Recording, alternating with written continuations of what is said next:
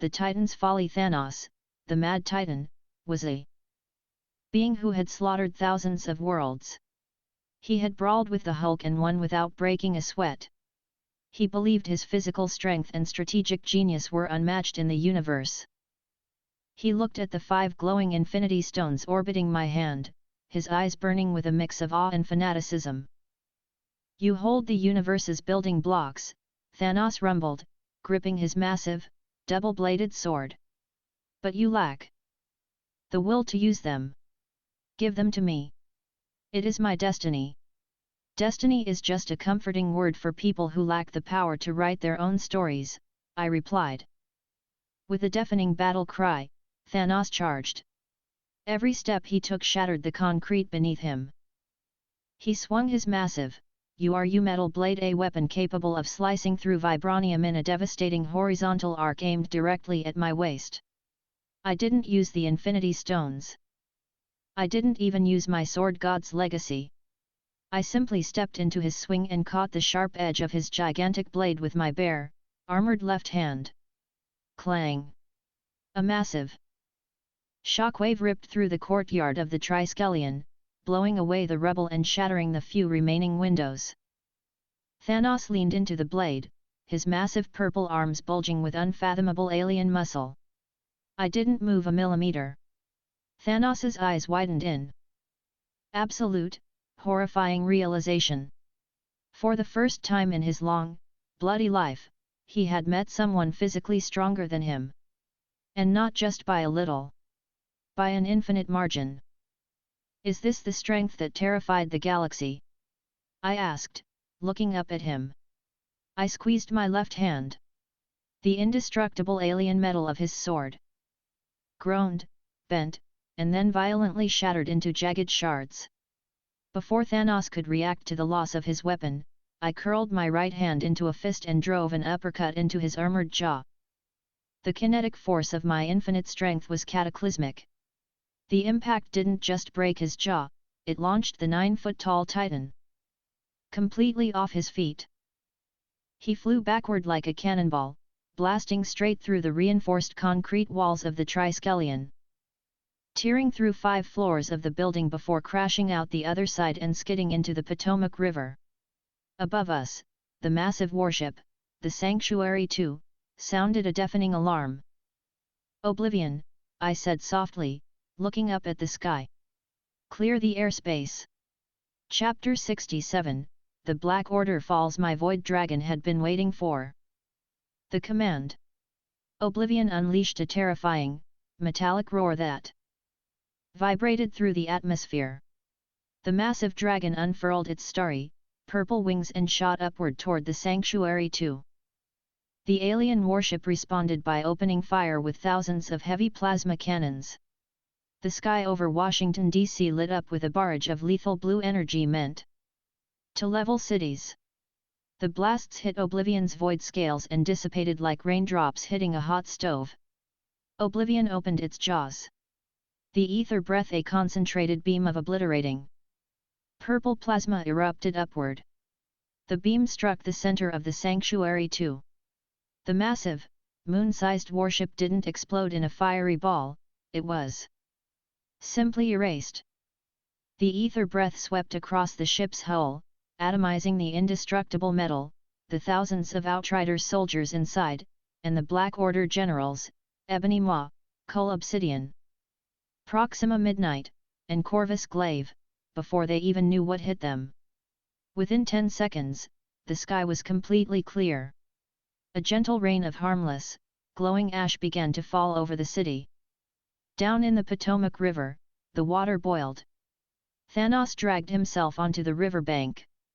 His golden armor was shattered. Blood poured from his mouth and nose.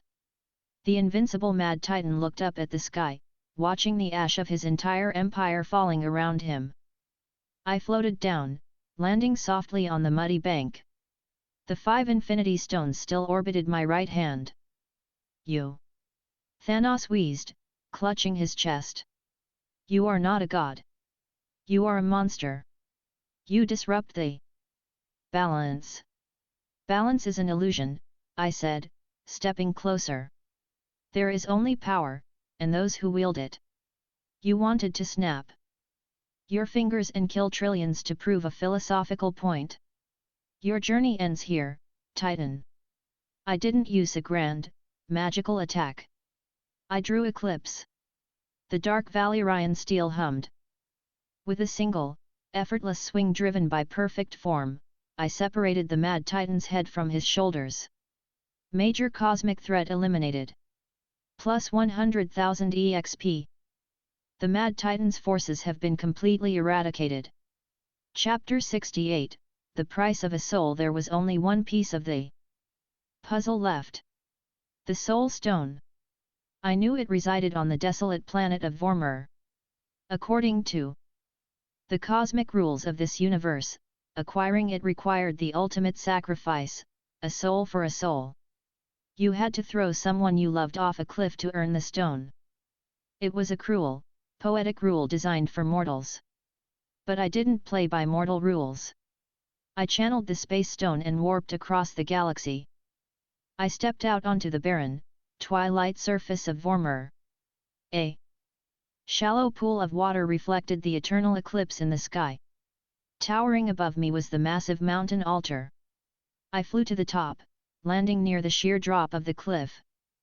From the shadows, a figure in tattered black robes floated forward. He had a skeletal face stripped of skin, the red skull, cursed to guide others to a treasure he could never possess.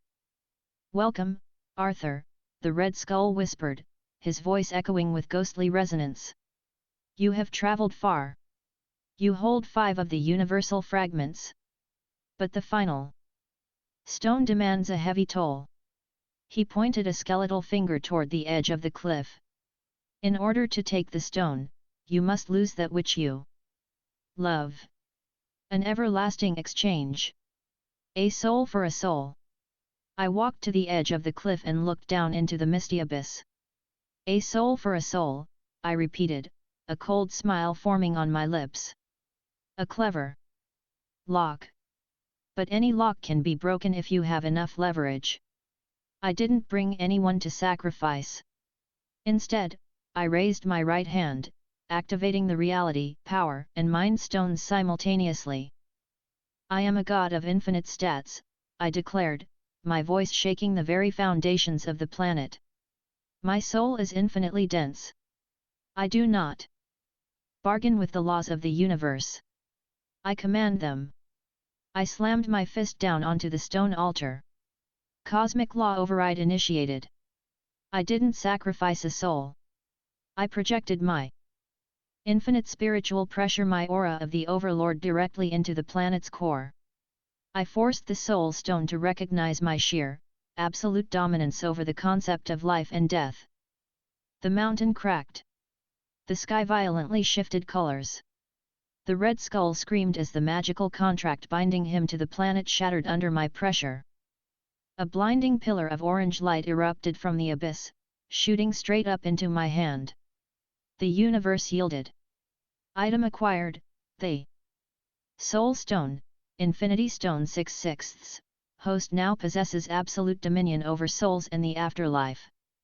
Chapter 69, The Apex Entity. The moment the orange soul stone touched my palm, the 6 stones magnetically snapped into a perfect circle, embedding themselves directly into the back of my right, glowing armored gauntlet. The system's chime was deafening, a chorus of cosmic triumph. Main universe quest complete, the Infinity Gauntlet. You have gathered the 6 fundamental forces of creation. Calculating rewards. Reward, absolute mastery over the cosmic laws of creation. Host status elevated from God to Apex Universal Entity. The surge of power was indescribable. I didn't just feel the universe, I was the universe. I could see the birth and death of stars, the branching timelines, and the quantum fabric of reality. But my sudden elevation triggered the universe's ultimate immune system. The sky above Vormir tore open. 3 colossal, impossibly massive figures materialized in the cosmos, dwarfing the planet itself. They were the cosmic entities. Eternity, the embodiment of time, infinity, the embodiment of space, and the living tribunal, the ultimate judge of the multiverse. Anomaly, the living tribunal's three faces spoke simultaneously, a voice that vibrated through my very atoms. You wield the stones without mortal limitations. You disrupt the scales of creation. Relinquish the power, or be unmade. They were the supreme beings of the Marvel Universe. To them, Thanos was just a microbe. I looked up at the towering cosmic gods. A few days ago, in Westeros, I had been an orphan freezing in the snow. Now, I was standing off against the architects of reality. I raised my gauntlet, the 6 infinity stones glowing with blinding intensity. I didn't use them to attack. I combined their power with my infinite stats and released a single focused pulse of my aura of the Overlord. The pulse rippled outward. It wasn't an attack, it was a statement of existence. It was the undeniable, mathematical proof that my power was not bound by their multiverse. My infinite nature completely eclipsed their finite conceptual forms. The shockwave hit the cosmic entities. Eternity flinched. Infinity shuddered. They living tribunal's 3 faces fell silent. They realized instantly that attempting to unmake me would shatter their entire universe into nothingness. I was a rock in their cosmic stream that could not be moved. The anomaly is absolute, the living tribunal finally boomed, bowing its massive, golden head in a gesture of cosmic submission. The scales acknowledge your supremacy. Rule well, apex entity. With a flash of blinding light, the cosmic gods vanished back into the ether. I had just outflexed the universe itself. Chapter 70, A New Horizon. I used the space stone to teleport back to Earth, appearing on the roof of the Avengers compound in upstate New York. The entire team, Tony Stark, Steve Rogers, Thor, Bruce Banner, Natasha Romanoff, and Clint Barton were waiting for me. They had seen the news of Thanos' defeat in Washington. They saw the glowing gauntlet on my hand. So, Tony Stark said, crossing his arms, looking at the 6 glowing stones. You actually did it. You collected the ultimate rock collection. The Mad Titan is dead, I said calmly. The universe is safe from his snap. Earth is secure. What will you do with them? Steve Rogers asked, his tone respectful but cautious. That is too much power for one person to hold. For a normal person, yes, I smiled. But I am just borrowing them. I have no intention of ruling this world. You heroes are more than capable of protecting it now. I lifted my gauntlet. With a thought, using the reality and space stones, I permanently sealed Earth in a localized cosmic barrier. No alien empires, no dark dimensions, and no galactic warlords would ever be able to invade this planet again. Your world is safe, I told the stunned Avengers. Live your lives. Protect your people from themselves. I turned away from them, walking toward the edge of the roof. Oblivion, the massive void dragon, materialized in the sky above, shrinking down and dissolving into my familiar space. As I stood on the ledge, the familiar, thrilling chime of the system rang in my mind. World status: pacified, secured, and dominated. Host has achieved apex status over Realm 03. Multiverse gate unlocked. Would you like to proceed to Realm 04? A swirling portal tore open in the air in front of me. But unlike the previous portals, this one didn't radiate magic or cosmic energy. It radiated a sharp, focused, elemental spiritual pressure. It smelled of pine trees, burning paper, and sharpened steel. The Shinobi world. The land of chakra, hidden villages, and tailed beasts. Wait, Thor called out behind me. Will we ever see you again, Supreme Monarch? I glanced over my shoulder, the white and gold armor glowing against the setting sun. If you're lucky, Thor, no. I stepped through the portal, leaving the Marvel Universe behind. It was time to show the ninja world what a true god of shinobi looked like. Chapter 71, The Crater of Leaves. The transition from the cosmic vastness of the Marvel Universe to Realm 04 was jarring. I didn't step into a bustling metropolis or a quiet forest. I stepped out of the multiverse portal into mid-air, hundreds of feet above a landscape of absolute devastation. Below me was a massive, perfectly circular crater, miles across. Dust and debris were still settling, choking the air with the smell of pulverized stone and blood. A once great city had been completely wiped off the map in a single, cataclysmic strike. Realm transition complete. Welcome to Realm 04, the Shinobi world. Current event, the invasion of Pain. Notice, host's apex entity status and infinity stones remain absolute. I floated silently in the sky, my pristine white and gold abyssal armor glowing softly against the dusty sunlight. Down in the center of the massive crater, a battle was raging. A teenage boy with blonde hair, wearing a red coat and carrying a massive scroll on his back, was fighting for his life. Naruto Uzumaki. He was powerful, utilizing natural energy to enter Sage mode, but he was outmatched.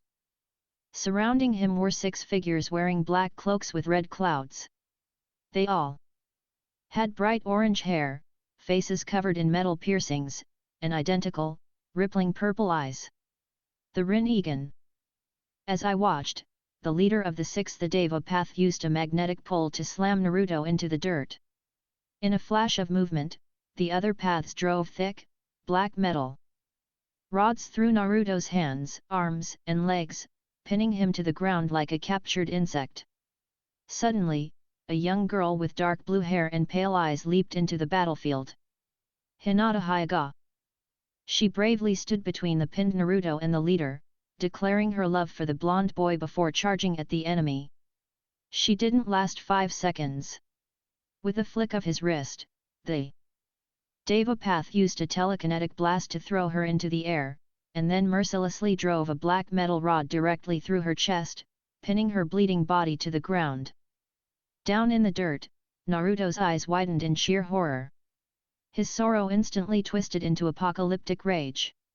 Red, boiling chakra began to erupt from his body, burning the air itself as the demonic 9-tailed fox sealed inside him threatened to break free. I sighed, the 6 infinity stones gleaming on the back of my right gauntlet. I've had enough of people playing God for one day, I whispered. Chapter 72, A Real Almighty Push. Before Naruto could fully transform into a mindless, multi-tailed beast of pure destruction, I acted. I vanished from the sky, bypassing the physical space between the clouds and the crater floor. I reappeared directly between the transforming Naruto and the 6 paths of pain. The moment my boots touched the dirt, I unleashed a fraction of my aura of the Overlord. I didn't attack. I simply allowed the spiritual pressure of an apex entity to press down on the localized area. The effect was instantaneous. The boiling, red, demonic chakra erupting from Naruto was instantly snuffed out, suffocated by a power so infinitely vast it made the 9-tailed fox feel like a frightened kitten. Naruto gasped, his eyes returning to normal blue as the demonic energy receded into his seal. He stared up at my glowing, divine armor in absolute shock. The 6 paths of pain all leaped backward, their rippling purple eyes locking onto me. Who are you? The Deva Path asked, his voice cold and devoid of emotion. You wear the armor of a savior, yet you disrupt the cycle of hatred. Do you also fail to understand pain? I understand pain perfectly, I replied, crossing my arms.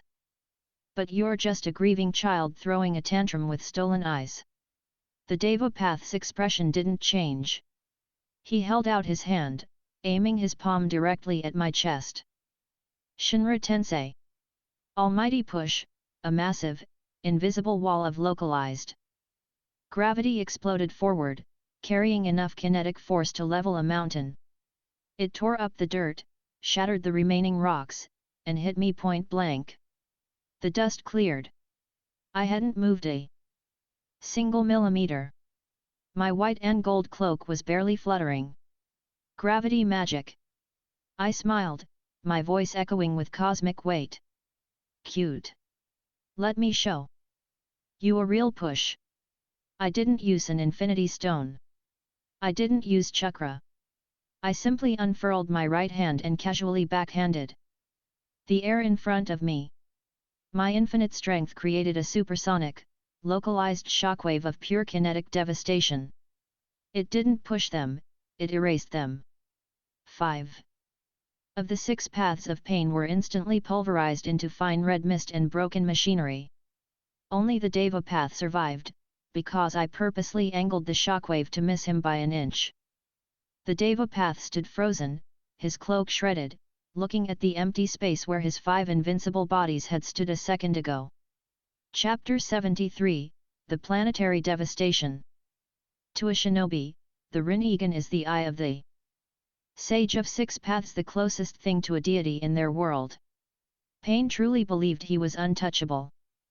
But watching his ultimate gravitational attack fail to even scratch my armor, and then witnessing 5 of his bodies be vaporized by a casual wave of my hand, broke his calculated composure.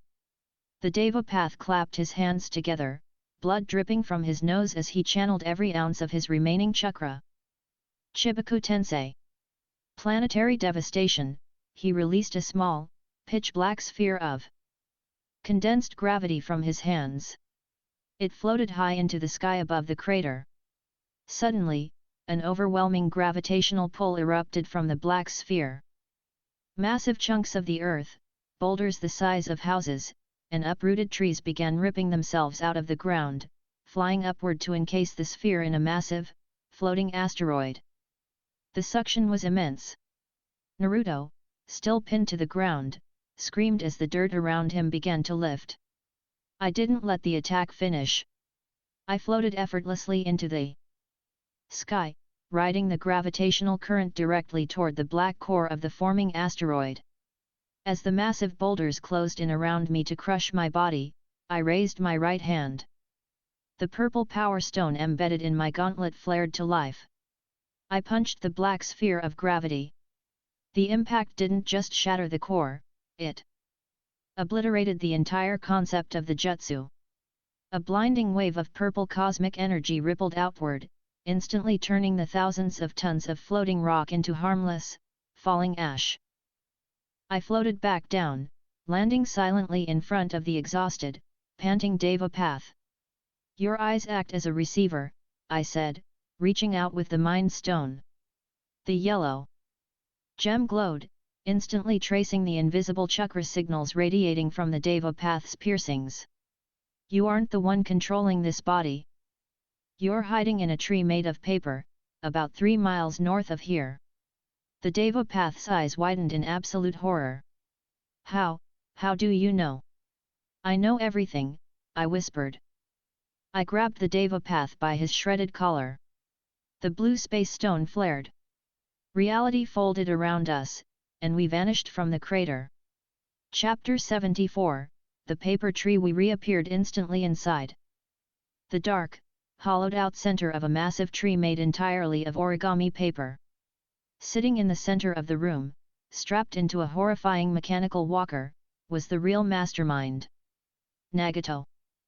He was terribly emaciated, his ribs showing through pale skin, his red hair dull and lifeless.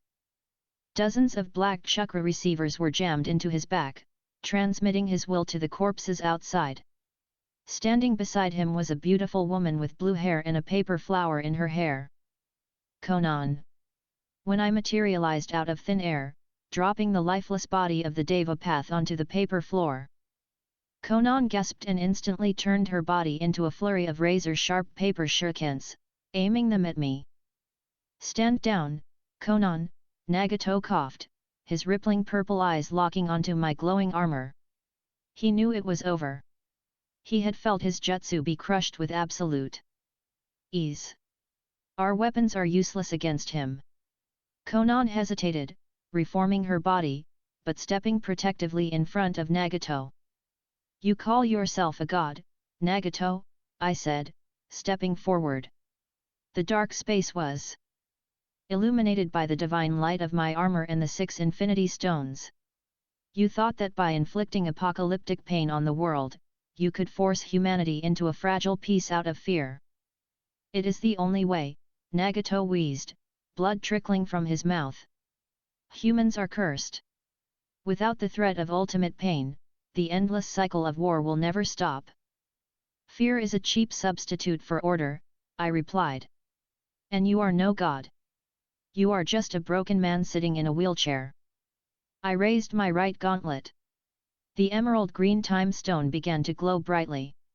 "Let me show you what a true deity can do." I pointed my hand at Nagato. A wave of brilliant green temporal energy washed over him.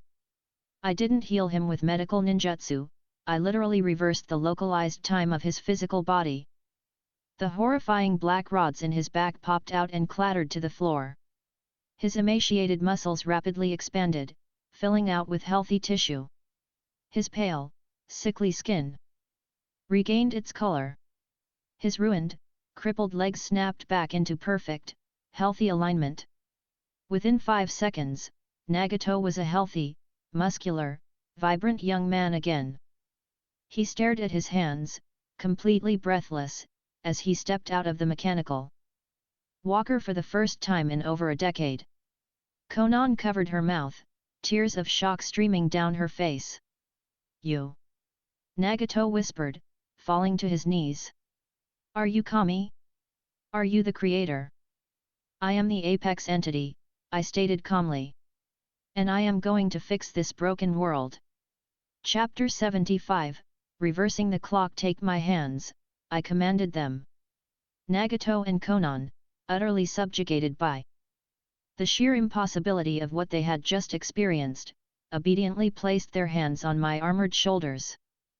With a flash of blue light from the space stone, we teleport back to the massive crater that used to be the Hidden Leaf Village. Down in the dirt, the surviving ninja had begun to gather. Tsunade, the Hokage, was kneeling exhausted in the dirt. Sakura was desperately trying to heal the fatally wounded Hinata. Naruto had ripped the black rods out of his arms and was staring around at the ruins of his home. When I appeared floating in the sky above them, flanked by the healthy, red-haired Nagato and Conan, the entire shinobi alliance froze. "Is that the enemy?" a ninja shouted, pointing up at us. "No," Tsunade breathed, looking at my glowing, divine form. "That is something else entirely." I floated to the exact center of the sky above the miles-wide crater. "The cycle of hatred ends today," my voice boomed, magically amplified to reach the ears of every living soul in the region. "I do not bring peace through fear. I bring order through absolute dominion." I raised my right hand high into the air. I activated the time stone, syncing it with the massive, cosmic radius of the reality and space stones. Temporal reversion. A blinding, emerald green dome of cosmic energy expanded outward, covering the entire diameter of the destroyed village. Before the stunned eyes of thousands of shinobi, the impossible happened. The millions of tons of pulverized stone, shattered wood, and burning debris began to float into the air, flying backward at immense speed. Buildings reassembled themselves perfectly. Streets smoothed out. The massive crater filled in with earth. And more miraculously, the green light washed over the dead bodies scattered across the rubble. Fatal wounds sealed themselves. Stopped hearts began to beat. They souls that had departed were effortlessly pulled back into the physical realm by the power of the soul stone. Hinata gasped, her eyes snapping open, perfectly healed in Sakura's arms. In less than a minute, the Hidden Leaf Village stood exactly as it had before. The invasion began pristine, bustling, and untouched. The only difference was that every single person remembered dying, and they remembered who had brought them back. Nagato wept beside me in the sky, witnessing a miracle that no Rinnegan could ever achieve. Down below, thousands of shinobi, including Naruto and the Hokage, dropped to their knees in absolute, terrifying reverence. The Game of Thrones had been a political sandbox. Marvel had been a cosmic brawl. But here, in the shinobi world, I was going to rewrite the entire foundation of their reality. Hidden Leaf Village pacified. Next target, the Akatsuki and the Ghost of the Uchiha. Chapter 76, The Forced Summit. The Hidden Leaf Village was entirely intact, its citizens healed, its buildings pristine. But the atmosphere was one of absolute, paralyzing awe. Thousands of shinobi stood in the streets, staring up at the glowing, white and gold figure floating above the Hokage's office. Nagato and Konan stood silently on the roof, completely subjugated by my power. I descended gracefully, my boots clicking softly against the roof tiles. Tsunade, the fifth Hokage, stepped forward. Her knees were visibly trembling, but she forced herself to stand tall. "You healed my village," Tsunade said, her voice tight. "You brought back our dead. For that, Konoha owes you an eternal debt. But, what are you? And what do you want with our world?" "I am the apex entity," I replied calmly. "And what I want is an end to the ridiculous, endless cycle of children killing children over land and pride." I raised my right hand, the blue space stone glowing brightly. "The era of the 5 great shinobi nations ends today. We are going to have a meeting. Right now." I snapped my fingers. Space warped violently across the continent. Instantly, 4 figures materialized out of thin air onto the rooftop, stumbling in confusion. The Reikage, a massive, muscular man. The Tsuchikage, a floating old man. The Kazekage, Gaara. And the Mizukage, Meiterumi. I had just teleported the most powerful political leaders in the world directly out of their respective villages and dropped them into Konoha. What is the meaning of this?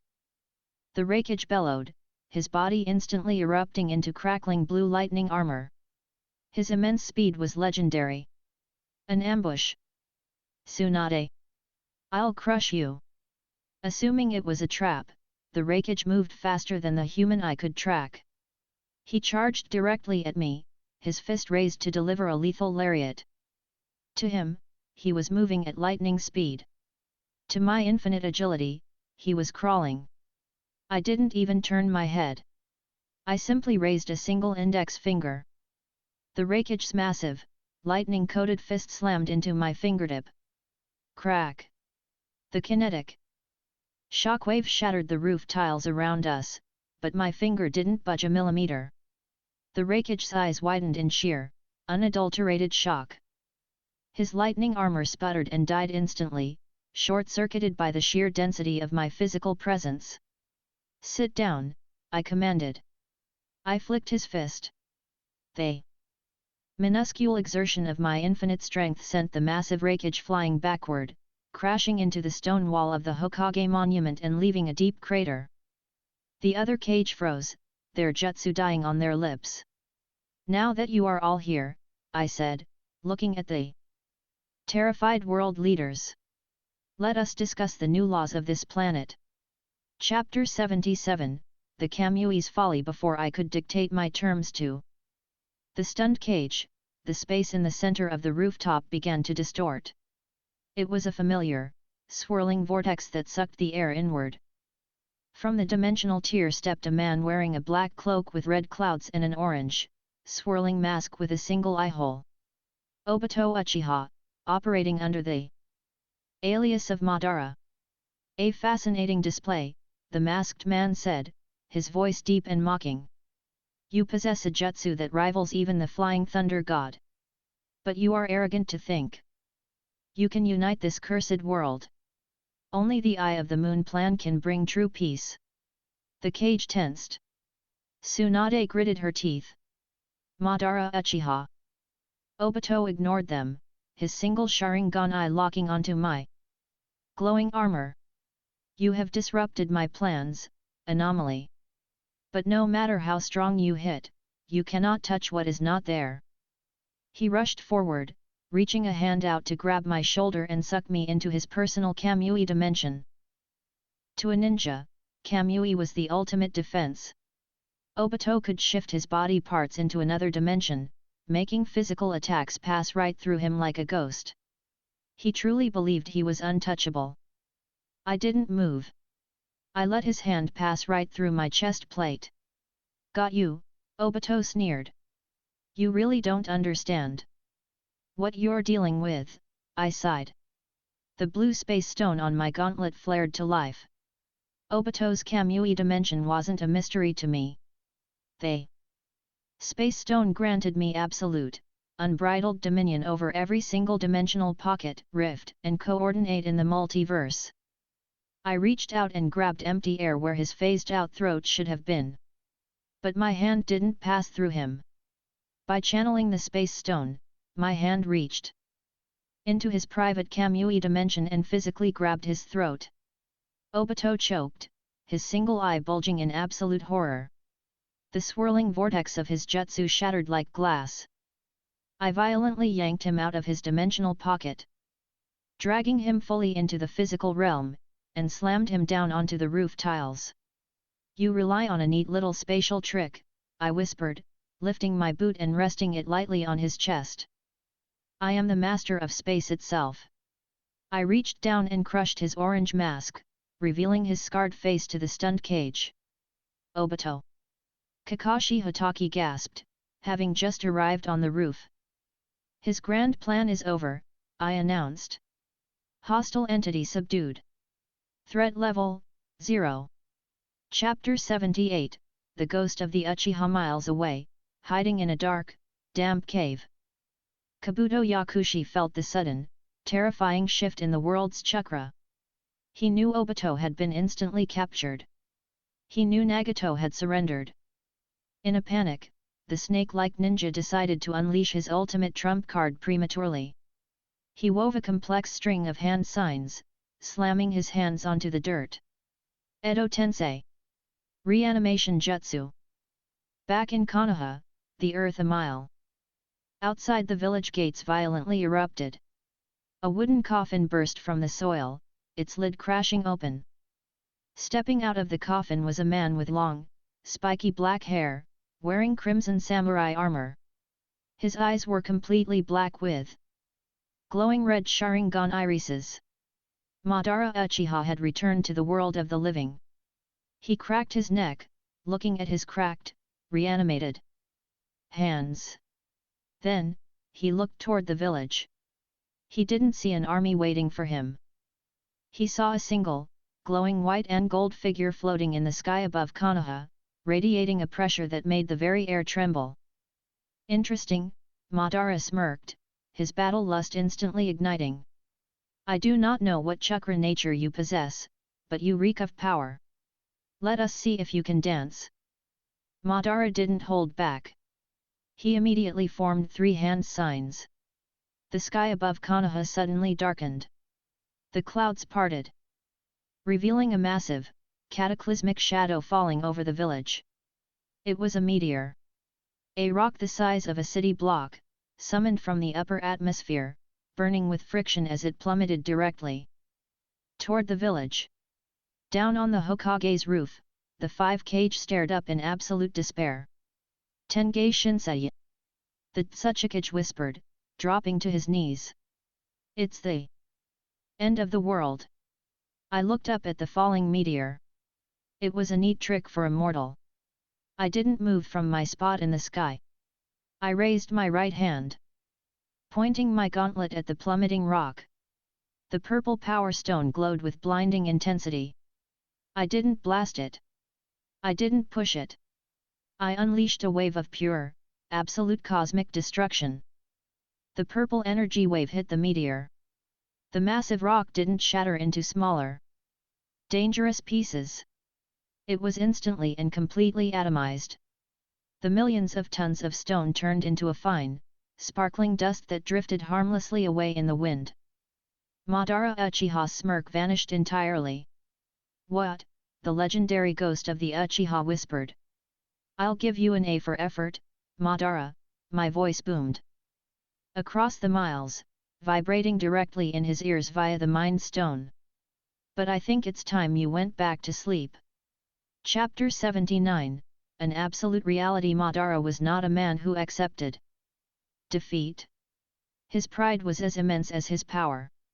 Furious, blue chakra erupted from his body in massive torrents. It formed bones, then muscles, then armor, towering hundreds of feet into the air. He manifested his perfect Susanoo, a colossal, winged samurai made of pure chakra, holding swords that could cleave mountains in half. The giant blue samurai drew its massive blade and swung it horizontally at me. The air pressure alone from the swing carved a trench into the forest below. I didn't dodge. I flew directly into the path of the colossal blade. My glowing, white and gold armored fist met the edge of the Susanoo's mountain-cleaving sword. Shatter! The sound was like a billion panes of glass breaking simultaneously. My infinite strength transferred instantly into the chakra construct. The Susanoo's sword exploded into blue fragments. The shockwave traveled up the arm, tearing the massive chakra avatar apart from the inside out. Madara, floating inside the gem on the Susanoo's forehead, gasped as his ultimate defense violently dissolved around him into harmless blue mist. Before he could even fall to the ground, I was there. I grabbed him by his crimson armor, holding him suspended in mid-air. Desperate, Madara's eyes spun rapidly, shifting into the eternal Mangekyo Sharingan. He attempted to trap me in the ultimate illusion, trying to paralyze my mind with a genjutsu of endless torture. The Mind Stone on my gauntlet flared a bright, warning yellow. The genjutsu hit my infinite consciousness and violently reflected back. Madara screamed. In the span of a millisecond, the Mind Stone forced him to experience 10,000 lifetimes of absolute, crushing defeat. His mind snapped entirely. "You aren't fighting a ninja, Madara," I said softly, the orange soul stone beginning to glow on my hand. "You're fighting the author of reality." I pressed the glowing orange stone against his chest. The Edo Tensei was a jutsu that bound a soul to a vessel. Using a complex formula, the soul stone gave me absolute dominion over the dead. I didn't need to force the caster to undo the jutsu. I simply commanded the soul to leave. The paper fragments making up Madara's reanimated body began to flake away. His black eyes turned dull. "Impossible." Madara breathed his final word. His soul was forcefully ejected from the vessel, dissolving into a pillar of white light that shot up into the afterlife. The legendary ghost of the Uchiha was gone forever, erased with barely a flex of my power. Chapter 80, The End of Chakra. With Obito captured, Nagato reformed, and Madara banished, the Great Shinobi Wars were permanently cancelled. To completely sanitize the planet, I expanded my cosmic awareness using the space and mind stones. Deep underground, slithering through the roots of the earth, I found the true parasite of this world. Black Zetsu, the will of Kaguya, desperately trying to escape and plot a new resurrection thousands of years from now. Reality law activated, erasure. I didn't even teleport to him. I simply willed him out of existence. Black Zetsu turned to dust miles beneath the earth, completely eradicating the threat of the Otsutsuki clan to this world. I floated back down to the Hokage's roof. The five Kage, Kakashi, and Naruto were staring at me in absolute silence. They had just watched a single being dismantle the greatest threats in history in less than 10 minutes. "Your world is safe," I announced, my divine aura bathing the village in a warm, peaceful light. "There is no more need for child soldiers. There is no more need for hidden villages plotting in the dark. You will unify. You will build a world where chakra is used to heal and construct, not to burn and destroy." I looked directly at the cage. If I sense the drums of war beating on this planet again, I won't just destroy your armies. I will erase the concept of chakra from your genetics entirely. Am I understood? The Rakage, his pride completely shattered, was the first to bow his head. Tsunade quickly followed, then Gara, the Mizukage, and the Tsuchikage. The shinobi world had been brought to heel, not through the endless cycle of pain, but through the introduction of absolute, undeniable supremacy. I turned my back on them, looking up at the sky. The familiar, triumphant chime of the system echoed in my mind, ringing with the harmony of a conquered universe. World status: pacified, secured, and dominated. Host has achieved apex status over Realm 04. Multiverse gate unlocked. Would you like to proceed to Realm 05? A new portal tore open in the air before me. It didn't crackle with cosmic energy or chakra. It swirled with intense, terrifying spiritual pressure, smelling of cherry blossoms, hollowed bones, and black steel. The Soul Society. The world of Bleach. I smiled, the 6 infinity stones gleaming on my gauntlet as I stepped into the vortex. Let's go teach the Shinigami what a real death god looks like. Chapter 81, The Execution Hill. The transition into Realm 05 was different from the others. The moment I stepped out of the cosmic vortex, the very air felt heavy, dense with an energy called Rishi. This was the Soul Society, the afterlife, governed by the Shinigami, the death gods. I materialized high in the sky above a massive, white stone cliff known as Sokyoko Hill. Realm transition complete. Welcome to Realm 05, the Soul Society. Current event: the betrayal of Sosuke Aizen. Notice: the Soul Stone resonates violently with this dimension. Host possesses absolute domain over all spiritual entities. Down below, a scene of utter chaos and betrayal was unfolding. A teenage boy with spiky orange hair and a massive black sword Ichigo Kurosaki was lying beaten and bloodied on the ground. A young woman in white robes, Rukia, was suspended in the air by a terrifying, calculating man with slicked-back brown hair and square glasses. Sosuke Aizen. He had just faked his own death, betrayed the entire Soul Society, and was in the process of extracting a legendary artifact called the Hogyaku from Rukia's soul. Surrounding the hill were several injured captains of the Godii 13, the most powerful death gods in existence, all incapacitated by Aizen's perfect planning. The heavens will finally have a king, Aizen monologued smoothly, holding the glowing blue Hogyaku in his hand. From now on, I will stand at the top. I didn't let him finish. I descended from the clouds, my pristine white and gold abyssal armor radiating a blinding, divine light. But it wasn't the light that caught their attention, it was the spiritual pressure. In the Bleach universe, power is dictated by Ryutsu, spiritual pressure. Captains possess enough Ryutsu to crush normal souls. I didn't try to suppress mine. I let the passive weight of my infinite, godhood tier soul project outward. The effect was cataclysmic. The very fabric of the Siritii groaned. The white stone of Sokyoko Hill cracked instantly under the invisible weight.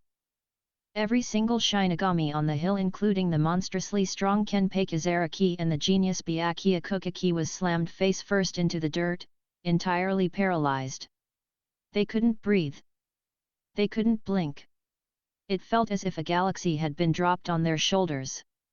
Even Aizen, the master manipulator who believed he was ascending to godhood, staggered. His knees buckled, and he was forced into a crouching position, his calm facade shattering as he looked up at me in absolute, wide-eyed horror. "You were saying something about standing at the top?" I asked, landing softly on the crushed stone in front of him. Chapter 82, The Shattered Illusion. Aizen Sosuke was a prodigy of intellect and power. He had planned this betrayal for over a century. He refused to accept that a glowing anomaly could simply drop from the sky and crush him with sheer presence. Fighting the suffocating weight of my Ryutsu, Aizen forced himself to stand, gripping the hilt of his Zanpakuto, Kyoka Suijutsu. Fascinating, Aizen breathed, blood trickling from his nose. A spiritual pressure that eclipses even the captain commander. But raw power is meaningless without perception. He drew his blade. To understand Aizen's terrifying threat, you have to know his sword's power, perfect hypnosis. Anyone who sees the release of his blade has their five senses completely and permanently controlled by him. Shatter, Kyoka Suijutsu, Aizen whispered. He didn't attack me physically.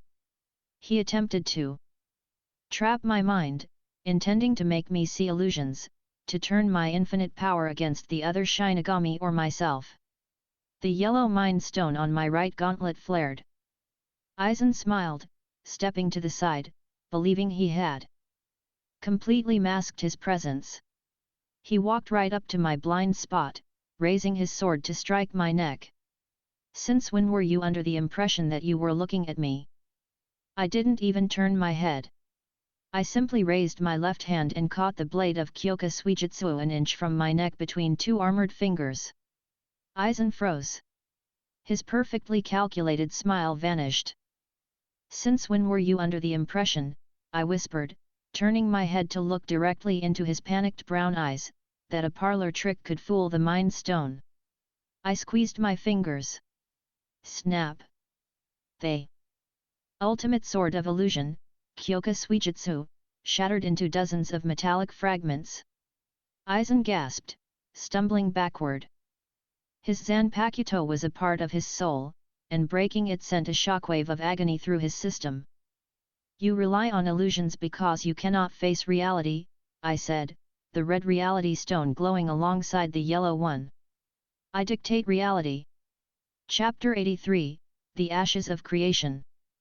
Before I could finish Aizen, the temperature on the hill skyrocketed.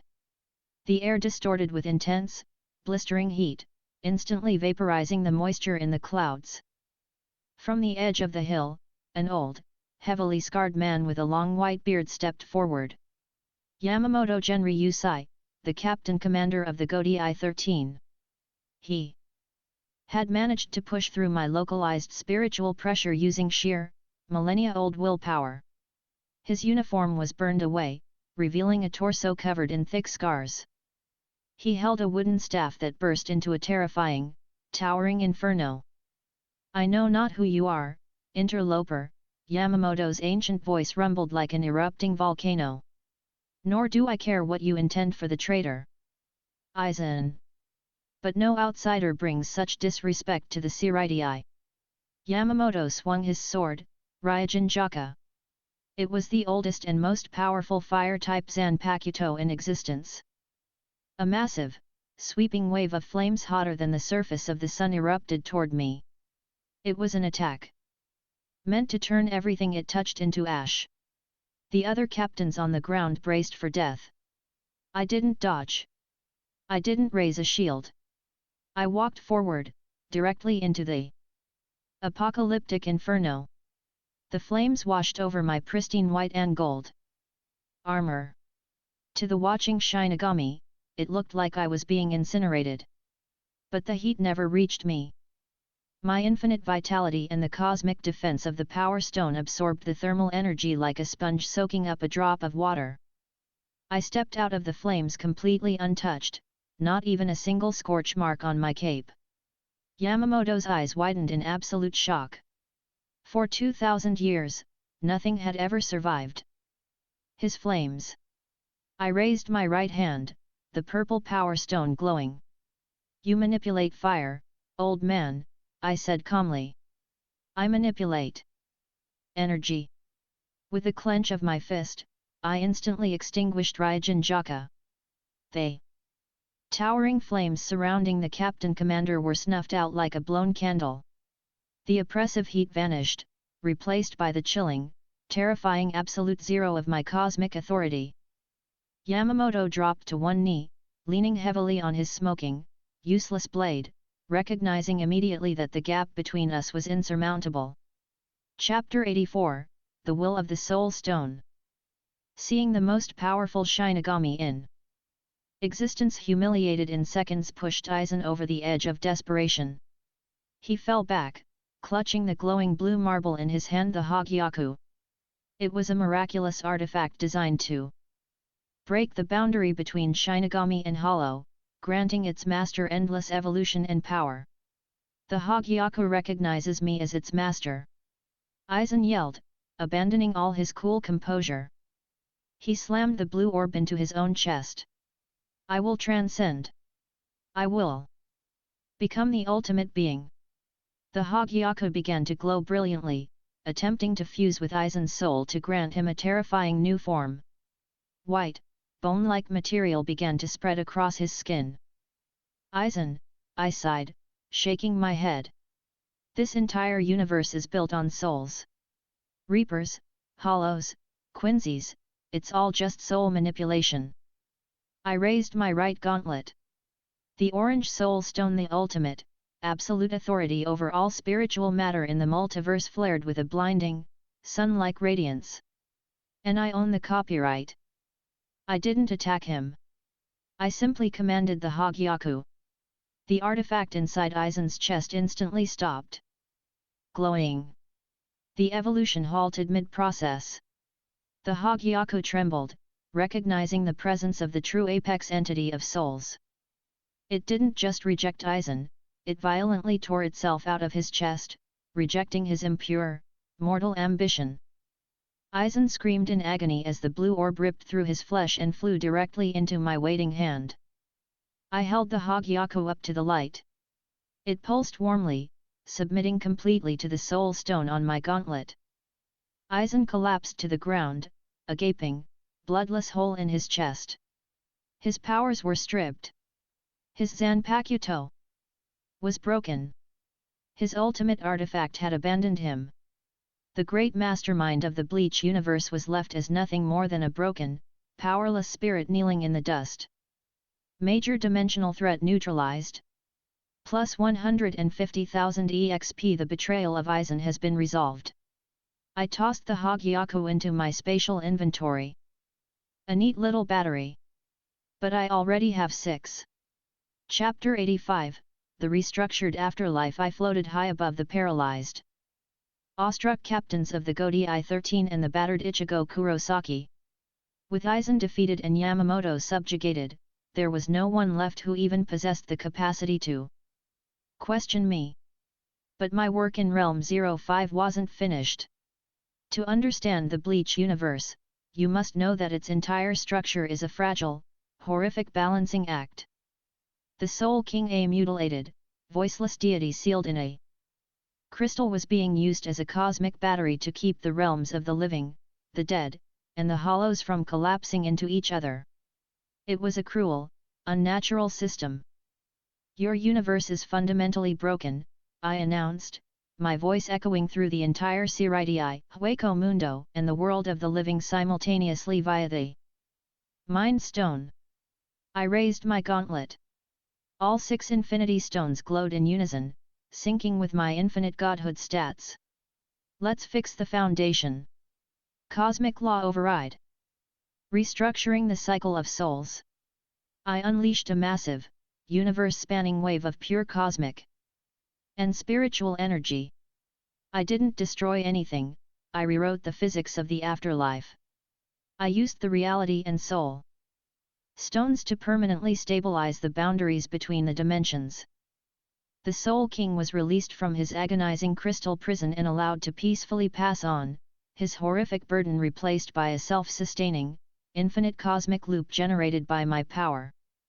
In Hueco Mundo, the desert of hollows, the endless, agonizing hunger that forced spirits to devour each other was erased. They were granted peace and clarity. In the Siritii, the captains felt the oppressive, looming threat of dimensional collapse vanish entirely. The heavy, sorrowful weight of their universe was lifted. Down below, Ichigo Kurosaki pushed himself up on his elbows, staring at me with a mixture of reverence and total disbelief. What are you? Ichigo called out. Just a traveler passing through, substitute. Shinigami, I smiled down at him. Your world is stable now. Live your life. The Shinigami dropped to their knees, bowing their heads not out of fear, but out of profound, absolute gratitude. I had done what 1,000 years of war could not. As I hovered in the newly brightened sky, the system chimed its familiar, victorious tune. World status, pacified, secured, and rebuilt. Host has achieved apex status over Realm 05. Multiverse gate unlocked. Would you like to proceed to Realm 06? A new portal tore open in the sky. This one didn't crackle with spiritual pressure or cosmic energy.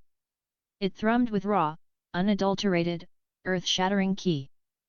It was a universe where martial arts ruled, where planets were blown up for sport, and where warriors with golden hair screamed until the heavens shook. Universe 7. The Dragon Ball Universe. I cracked my knuckles, feeling the infinite strength coursing through my veins. Finally, I grinned, stepping into the vortex. A place where I can actually throw a punch. Chapter 86, The Cosmic Recalibration. The transition into Realm 06 was unlike any portal I had stepped through before. Instead of a smooth shift, it felt as if I had walked into a solid wall of atmospheric pressure.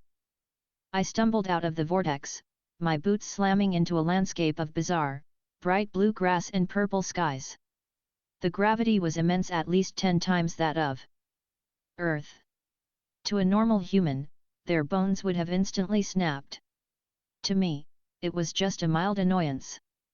But then, I looked down at my right hand. The 6 infinity stones embedded in my golden gauntlet were flickering. The blinding, cosmic radiance that had cowed the entities of the Marvel Universe was dimming, reducing to the dull glow of dying embers. Critical alert, dimensional cosmology variance detected. Realm 06, Universe 7, operates on a macro-dimensional structure. The Infinity Stones are isolated to their native multiverse and have lost 90% of their absolute authority. I frowned, clenching my fist.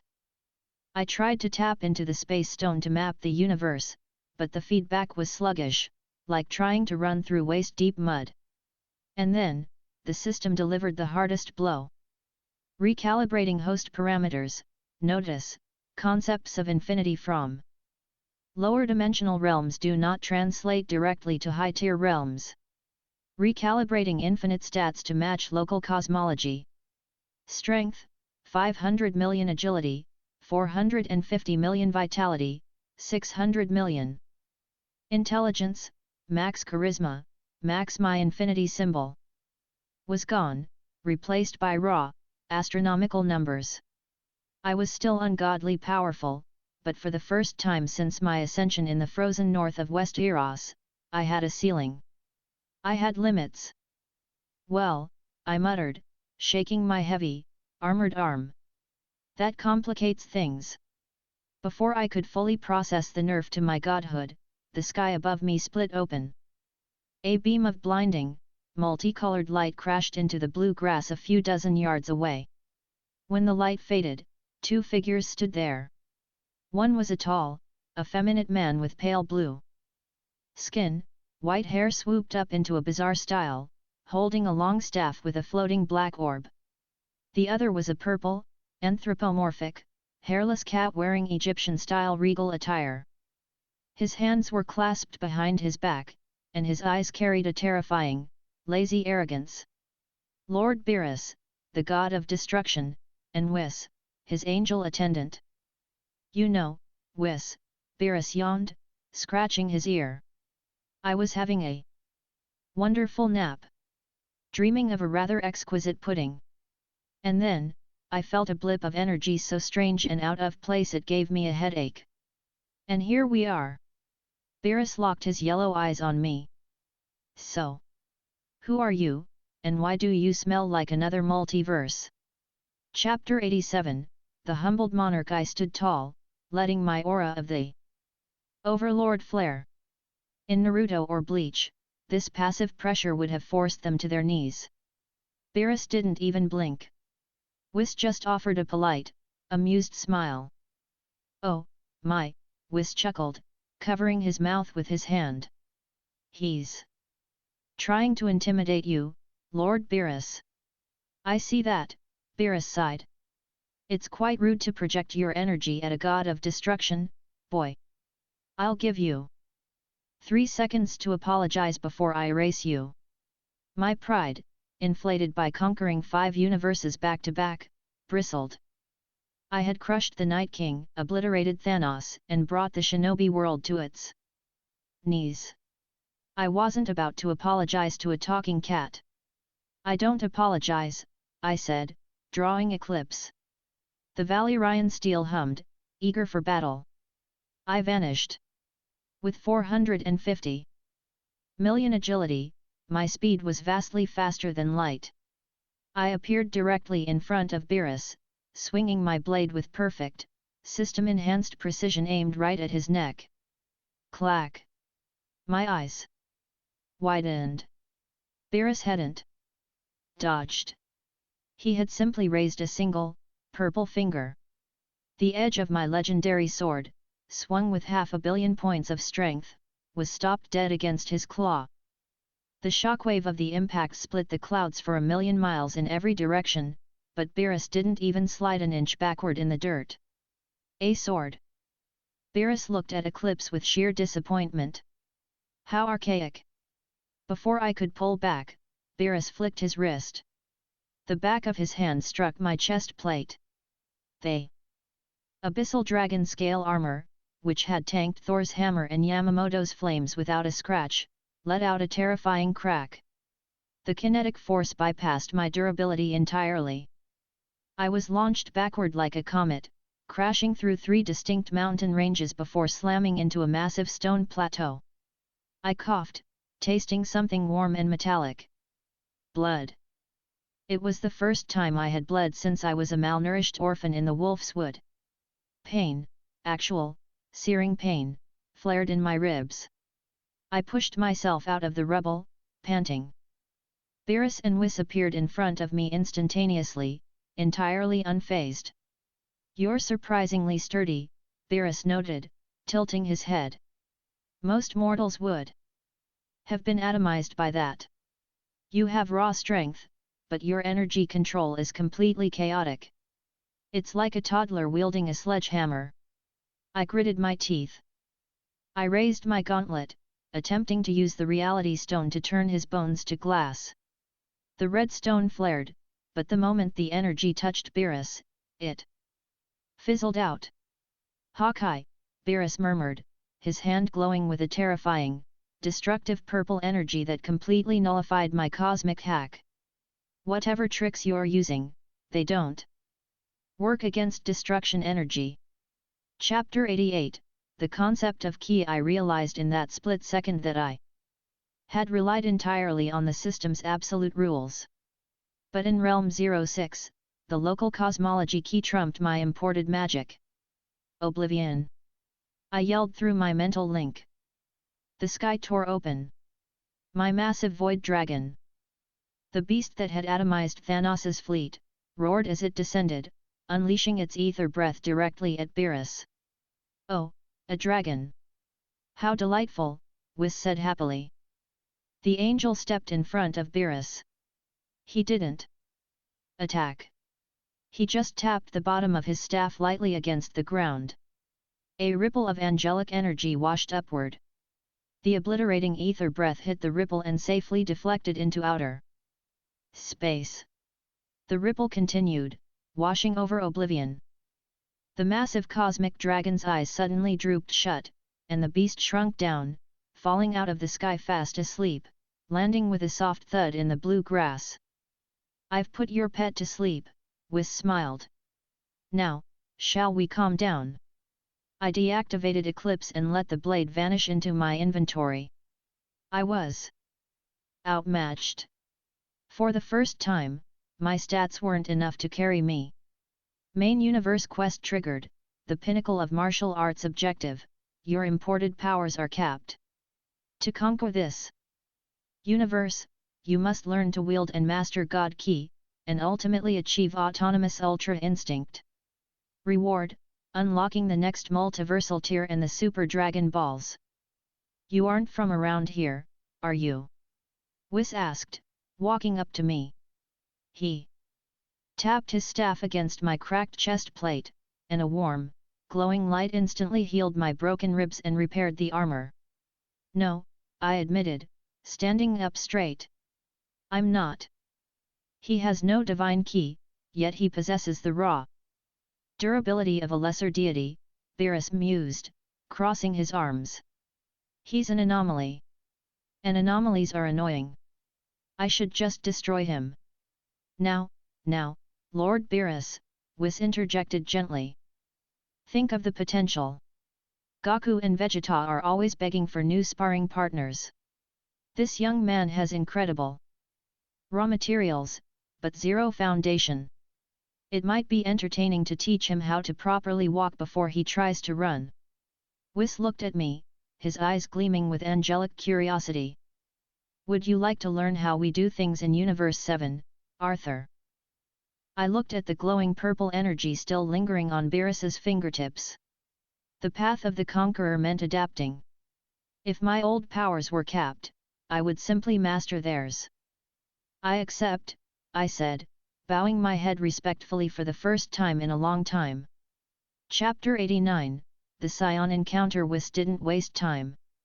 He tapped his staff twice, and the three of us were engulfed in a tunnel of blinding light.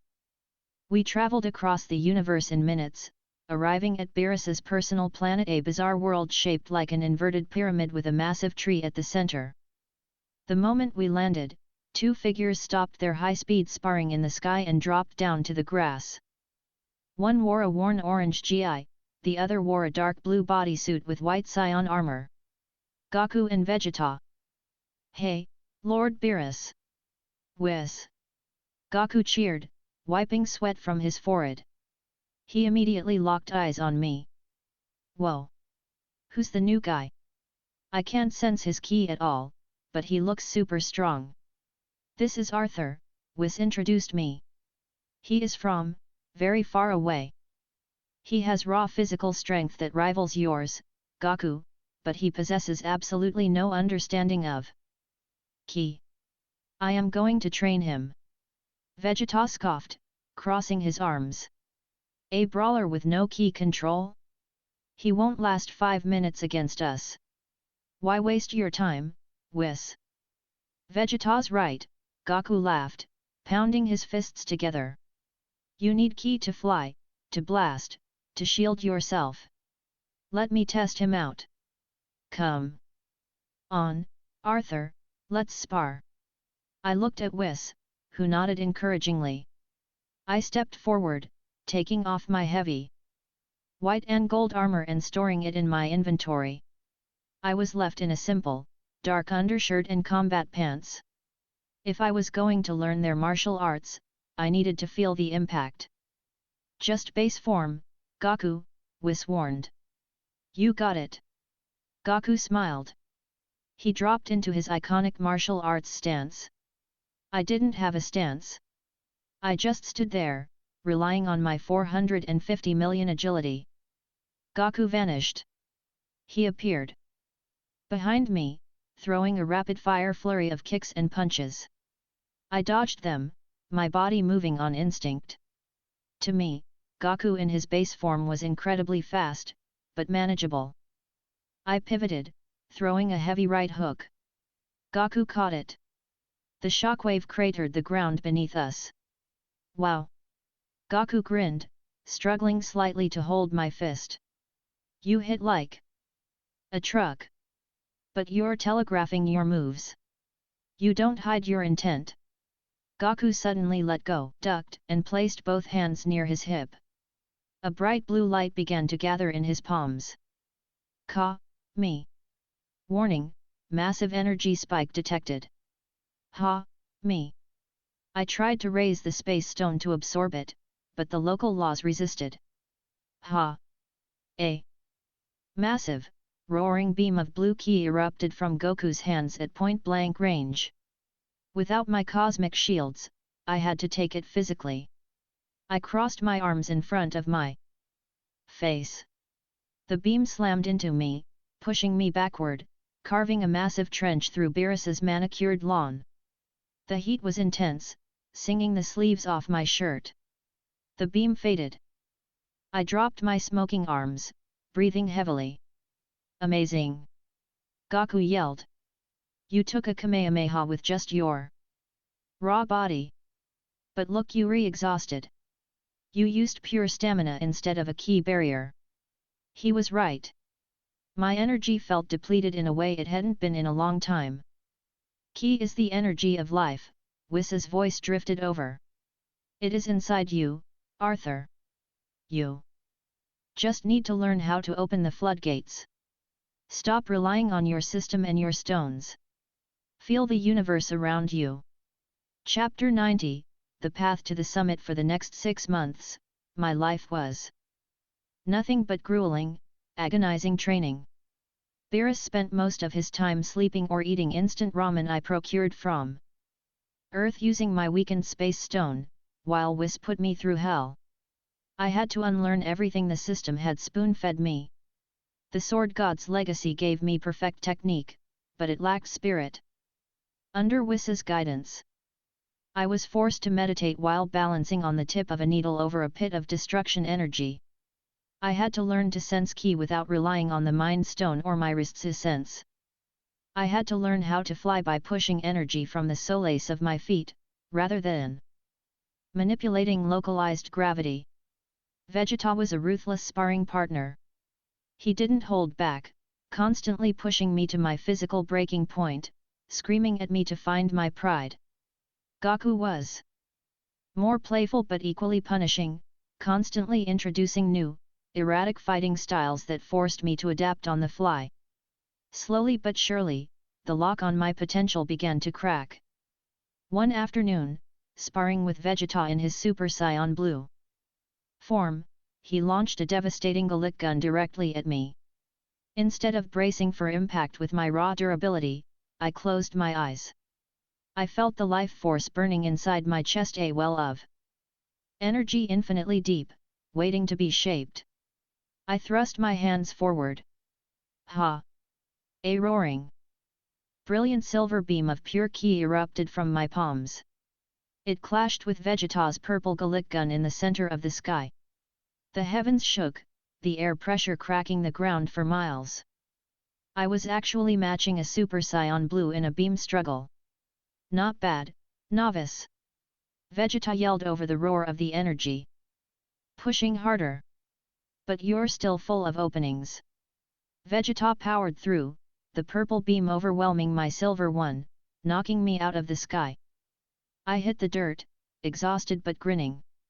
I had generated my own Ki. Wys clapped politely from the sidelines. Excellent progress. Arthur. You have finally grasped the basics of God Ki. Your internal energy pool is vast, but refining it is the key. How much longer until I can match him? I asked, pointing up at Vegeta. Match him? Beerus snorted, walking out of his temple with a piece of pizza. You're a million years too early to match a destruction candidate. Besides, you don't have time for a million years of training. Beerus looked up at the sky, his expression turning unusually serious. The Grand Zeno has made his decree. The Tournament of Power is approaching. A battle royale between all 12 universes. Losing universes will be erased from existence entirely. Beerus pointed a greasy finger at me. You live in Universe 7 now, boy. If we lose, you get erased along with us. Your little glowing stones won't save you from the Omni King. I sat up, wiping sweat and dirt from my face. A multiversal tournament. The greatest warriors across all dimensions gathered in one place, fighting for survival. This was the crucible I needed. This was where I would forge my new powers, break my limits, and ascend to a tier of strength that would allow me to leave this realm on my own terms. Count me in, I smiled, my silver Ki flaring to life around me. I've been looking for a real challenge. Chapter 91, The Emperor's Return. The preparation for the Tournament of Power was frantic. Universe 7 needed 10 fighters, and finding mortals capable of competing on a multiversal scale was no easy task. We had Goku, Vegeta, Gohan, Piccolo, the androids, Krillin, Tien, Master Roshi, and myself. But we were still short one member after Majin Buu fell into a deep, unshakable sleep. Goku's solution was pure, unfiltered insanity. He decided to resurrect Frieza, the intergalactic tyrant who had murdered billions for 24 hours, to fight on our team. When Goku teleported back to the Capsule Corp patio holding the halo-wearing Frost Demon, the atmosphere turned instantly toxic. Vegeta powered up.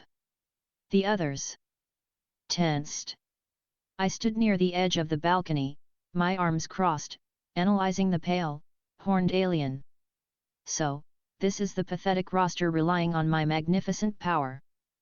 Frieza sneered, dusting off his purple shoulder pads. His red eyes swept over the group, lingering on me. And who is this one? He doesn't wear the stench of a scion, nor the discipline of an earthling. He smells like a displaced god. My jaw tightened. In any other universe, I would have drawn my sword and separated Frieza's head from his shoulders in a fraction of a second. Evil of this magnitude was a rot that I usually excised immediately. His name is Arthur, Goku said cheerfully. He's super strong, Frieza. Don't mess with him. Frieza chuckled, a high-pitched, grating sound. Is that so? Without warning, Frieza raised a single finger. A concentrated beam of purple death beam shot directly at my heart, moving at relativistic speeds. I didn't try to block it with a key barrier. I didn't have the reaction time to fully erect one yet. Instead, I twisted my torso, letting my infinite agility kick in. The beam grazed my shoulder, singeing the dark fabric of my shirt and drawing a thin line of blood. Before Frieza could lower his finger, I was in his face. I grabbed him by the throat, channeling my newly forged silver god ki into my grip, lifting him an inch off the ground. I don't care about your history with these people, tyrant, I whispered, the air around us cracking with raw pressure. But if you test me again, I will erase your soul so completely that the Dragon Balls won't even remember your name. Frieza didn't panic. Instead, his body instantly shifted, bathed in a blinding, golden light. The sheer force of his transformation into Golden Frieza released a shockwave that broke my grip and pushed me back a dozen yards. The Golden Tyrant hovered in the air, his power completely eclipsing anything I had felt from him a second ago. It was monstrous, suffocating, and incredibly dense. My, Frieza smiled, brushing his neck. What a ferocious little monkey you are. I think we will get along swimmingly. I glared at him, wiping the blood from my shoulder. The gap in our power was undeniable. My raw stats were monumental. But Frieza's mastery over his golden form was flawless. I had a long way to go. Chapter 92, The Null Realm. The journey to the world of Void was instantaneous, courtesy of the Grand Minister. We materialized on a massive, spinning top-shaped arena made of Kachi-Kachin, the hardest metal in the multiverse. The arena floated in an endless, swirling expanse of pitch-black nothingness, illuminated only by distant, dying nebulas. There was no sky, no ground, and no escape. This was a realm devoid of time and space. The moment we arrived, I felt the 6 infinity stones on my gauntlet go completely cold. The space and time stones had absolutely nothing to tether themselves to. I was officially stripped of my cosmic hacks. I was just a warrior with an immense, but finite, pool of ki. Around us, flashes of light announced the arrival of the other universes. Gods of destruction, angels, and supreme kais took their places in the spectator stands above. Down on the arena floor, 80 fighters from 8 universes assessed one another. Don't let your guard down, Arthur, Piccolo warned, adjusting his weighted cape. Everyone here is the absolute peak of their respective universe. I nodded, expanding my key senses. It was overwhelming.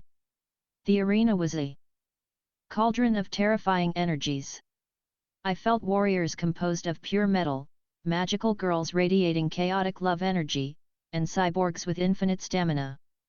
But then, my senses slammed into a brick wall. On the opposite side of the arena stood the Pride. Troopers of Universe 11. They wore matching red and black spandex. But it wasn't their leader, Topo, who caught my attention. It was the silent, grey alien standing behind him. Jiren. He wasn't doing anything. He was just standing there with his eyes closed. But the pressure radiating from him was unlike anything I had ever felt. It was a suffocating, dense wall of heat. It made Beerus's passive aura look like a gentle breeze. Gaku felt it too. He was shaking, though a massive grin was plastered across his face. Wow, look at that guy. He's a monster, I murmured, my fists clenching tight. I realized then that my journey as the apex entity was a delusion. I had conquered universes of mortal men and magical spirits. But here, in the world of void, I was looking at beings who had trained their bodies and minds to shatter the very limits of reality through sheer, unadulterated willpower. The Grand Minister floated to the center of the arena. Let the tournament of power begin. Chapter 93, The Chaos of the Void. The central pillar of the arena dropped. And 80 fighters charged. The resulting clash was an explosion of color, sound, and kinetic force that defied description. Beams of energy crisscrossed the sky. The ground shattered instantly, chunks of indestructible Kachi-Kachin flying like shrapnel. I didn't stick with the team. Gaku and Vegeta had immediately darted off to find strong opponents, and my instincts pushed me to test my new limits. I dashed toward the center of the chaos, my silver god key flaring around me. A massive, winged warrior from Universe 10 Morichim barreled toward me, swinging a spiked mace the size of a car. I ducked under the swing effortlessly, relying on my immense agility. I drove a palm strike directly into his chest, unleashing a burst of ki. The impact sent him tumbling toward the edge of the arena, his mace shattering into dust. Too slow, I muttered. But before I could capitalize and wring him out, the air next to me distorted. I felt a sharp, agonizing pain in my ribs. A second later, a kick connected with my jaw, sending me spinning through the air. I caught myself, skidding across the arena floor, and looked up. Standing there was a tall, purple-skinned assassin in a long coat. Hit, the legendary hitman of Universe 6. You project your movements too clearly, Hit said, his hands tucked casually into his pockets. And you rely too heavily on your raw speed. Speed is meaningless when time is stopped. Time's skip. He was skipping forward fractions of a second, effectively moving instantly from my perspective. My time stone was dead, I couldn't counter him with magic. I wiped my jaw, a furious grin spreading across my face. Let's see if your fists can break my durability, assassin. I charged him, feinting a right hook and launching a sweeping kick. Hit didn't flinch. He simply vanished. Pain exploded in my back. Then my kidney.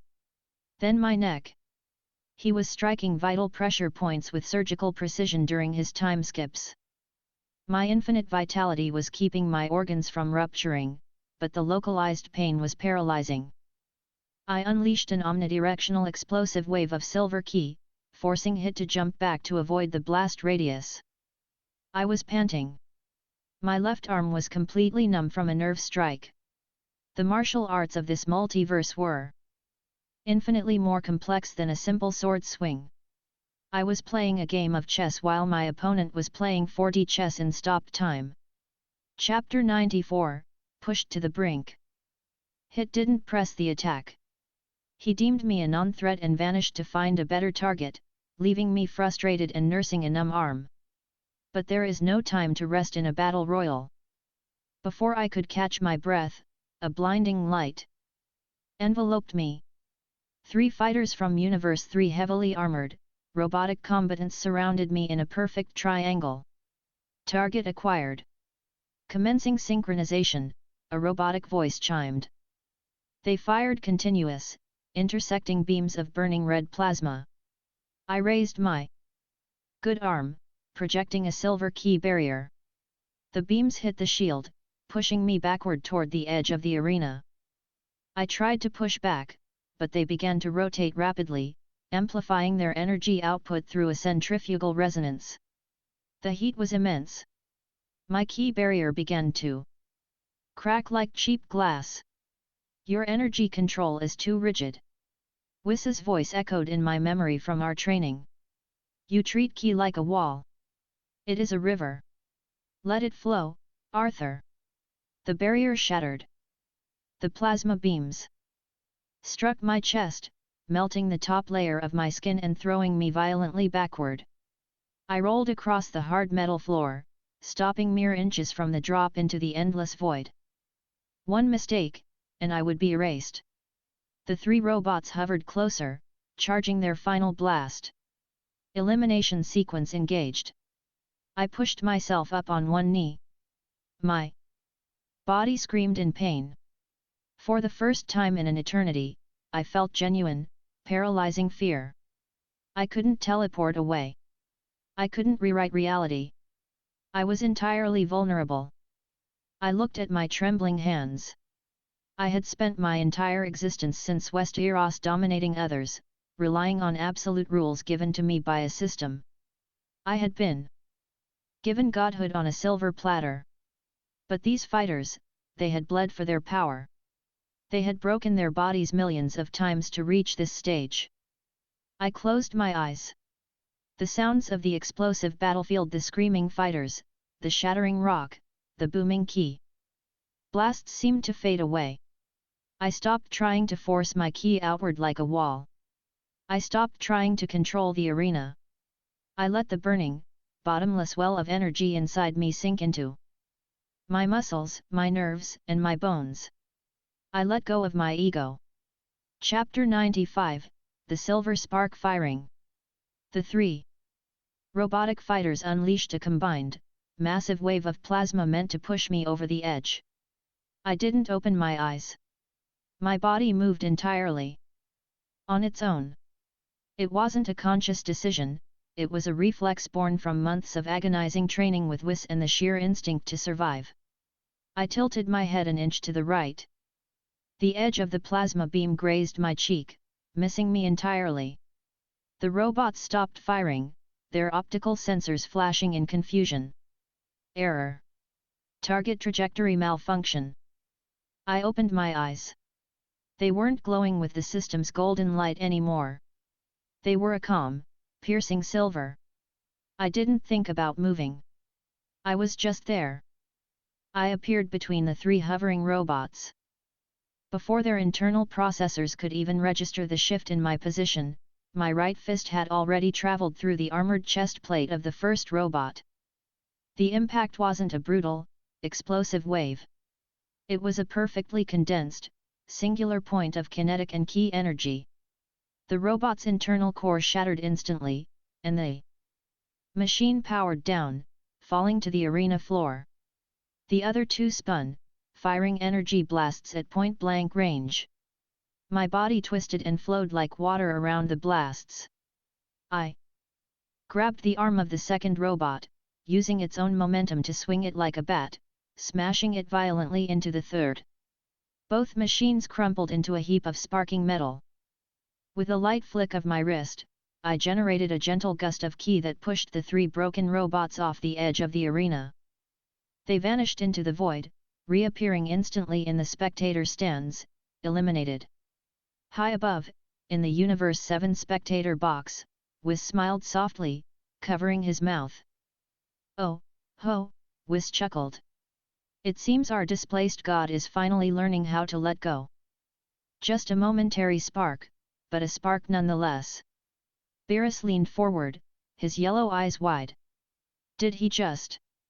I stood near the edge of the arena, the silver light fading from my eyes as the immense physical toll of the movement crashed down on me.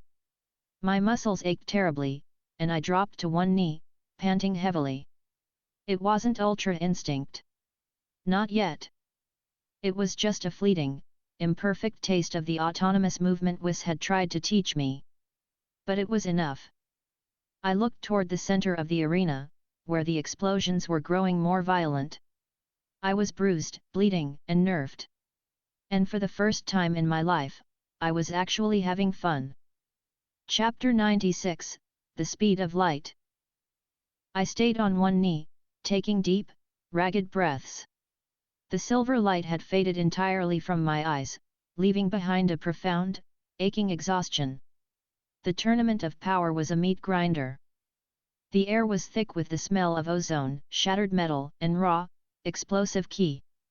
I stood up, wiping a smear of blood from my chin. Before I could take a step toward the center of the arena, a red blur slammed into my chest. The impact was like being hit by a localized meteor. I was launched backward, my boots carving twin trenches into the indestructible catchy-catchin metal of the arena floor. I barely managed to dig my heels in and stop myself before flying off the edge. "You have decent reflexes," a cocky, high-pitched voice echoed. Standing a few dozen yards away was a tall, purple, rabbit-like alien, wearing the red and black spandex of the Pride Troopers. Dispo from Universe 11. But decent isn't going to cut it against the super maximum light speed mode. Dispo boasted, pointing a thumb at his chest. He didn't just run, he vanished.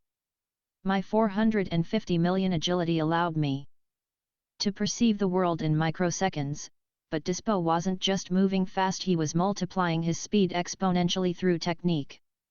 A fist clipped my jaw. A heel slammed into my ribs. An elbow struck my spine.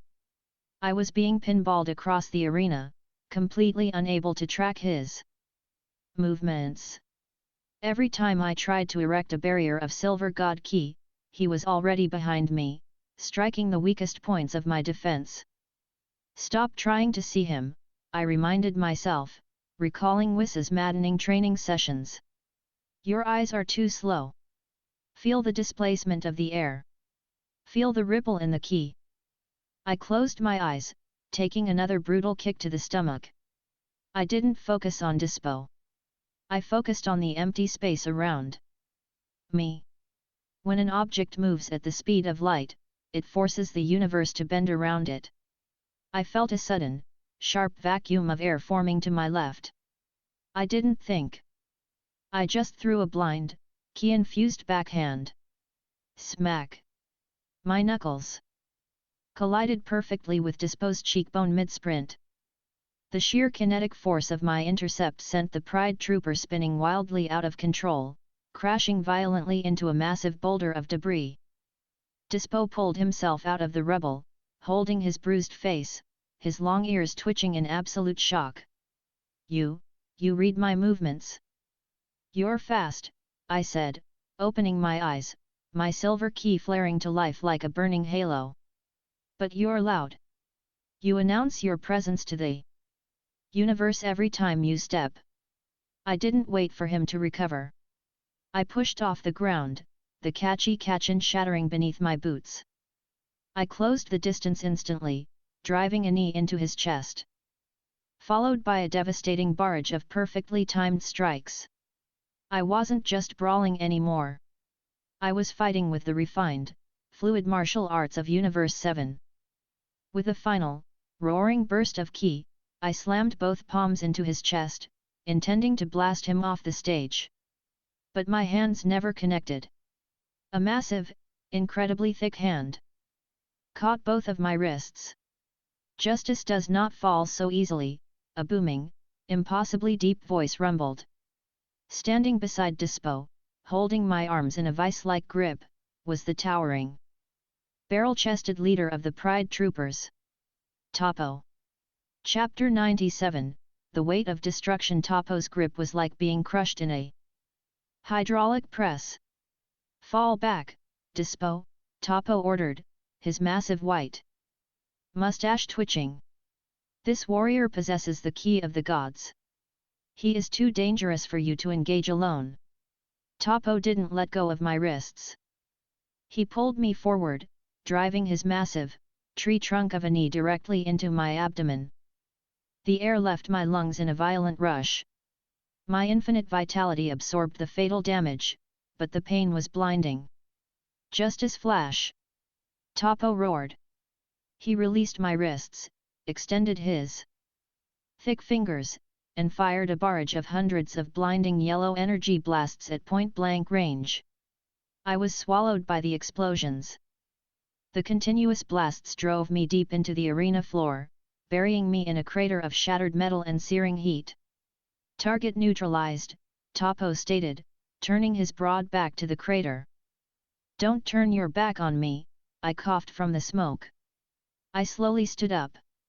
My undershirt was completely vaporized, revealing my bruised, scarred torso. I wiped the soot from my eyes. My god key was boiling. The artificial limiters placed on me by the universe's cosmology were heavy, but the friction of this battle was heating them up. I could feel my imported infinite stats, the raw, absolute power I had wielded in Marvel and Naruto, pressing against the boundaries of this realm, begging to be let out. I couldn't use the Infinity Stones. I couldn't use my system hacks. I had to force the power through the conduit of martial arts. You talk entirely too much about justice, I said, raising my hands. I began to compress my silver key. I didn't let it flare outward, I forced it inward, condensing the raw energy directly into my muscle fibers. My skin began to glow with an intense, metallic sheen. The air around me crackled, heavy and suffocating. Toppo narrowed his eyes, sensing the massive spike in my density. Evil will not prevail. He charged, throwing a massive, full-body punch. I met his fist with my own. Boom! The collision shattered the entire quadrant of the arena. A massive fissure split the catchy-catchin ground. The shockwave knocked nearby fighters from other universes completely off their feet. For 10 seconds, we were locked in a pure, unadulterated contest of physical strength. Toppo's eyes bulged. He was the next candidate for the god of destruction. Possessing strength that rivaled the deities, yet he couldn't push me back an inch. You are strong, Toppo grunted, a dark, ominous purple aura beginning to bleed out of his body. But justice will not yield to an anomaly. The purple energy of destruction began to form. He was about to break the rules and tap into God of Destruction key. But before the Hawkeye energy could fully manifest, a heavy, suffocating silence fell over our section of the arena. The air grew so hot it burned my lungs.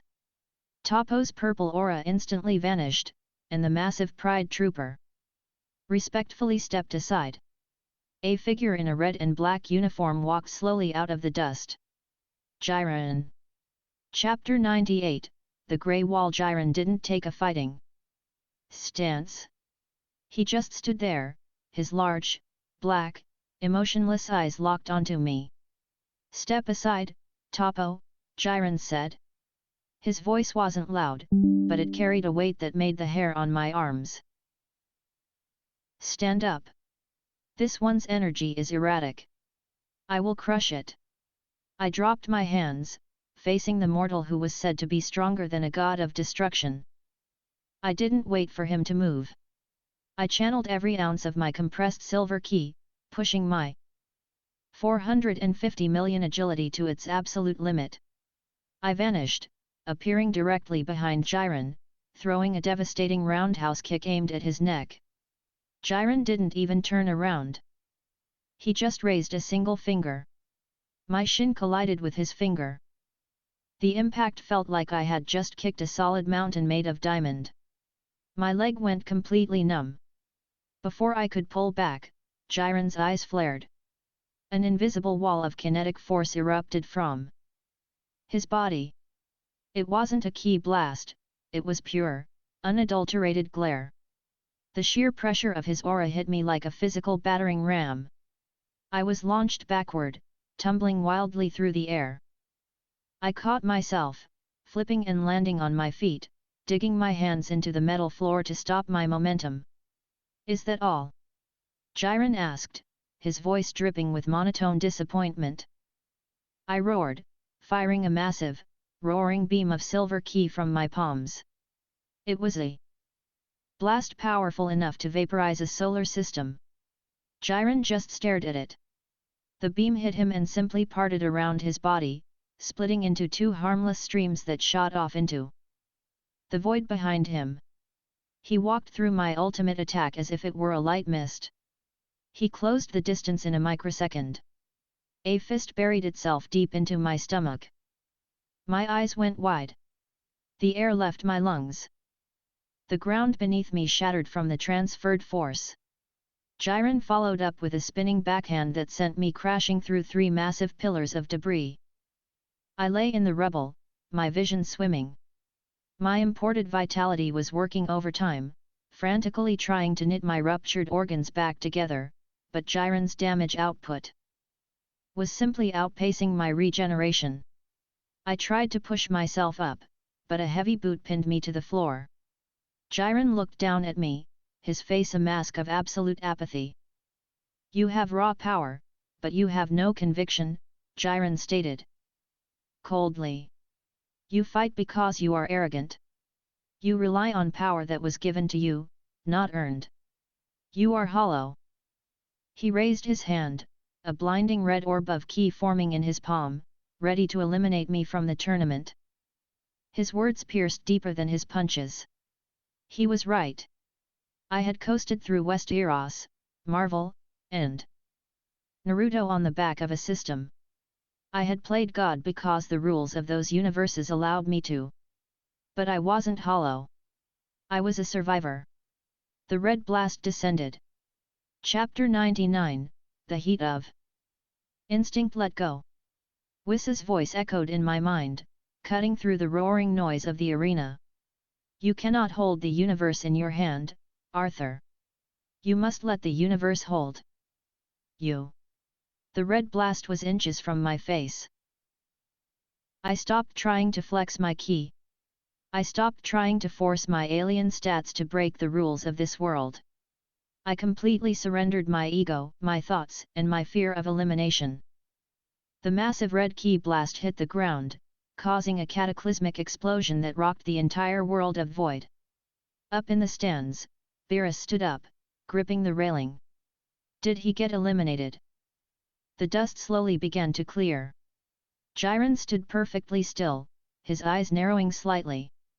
I wasn't in the crater. I was standing on top of the ruined pillar to Jiren's left. I didn't remember jumping. I didn't remember dodging. I had simply moved. Before my brain had even processed the threat. A profound, intense heat radiated from my body. The silver ki wasn't erratic or explosive anymore, it flowed around me like calm, liquid starlight.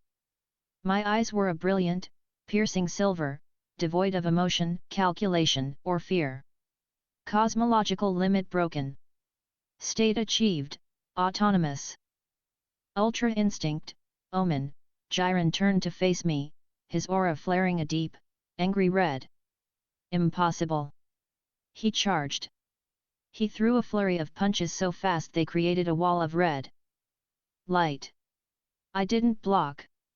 I just walked forward. My body tilted a fraction of an inch to the left, letting a lethal straight punch slip past my ear. I leaned back, a sweeping kick missing my nose by a millimeter. I flowed through his attacks like water flowing around a jagged rock. For the first time in the tournament, Jiren missed. Again. And again. Frustration flickered in the grey alien's eyes. He poured more power into his strikes, the sheer force of his misses tearing the arena apart. But my body acted on its own. As Jiren overextended on a massive right hook, my left arm shot out. Wham! My fist buried itself deep into Jiren's solar plexus. The silence that followed was deafening. Jiren's eyes widened. He coughed, spitting a mixture of saliva and blood, actually stumbling backward, clutching his stomach. I had just made the invincible mortal bleed. The entire spectator stand erupted. The gods of destruction stood up in absolute shock. He's doing it! Beerus screamed, his tail whipping back and forth in manic excitement. The mortal from another universe has tapped into Ultra Instinct. I stepped forward to press the advantage, raising my hand to deliver a finishing blow. But suddenly, the silver light in my eyes shattered. An agonizing, catastrophic surge of pain ripped through every single nerve in my body. It felt like my blood had turned to molten lava.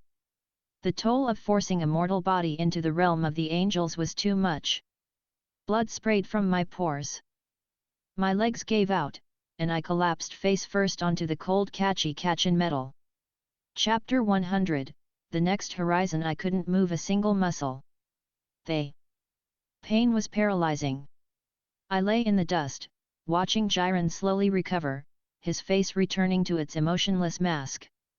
A fleeting spark, Jiren said, raising his hand to blast me off the stage.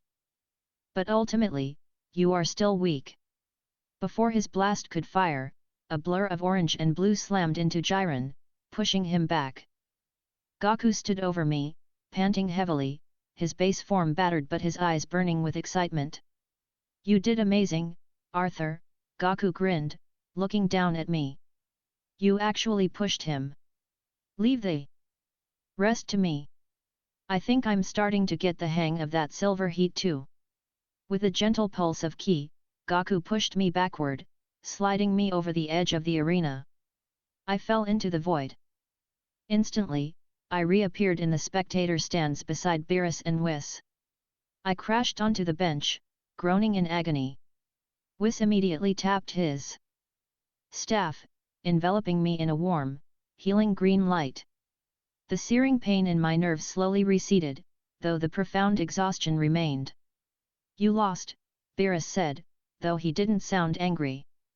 He was looking at me with a rare expression of genuine, begrudging respect.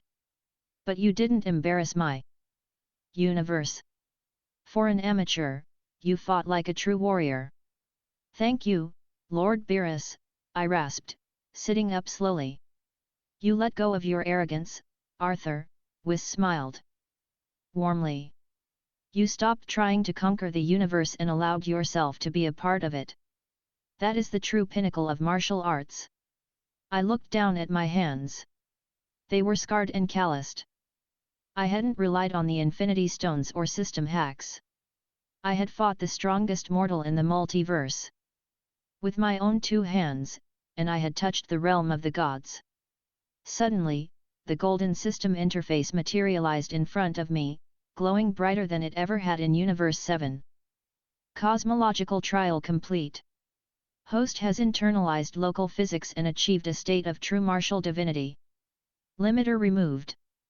The infinity status has been adapted and restored to match high-tier cosmologies. Reward, integration of autonomous ultra instinct into base biology. My stats vanished again, replaced by the familiar glowing infinity. But this time, it felt different. It wasn't an artificial number given to me. It felt earned. World status, the foundation of the warrior has been solidified. Host has graduated from Realm 06. Multiverse gate unlocked. Would you like to proceed to Realm 07? A new portal tore open in the spectator stands. Hidden from the eyes of the other universes by a localized spatial barrier generated by the system. It didn't radiate cosmic science or raw ki.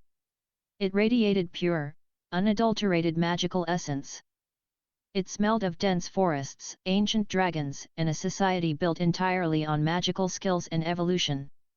The Jura Tempest Federation. The world of that time I got reincarnated as a slime. It seems your journey isn't over, Whis noted, glancing at the portal. It never is, I smiled, standing up. My white and gold armor materialized back onto my body, gleaming immaculately. The 6 infinity stones on my gauntlet flared to life, their absolute authority restored by my newly evolved cosmic status. I looked at Gaku, who was currently clashing with Jiren in the arena below, the very air vibrating with their power. Win this tournament, Universe 7, I said to Beerus and Whis. I'll be watching from the stars. I stepped into the vortex, leaving the Dragon Ball universe behind. I had arrived as an arrogant god, but I was leaving as a true warrior. It was time to see how a world of demon lords and true dragons would handle the apex entity. Chapter 101, The Voice of the World. Stepping through the multiverse portal into Realm 07 felt fundamentally different from any other world I had entered. There was no suffocating cosmic pressure like in Marvel, nor the heavy, dense gravity of the Dragon Ball universe. Instead, the very air felt alive. It tingled against my skin, rich with a strange, highly reactive subatomic particle. Magicules. I stood in the center of a dense, incredibly vibrant forest. Massive trees with leaves the size of dining tables towered above me. The sunlight filtering through the canopy was warm and peaceful. But the peace was instantly shattered by a sound that didn't come from the forest. It came from inside my own mind. It wasn't the crisp, synthetic chime of my system. It was a flat, androgynous, mechanical voice that echoed with the absolute authority of the universe itself. Confirmed. Extradimensional entity detected within the Great Jura Forest. Attempting to parse soul structure, warning. Soul density is infinite. Attempting to translate extradimensional abilities into the local skill system, I stood perfectly still, my white and gold armor gleaming. This universe had its own operating system. The voice of the world. It was the omniscient moderator of this reality, and it was currently trying to figure out how to categorize a being with infinite stats and 6 infinity stones. Error. Cosmic artifacts' infinity stones cannot be fully integrated. They operate on physical universal laws. This world operates on conceptual laws. Solution: generating unique skills to bridge the gap. Acquired unique skill, universal translator. Acquired unique skill, cosmic reactor. Endless magicule generation. Translating autonomous ultra instinct. Acquired unique skill, divine reflex. I opened and closed my armored hands. The translation was fascinating. The voice of the world had basically looked at my raw, godly hardware and forcibly installed local software drivers so I could interact with this universe's magic system. Interesting, I murmured. I expanded my newly acquired magicule sense, blending it with my natural key tracking. A few miles to the west, I sensed a civilization. But something was horribly wrong. Overlapping the town was a massive, dual-layered magical barrier that reeked of malice and stagnation. Inside that barrier, the bright, vibrant souls of monsters were flickering out. They were being slaughtered. My silver key flared to life, now. Seamlessly blending with the world's magicules into a brilliant, starlit aura. I didn't walk. With a single flex of my agility, I broke the sound barrier, shooting through the forest toward the dying town. Chapter 102, The Tragedy of Tempest. I arrived at the edge of the clearing. Before me lay a beautifully constructed town of wood and stone, the Jura Tempest Federation. But it was completely enclosed in a massive, translucent purple dome. The anti-magic area barrier. Inside, human knights in polished armor were cutting down unarmed goblins, orcs, and wolfmen. The monsters were moving sluggishly, their natural strength sapped by the barrier, desperately trying to protect their children from the laughing human soldiers. It was a massacre born of pure human greed and bigotry. I didn't hesitate. I walked up to the edge of the purple magical barrier. To the humans who cast it, this barrier was absolute. It severed the connection to magicules, rendering monsters powerless. But I didn't run on magicules. I ran on infinite God Ki. I raised my right hand, the purple power stone glowing softly on my gauntlet. I pressed my palm against the barrier. Shatter. The impenetrable magical dome didn't just break, it exploded into a billion harmless fragments of blue light, the backlash instantly knocking out the human mages maintaining it miles away. The human knights in the town froze, turning to look at the massive breach in their ultimate defense. They saw a lone figure in glowing white and gold armor step through the dissolving magical wall. "Who is that?" a knight captain shouted, his sword dripping with goblin blood. "Is he a summoned hero? Stop him!" 50 heavily armored knights charged at me, raising their blood-stained swords. In my previous universes, I might have just atomized them all with a wave of my hand. But Wys's training had taught me discipline. I didn't need a sledgehammer to kill an ant. I closed my eyes. Ultra instinct. The silver heat washed over my body. I walked forward. I didn't even draw eclipse. I simply stepped through their ranks. A knight swung a heavy broadsword at my neck.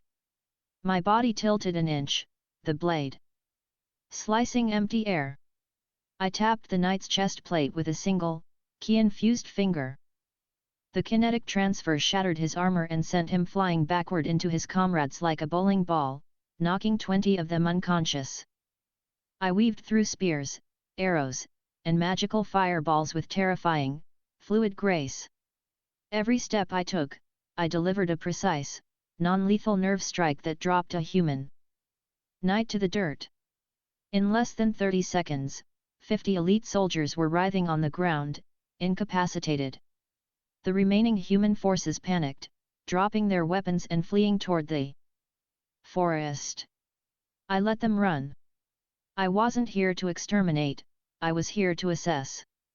I walked toward the center plaza, where a large group of surviving monsters was huddled. In the center of the crowd, kneeling in the dirt, was a small figure with blue hair and golden eyes. Rimuru Tempest. The ruler of this nation. A reincarnated human who was now a slime.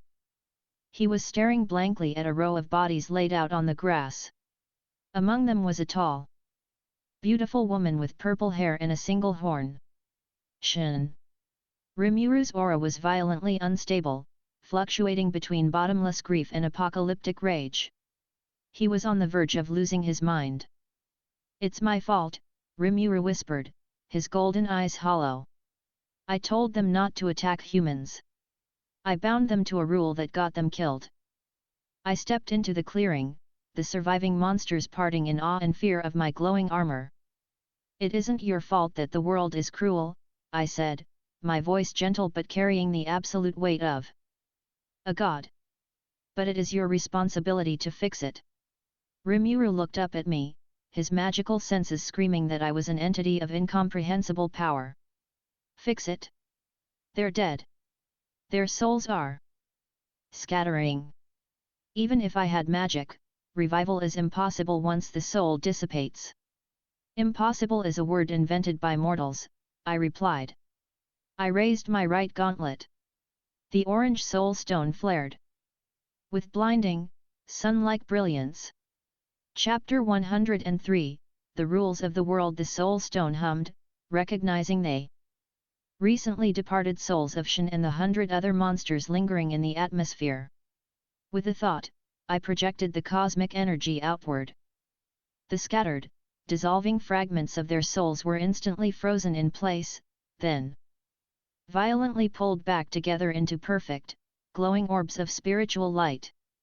The monsters gasped. Rimuru's eyes widened to impossible proportions. You captured their souls!" Rimuru shouted, scrambling to his feet. "Can you put them back in their bodies?" "I can," I said, keeping my hand raised to hold the souls in stasis. "But there is a complication." I looked at the bodies on the ground. "In my universe, I could simply shove the soul back into the flesh and command it to live. But this world operates on different hardware. The voice of the world dictates that a soul requires a vessel saturated with massive amounts of magicules to anchor itself. If I force these souls back into their cold bodies now, this universe's physics will simply eject them again. Rimuru clenched his fists. So, we need magicules? A massive amount? How much? Enough to trigger an evolution, I said. Enough to rewrite the physical laws of their bodies to accept the souls. The Demon Lord Seed, a voice echoed from the crowd. A beautiful woman with long, dark green hair stepped forward. Treni, the Dryad. She looked at me with deep reverence before turning to Rimuru. Lord Rimuru. You possess the seed of a demon lord. If you absorb the required amount of human souls, you will awaken into a true demon lord. The resulting evolutionary energy, the gift of genealogy, will saturate your subordinates' bodies. Combined with this god's power to anchor their souls, resurrection is absolutely certain. Rimuru looked at the retreating human army in the distance. The kingdom of Falmouth had sent 20,000 men to slaughter his people. 20,000, Rimuru whispered. The hesitation in his eyes vanished, replaced by the terrifying, cold resolve of a ruler. I need to kill them. All. I can wipe them out for you in a single breath, I offered calmly, my silver key flaring. No, Rimuru said, stepping forward, his aura expanding into a suffocating, dense cloud of magicules. They hurt my family. This is my burden to bear. I smiled. I respected a leader who cleaned up his own messes. Very well, I nodded. I will hold their souls in stasis. But be warned, Rimuru Tempest. The humans brought weapons from another world with them. Otherworlders, Rimuru growled. I will handle the anomalies, I told him, drawing Eclipse from its scabbard, the dark Valyrian steel eager for the taste of conceptual magic. You go focus on becoming a demon lord. Chapter 104, Slicing Concepts. The Falmouth army of 20,000 men had set up camp a few miles outside the forest, confident in their impending victory. I didn't wait for Rimuru to launch his massive magical strike. I walked straight into the enemy camp. My glowing white and gold armor was a beacon in the night. The guards shouted alarms, but before they could draw their swords, 3 figures dropped from the sky, landing between me and the command tent.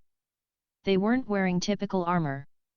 They wore modern, Earth-style clothes. Shogo, Kyoya, and Kirera. The 3 other worlders summoned by Falmouth as living weapons. They were arrogant, cruel teenagers who had been given incredible unique skills by the voice of the world when they crossed dimensions. Look at this flashy guy, Shogo laughed, cracking his knuckles. He possessed the unique skill Berserker, making him nearly physically invincible in this world. Think you're a superhero? I'm gonna cave your skull in. Careful, Shogo, Kyoya smirked, drawing a katana. His unique skill, Severer, allowed his blade to slice through the very concept of space itself. Let me chop him up first. Kirera sneered, crossing her arms. Her skill allowed her to manipulate people with her voice. Just kill yourself, she commanded me, lacing the words with absolute mind. Control magic. The yellow mind stone on my gauntlet flared. Her conceptual mind control hit my infinite consciousness and shattered like a glass bottle thrown at a battleship. Kirera gasped, clutching her throat, blood dripping from her nose from the psychic backlash. He ignored my words. Your words lack weight, child, I said, stepping forward. Shogo roared and charged at me faster than a bullet. He threw a punch aimed at my chest, completely confident in his berserker invulnerability. I didn't dodge. I met his fist with my open palm. Crack! Shogo screamed. His invincible bones shattered into dust upon impacting my infinite strength. His unique skill was a conceptual law that reduced physical damage, but my raw stats were so astronomically high that they simply overloaded the math of his skill. I grabbed him by the throat and tossed him aside like a broken toy. Shogo! Kyoya yelled in panic. The arrogance vanished from the swordsman's face. He gripped his katana and activated Severer. His blade hummed with a terrifying spatial distortion. Die! Kyoya swung his blade. It didn't just cut the air, it cut the dimensional fabric, aiming to split me in two regardless of my armor's durability. In my mind, Whiss's training echoed. Don't force the universe. Flow with it. I closed my eyes. The silver heat of Ultra Instinct flared. My body flowed like water, sidestepping the unblockable. Spatial slash by a fraction of a millimeter. Before Kyoya could recover his stance, I swung Eclipse. I didn't just swing a piece of metal. I channeled my silver god key into the Valyrian steel, infusing it with the reality-bending authority of the Power Stone. My blade met his katana. Kyoya's sword, protected by the conceptual law of Severer, was supposed to be unbreakable. But my strike cut through the concept of the skill itself. Shatter! Kyoya's katana exploded into metal shards. Eclipse continued its arc, cleanly severing Kyoya's right arm at the shoulder. The other worlder collapsed, screaming in agony, clutching his bleeding stump. I looked down at the three living weapons of Falmouth, writhing in the dirt. They thought they were gods playing in a fantasy world. They had just met the apex entity. You aren't the main characters of this story, I whispered. Suddenly, the sky above us turned pitch black. Droplets of water began to float into the air, condensing into thousands of magnifying water lenses. Rimuru had arrived. It was time for Megiddo. Chapter 105, Birth of an Ultimate Skill. I stepped back, grabbing the three broken otherworlders by their collars, and dragged them out of the immediate kill zone. I wanted them alive so Rimuru could absorb their unique skills if he chose to. Above the camp, Rimuru unleashed his spell, Megiddo, God's Wrath. Sunlight was funneled through the thousands of water droplets, focused into lasers thinner than a needle but hotter than plasma.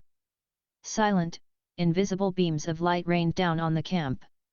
It was a flawless, merciless execution. The Falmouth Knights didn't even have time to scream as the concentrated light pierced their armor, their skulls, and their hearts. In a matter of minutes, 20,000 men lay dead in the grass. I stood at the edge of the camp, watching the massacre with a clinical eye. It was efficient. It was necessary. As the last soldier fell, the sky shifted. A massive, concentrated aura of pure magicules erupted from Rimuru's floating slime body. Confirmed. The required human souls have been collected. The harvest festival will now begin. Rimuru fell out of the sky, his consciousness fading as his body entered the forced evolutionary sleep of a true demon lord. I blurred forward, catching his soft, slime body before it hit the dirt. I cradled him in one arm and teleported back to the center of Tempest, right in front of the laid-out bodies of his subordinates. The surviving monsters of Tempest surrounded us, watching in silent, hopeful awe. Suddenly, from the shadows of the plaza, a new figure stepped forward. He hadn't been there a second ago. He manifested from the sheer concentration of death and magicules in the air. He wore a butler's uniform. He had striking red streaks in his black hair, and his eyes were a terrifying demonic gold with black sclera. Diablo. The Primordial Black. One of the oldest and most powerful demons in existence, drawn to the physical realm by the massacre. He looked at the sleeping Rimuru with intense fascination, and then his golden eyes shifted to me. For the first time since the dawn of creation, the primordial demon felt absolute, primal terror. Diablo staggered back a step, clutching his chest. What a magnificent, terrifying soul! You are not a true dragon. You are not a god of this world. What are you? I am the one holding the door open, I said calmly. The voice of the world echoed across the entire planet. The individual Rimuru Tempest has successfully evolved into a true demon lord. Initiating the gift of genealogy, a massive wave of evolutionary magicules erupted from Rimuru's sleeping body, washing over the dead monsters. Their bodies began to glow, perfectly saturated and prepared for resurrection. Now, I commanded. I raised my right gauntlet. The orange soul stone blazed. I released the 100 souls I had been holding in stasis. Like homing missiles, the glowing orbs of light shot into the waiting, magicule-rich bodies of Shen and the others. The magic took hold. The physics of the world accepted the souls. Shen gasped, her eyes flying open. Color rushed back into her pale skin. Around the plaza, 100 other monsters sat up, perfectly healed, their souls successfully anchored by my cosmic power and Rimuru's evolution. A deafening cheer erupted from the monsters of Tempest. Tears of joy flowed freely. As I watched the reunion, the mechanical voice of the world spoke directly into my mind. Once more, sounding almost exhausted from trying to calculate my existence. Confirmed. The extra-dimensional entity has successfully manipulated the conceptual cycle of life and death without disrupting the world's foundation. Analysis of cosmic artifacts complete. Integration successful. Merging foreign cosmology with the ultimate skill framework, acquired ultimate skill, Akashic Monarch, Arthur. Effect 1, Absolute Conceptual Immunity. Effect 2, Authority over the laws of reality, time, space, soul, mind, and power. I looked down at my right hand. The 6 infinity stones dissolved, sinking directly into my skin, merging perfectly with my very soul. I didn't need the gauntlet anymore. The power of the stones was now a native, conceptual ultimate skill of the Tensura universe. I smiled, the silver light of ultra instinct flashing briefly in my eyes. I had conquered the physics of this world. Now, it was time to see how the other demon lords would react to a new apex entity on the board. Chapter 106, The Primordial's Submission. The Plaza of Tempest was alive with tears, laughter, and the chaotic joy of resurrection. Monsters embraced their loved ones, their bodies pulsing with the newly acquired evolutionary energy of their master's ascension. I stood at the edge of the celebration, the glowing white and gold armor retracting into my spatial inventory, leaving me in my dark combat undershirt and pants. The 6 infinity stones were gone from my skin, perfectly fused into my very soul as the ultimate skill Akashic Monarch. From the shadows, the newly summoned primordial Black Diablo approached me. His footsteps made absolutely no sound. To think that a being of your magnitude walks this mortal plane, Diablo said, his demonic golden eyes wide with a mixture of absolute dread and obsessive fascination. You are not bound by the voice of the world. You bend it. Are you a creator deity from beyond the stars? I'm just a traveler, I said, glancing at the demon. And you have a job to do, primordial. Diablo bowed deeply, pressing his hand to his chest. I was summoned by the magnificent magicules of Lord Rimuru's slaughter. I intend to serve him for eternity. But I cannot help but be drawn to the ultimate truth of your soul. If you commanded it, I would shatter this world for you. Rimuru is the king of this forest. Serve him well, Diablo, I replied, projecting a fraction of my silver god key mixed with my conceptual aura. If you betray him, or if your demonic nature brings ruin to these people, there won't be a hell deep enough to hide you from me. Diablo shivered. It wasn't out of fear, but pure, ecstatic reverence for absolute power. Understood, my lord. A few hours later, Rimuru finally woke up. The blue-haired slime turned demon lord sat up, rubbing his eyes. When Shen tackled him in a tearful, bone-crushing hug, Rimuru broke down. The sheer relief radiating from his soul was palpable. After the celebrations died down, Rimuru and I sat on the roof of his central governing building, looking over the recovering town. "You saved them," Rimuru said softly, sipping a cup of tea. "The evolution brought them back, but great sage now Raphael told me that without you anchoring their souls, the Magicules would have just dissipated into the air. I owe you everything, Arthur. You did the heavy lifting, Rimuru," I smiled. "I just bent the rules a little. Raphael can't analyze you," Rimuru added, looking at me sideways. "My ultimate skill knows everything about this world, but when it looks at you, it just returns the word absolute. That's because my stats aren't from this world," I explained. "But speaking of this world, your ascension to Demon Lord is going to piss off the existing ones. Specifically, the puppet master who orchestrated the Falmouth attack." Rimuru's golden eyes narrowed, a cold, calculating light replacing his usual easygoing nature. Clayman. Chapter 107, The Invitation to Walpurgis. A week passed in Tempest.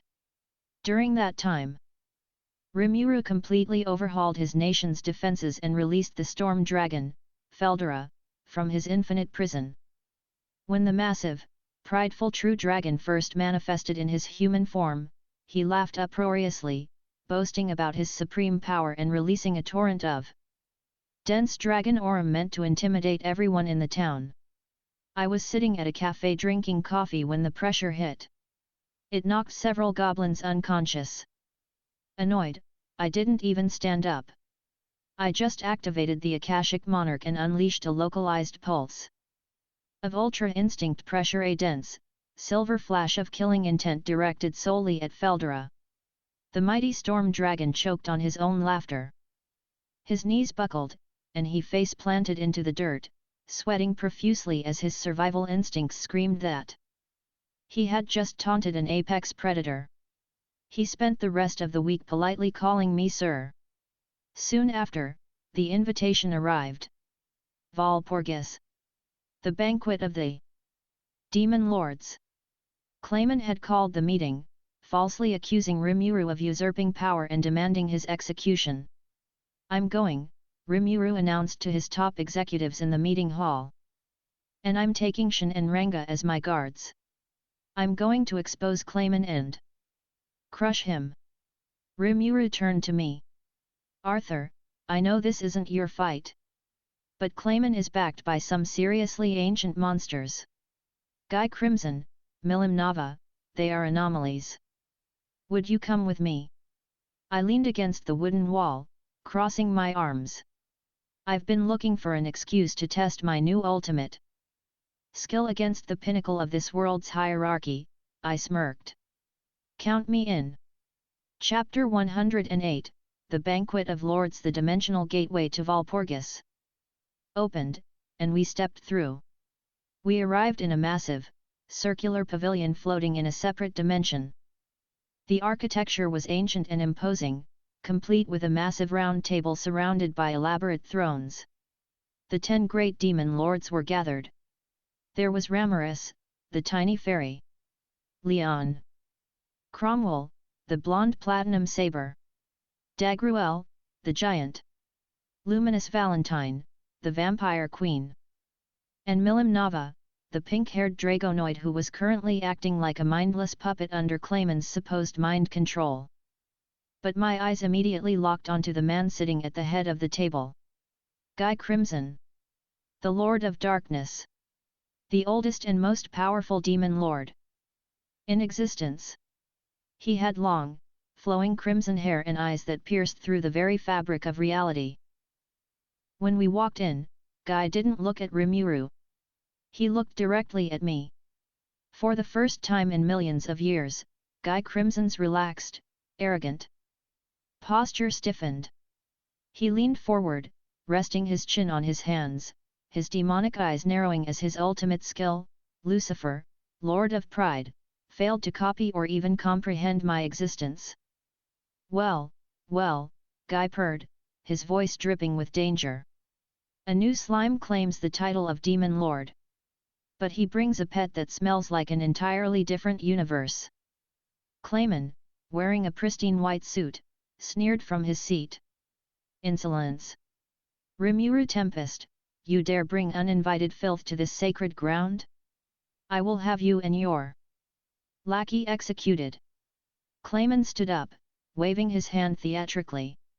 Milim! Kill the silver-haired intruder! Milim, faking her mind control to gather evidence against Clayman, dashed toward me at hypersonic speeds, pulling her fist back to deliver a punch that could level a country. I didn't move. I didn't even blink. Conceptual law activated. Spatial severance. Milim's fist slammed into an invisible conceptual wall a millimeter from my nose. The kinetic force of her blow shattered the spatial dimensions around us, blowing the roof off the pavilion, but the energy simply slid off my Akashic Monarch defense like water off glass. Milim paused, her eyes widening in genuine surprise. Even faking, her physical strength was absolute in this world. Sit down, child, I said. I tapped her forehead with a single, ki-infused finger. The silver god key bypassed her magical defenses, lightly stunning her central nervous system. Milim's eyes crossed, and she plopped backward onto her butt, dizzy and entirely neutralized. The entire table of demon lords fell dead silent. Someone had just casually stopped and knocked over Milim Nava, the destroyer of stars, with a flick of a finger. Clayman's face turned completely pale. What trick is this? Mind control. I command you to bow to me. Clayman unleashed his unique skill, marionette dance, attempting to hijack the electrical signals in my brain. My Akashic Monarch, Mind Stone integration, flared. The conceptual mind control bounced off my infinite consciousness, rebounded, and slammed directly back into Clayman with 10,000 times the force. Clayman screamed, blood bursting from his eyes and ears as his own skill tore his mind to shreds. Enough, a voice boomed. Chapter 109, The Pride of the Crimson Lord. Guy Crimson stood up. The sheer, overwhelming pressure of the primordial demon washed over the room. The lesser demon lords recoiled. Rimuru gritted his teeth, his newly acquired ultimate skills working overtime just to keep him standing. You are disrupting my banquet, Guy said, walking slowly around the table toward me. You possess no magicals. You possess no aura. Yet, you just casually swatted a true dragon's daughter. Who are you? I'm Arthur, I replied, stepping past Rimuru to face the Lord of Darkness. And I don't care much for your banquet's rules. Guy smiled. It was a terrifying, bloodthirsty grin. Let us see if you can back up that arrogance. Warning. Hostile temporal interference detected.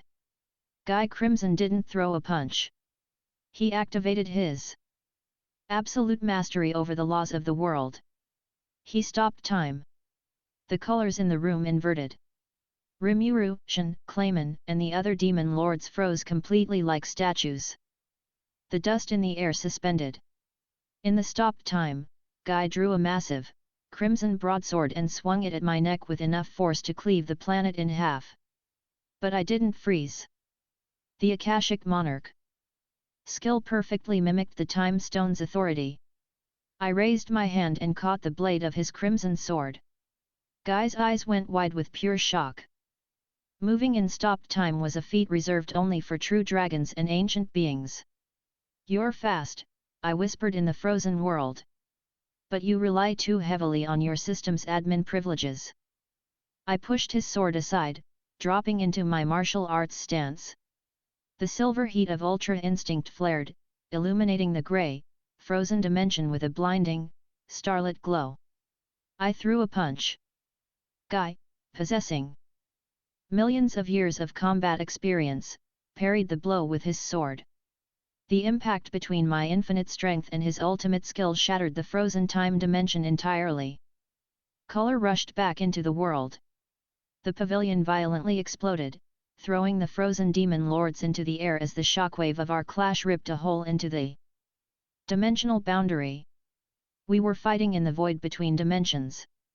Guy laughed, a manic, thrilled sound. Magnificent. You don't use magic. You use pure, unadulterated physical law. Guy swung again, this time layering his blade with absolute destruction magic, a concept meant to erase whatever it touched. I drew Eclipse. I channeled my silver god key into the Valyrian steel, combining it with the Akashic Monarch's reality control. Our blades met.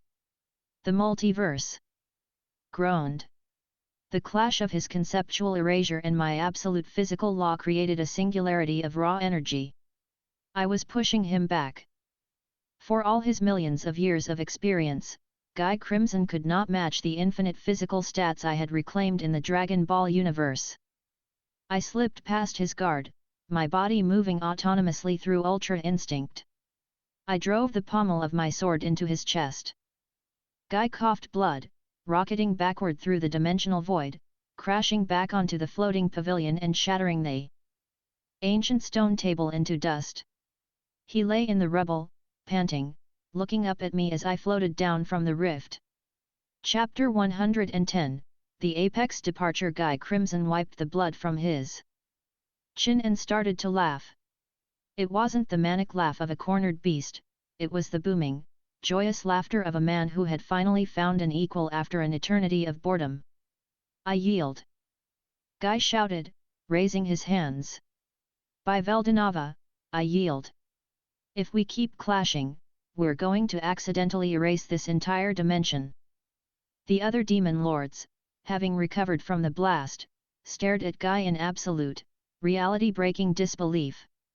Guy Crimson, the undisputed strongest being in the world, had just conceded a fight.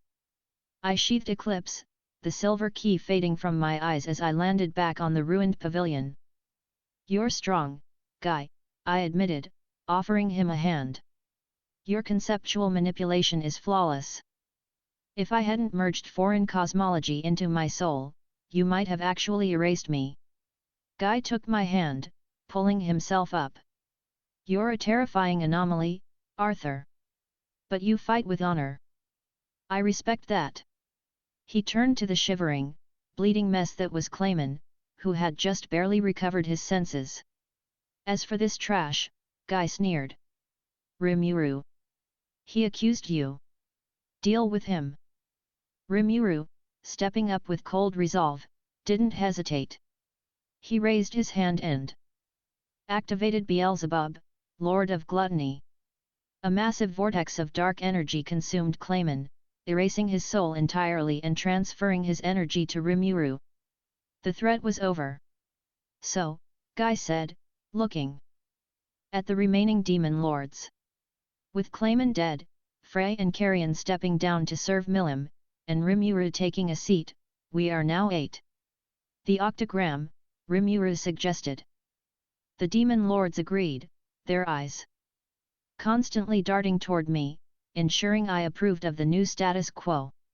I walked over to the edge of the floating island, looking out into the starry void of the dimension. I had tested my new ultimate skill. I had clashed with the pinnacle of conceptual magic, and my imported physical godhood had held absolute superiority. The system chimed. World status, the Apex hierarchy has been established and subjugated. Host has achieved Apex status over Realm 07. Multiverse gate unlocked. Would you like to proceed to Realm 08? A new portal tore open in the void. This one was different from Tensura's magic or Dragon Ball's key. It radiated an aura of absolute, comedic absurdity.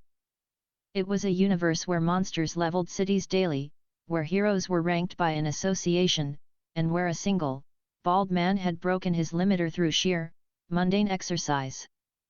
The One Punch Man universe. Rimuru walked up beside me, looking at the portal. You're leaving? I have an appointment with a guy who kills things in one punch, I smiled, stretching my neck. I want to see whose infinite stats are truly absolute. Thank you, Arthur, Rimuru said, bowing his head. For everything. I waved a hand over my shoulder, stepping into the cosmic vortex. The magical, conceptual world of Tensura faded away, replaced by the wailing sirens of a modern, monster-infested metropolis. It was time to meet Saitama. Chapter 111, Threat Level. Dragon. The transition into Realm 08 was accompanied by the blaring, deafening shriek of emergency sirens.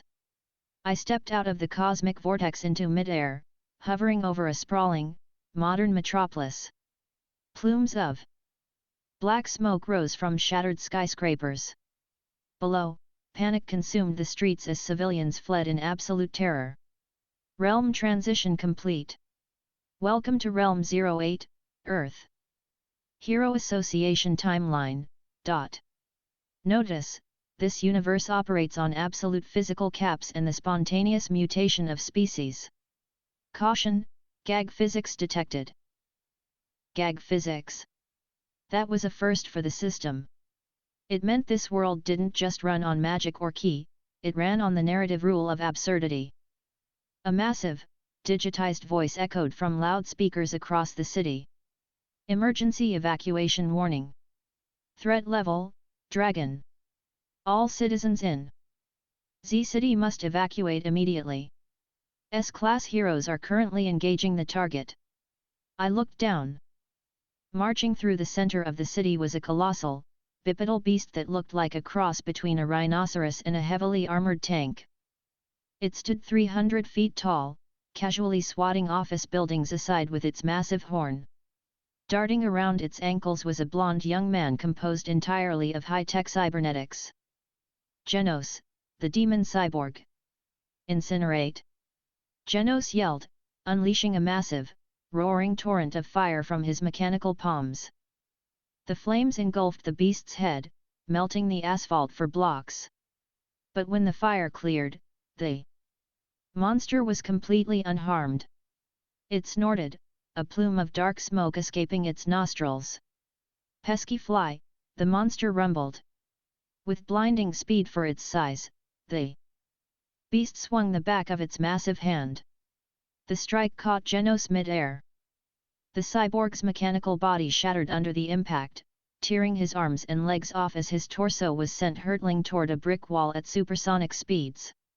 I didn't let him crash. I dropped from the sky, appearing directly in Genos's flight path.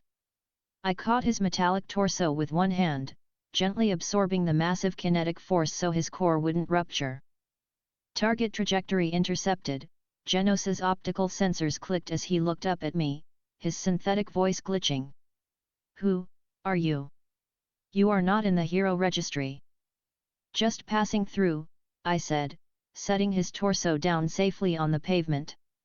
The giant monster turned its massive head toward us, its heavy footsteps shaking the earth. Another hero? I am Titan Odin. The earth has deemed humanity a disease, and I am the cure. I will crush you into your being entirely too loud, I interrupted. I didn't draw a weapon. I simply raised a single index finger and flicked the air. Chapter 112, The Grocery Store. My infinite strength transferred flawlessly through the Akashic Monarch skill.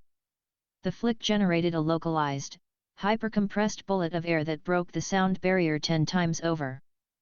The invisible projectile struck Titan Odin squarely between the eyes. There was no grand explosion of fire or ki. There was just a sickening crack, followed by silence. The 300-foot-tall, dragon-level threat froze.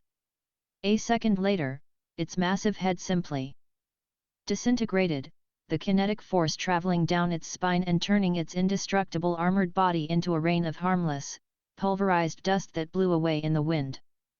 Genos, lying on the ground, processed the data. His mechanical jaw literally dropped. Threat, instantly annihilated, Genos stuttered. Master! Please, allow me to be your disciple. I'm not taking students right now, I said kindly. Besides, you already have a master, don't you? I didn't wait for his response. My senses had picked up something utterly bizarre. In every universe I had visited, the strongest beings radiated an aura. Thanos felt like suffocating weight. Jiren felt like a burning sun. Guy Crimson felt like an abyss. But a few miles away, walking out of a completely untouched supermarket on the edge of the destroyed city, was a presence that felt like nothing. It was a blank void. A man whose limiter had been so completely shattered that the universe didn't even know how to categorize his energy. I vanished from the ruined street and reappeared in front of the supermarket. Walking out with 2 plastic grocery bags was a completely average-looking man in a yellow jumpsuit, red boots, and a white cape. He was completely bald, and his expression was one of profound, mundane boredom. Saitama. The caped baldy. Ah, man, Saitama sighed. Looking at his receipt. I missed the bargain day for premium beef. The monster attack held up the line. He looked up and noticed me floating a few inches off the ground, my white and gold armor glowing with divine light. Oh, Saitama blinked, his face drawn in a simplistic, cartoonish awe. Cool cosplay. Are you a new hero? The glowing effects are really high budget. I'm not a hero, I said, floating down to stand on the concrete. I'm a traveler. I came here looking for the strongest being in this universe. The man who broke his limiter. Saitama scratched his bald head, entirely unimpressed. Yeah, that's me. What do you want? If it's an autograph, I don't really have a pen. I want a fight, I smiled, the silver god key beginning to simmer in my veins. And if you accept, I will personally buy you a lifetime supply of the highest grade premium beef on this planet.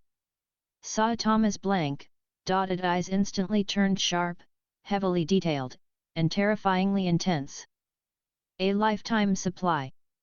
Saitama's voice dropped an octave, resonating with sheer seriousness.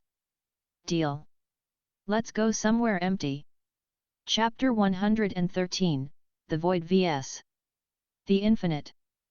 We traveled to the Badlands, a massive, barren canyon miles away from any civilization.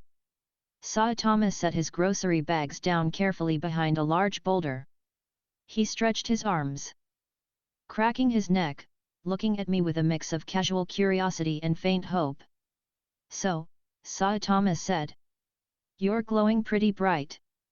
Are you gonna transform into a monster, or do we just start?" "We can just start," I said. I didn't hold back.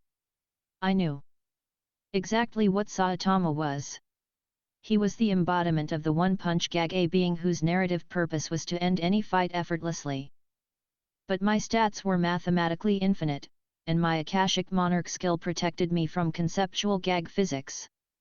I closed my eyes. The silver heat of autonomous ultra instinct washed over me. My eyes snapped open, blazing with starlight. I dashed forward. My speed exceeded the flow of time itself. I threw a right hook straight at his face.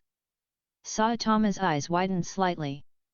For the first time in years, someone was actually fast enough to surprise him. He instinctively raised his red-gloved hand to block. My fist met his palm. The shockwave didn't just shatter the canyon, it ripped the clouds apart across the entire hemisphere of the planet. The tectonic plates groaned. Saitama was actually pushed back. His red boots carved 2 massive trenches into the bedrock as he slid back 50 feet. He looked at his smoking glove. He looked up at me. A massive, feral grin spread across the Cape Baldy's face. His heart, deadened by years of boredom, began to beat with manic excitement. "Whoa," Saitama breathed. "You didn't explode. That was a normal punch, but you actually pushed me. I told you, I said, my voice echoing with multiple cosmic layers. I'm not from around here. Okay, Saitama said, his posture changing. The casual slouch vanished. His muscles visibly tensed, and the air around him grew so heavy it began to liquefy the rocks. Let's get a little serious then. Saitama lunged. Serious series, serious punch. It wasn't magic. It wasn't ki. It was just an absolutely perfect, limit-breaking physical strike. My ultra instinct flared. My body attempted to dodge, recognizing the apocalyptic danger, but the sheer size of the air pressure generated by his punch made dodging impossible. I squared my stance. I channeled every ounce of my infinite strength and the cosmic authority of the Power Stone directly into my right fist. I threw a punch to meet his. Chapter 114, The Error Code. Our fists collided in the center of the canyon. There was no sound. The sheer kinetic energy generated by the impact vastly exceeded the speed of sound, creating a vacuum of absolute silence. The sky tore open, revealing the dark void of space. The continent split down the middle. And then, in my mind, the system began to absolutely panic. Critical alert. Mathematical paradox detected. Host's value, absolute infinity. Entity Saitama value, limitless. Growth/infinity. Warning, collision of two infinite physical values is generating a divide by zero anomaly. Dimensional stability is collapsing. The air around our locked fists began to glitch, tearing into pixels of raw reality. We were quite literally breaking the universe's code. I looked at Saitama through the blinding light of the collision. His red glove was scorching away. The sleeve of his yellow suit was disintegrating. But his face was a picture of pure, unadulterated joy. He was finally feeling the strain of a real fight. My abyssal dragon scale armor, the indestructible cosmic gear, began to crack at the elbow. My arm ached a deep, trembling exhaustion from matching the immovable object with my unstoppable force. Saitama! I yelled over the roaring singularity forming between us. If we push any harder, we're going to erase the planet. Saitama blinked, the manic joy fading as he realized I was right. His groceries were about to be vaporized. Oh, crap! The beef! We both pulled back at the exact same millisecond, redirecting the residual kinetic force straight up. A beam of pure physical pressure shot into space, parting the asteroid belt and creating a visible void in the starry sky above Earth. I dropped to one knee, panting heavily. The silver light of ultra instinct faded.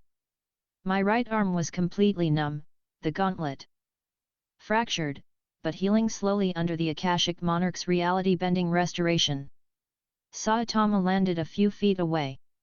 His right glove was entirely gone, and his arm was red and smoking. He blew on his knuckles, his cartoonish, simplistic face returning.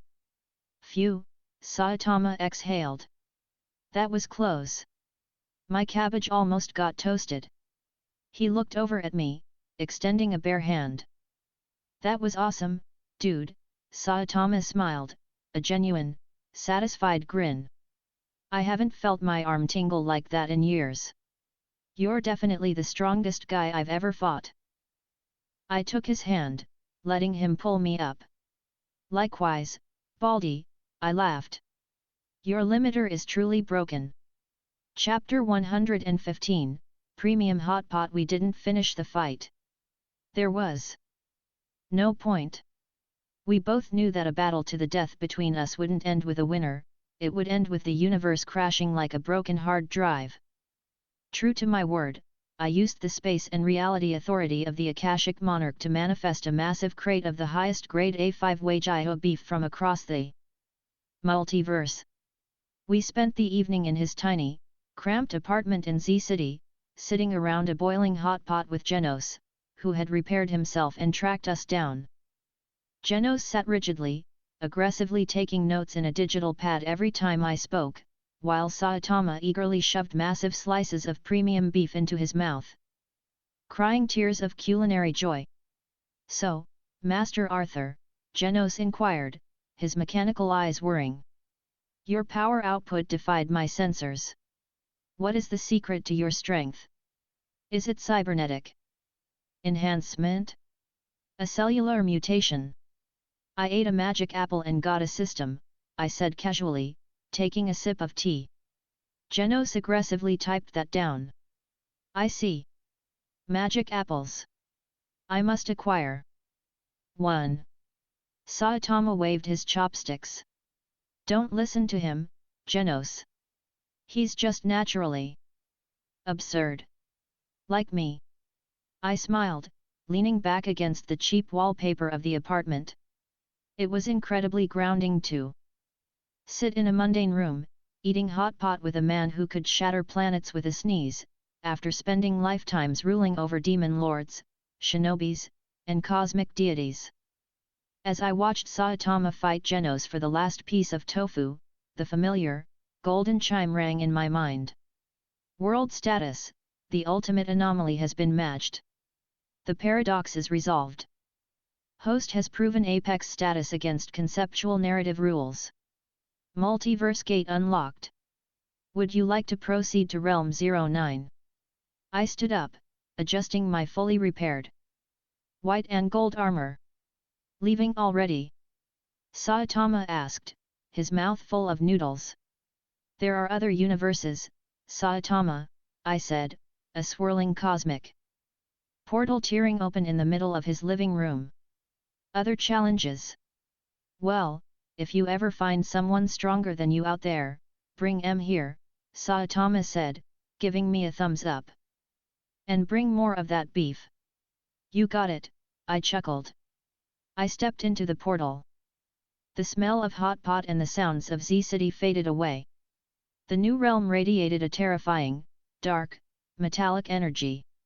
It felt ancient, heavy, and drenched in the concept of absolute tyranny.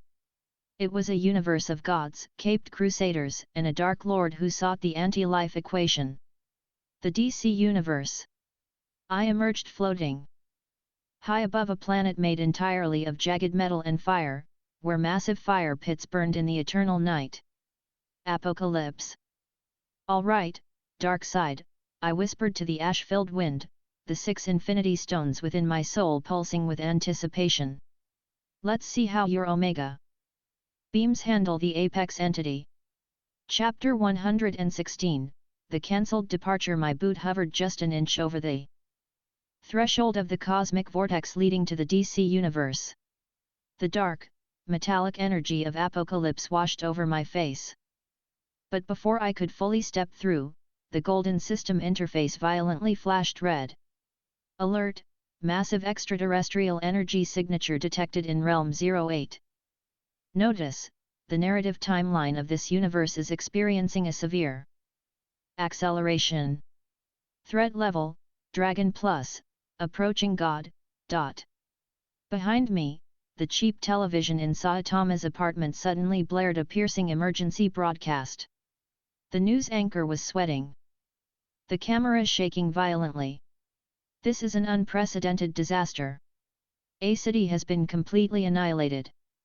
An alien warship of impossible size has appeared in the sky above Hero Association headquarters. We repeat, a city is gone." I pulled my boot back from the portal. The swirling vortex to apocalypse snapped shut. Saitama, who had a mouthful of tofu, blinked at the TV. "Oh. That looks bad. A city is where the Hero Association is. Genos went there for an S-class meeting, right?" "He did," I said, my white and gold armor humming as the Akashic Monarch skill re-anchored me to this universe. "Looks like my appointment with Darkseid will have to wait. Care to join me, Baldy?" Saitama swallowed his food, looking slightly annoyed that his meal was interrupted, but he grabbed his white cape. "Yeah, I guess. I am a hero for fun, after all. I didn't bother flying us there. I placed a hand on Saitama's shoulder and tapped into the space authority of my soul. We vanished from Z City and appeared instantly in the sky above the total devastation of A City. The news hadn't exaggerated. The entire metropolis was a smoking, flattened crater. Hovering ominously over the ruins was an alien warship the size of a small moon, its dark metal hull bristling with cannons. Down below, the S-class heroes Tatsumaki, Bang, Atomic Samurai, and Genos were struggling against a regenerating, multi-headed alien monstrosity named Meltzargard. Well, Saitama said, looking at the massive ship. I'm gonna go punch the boss. Without waiting for me, Saitama crouched mid-air, somehow defying physics, and launched himself like a missile directly at the belly of the alien warship, smashing right through the heavy armored hull. I smiled. Have fun. I'll take out the trash down here. Chapter 117, The Tornado of Terror. I drifted down toward the ruined city square where the S-class heroes were fighting. Meltzargard, the alien general, had just regenerated a massive, bladed arm and was swinging it in a lethal arc aimed directly at the elderly martial arts master, Bang. I dropped between them like a meteor. I didn't draw eclipse. I simply caught the alien's massive, razor-sharp limb with my bare, armored hand. The kinetic shockwave kicked up a cloud of debris, but my feet didn't move a millimeter. What? Meltzargard's multiple heads hissed in unison. A human caught my strike. Master Arthur! Genos yelled from the sidelines, his mechanical eyes whirring. Aim for the marbles inside his body. That is how he regenerates. I don't need to aim, I said softly. I channeled a fraction of my Ultra Instinct Silver Key, merging it with the absolute destruction property of the Power Stone embedded in my soul. I squeezed the alien's blade. A pulse of silver and purple energy shot through Meltzargard's body. I didn't crush his marbles, I bypassed his regeneration entirely. The cosmic energy targeted the alien on a subatomic level. In a fraction of a second, the towering monster didn't explode, he simply dissolved into a fine, grey ash that washed away in the wind. The S-class heroes froze. Atomic Samurai lowered his blade, his eyes wide. Bang stroked his white beard, his martial instincts screaming that he had just witnessed something impossible. Suddenly, a small woman with glowing green hair floating in the air crossed her arms, glaring at me. Tatsumaki, the Tornado of Terror, the number 2 S-class hero. Hey, glowstick! Tatsumaki snapped, her psychic aura flaring angrily. Who told you to interfere? I had that completely under control. What rank are you anyway? B class? C class?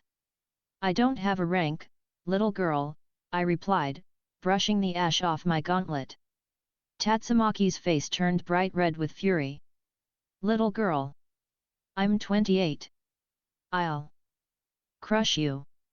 She thrust her hands forward, unleashing a massive, localized wave of psychokinetic power meant to slam me into the bedrock. It was enough psychic force to lift a city. The invisible wave hit me. My Akashic Monarch skill didn't even bother activating a shield. My infinite physical stats and infinite mental consciousness simply absorbed the psychic pressure like a sponge. I stood there, completely unbothered, looking at her. Are you done? I asked. Tatsumaki gasped, her green aura sputtering. She pushed harder, veins popping on her forehead, but it was like trying to move a mountain by blowing on it. Why aren't you moving? Because your power relies on manipulating physical laws, I said, stepping closer to her, my divine aura flaring just enough to make her psychic energy collapse entirely. And I am the one who writes them. Before she could process the humiliation, a massive explosion rocked the sky above us. The alien warship groaned, violently tilting. "Looks like Saitama found the boss," I noted.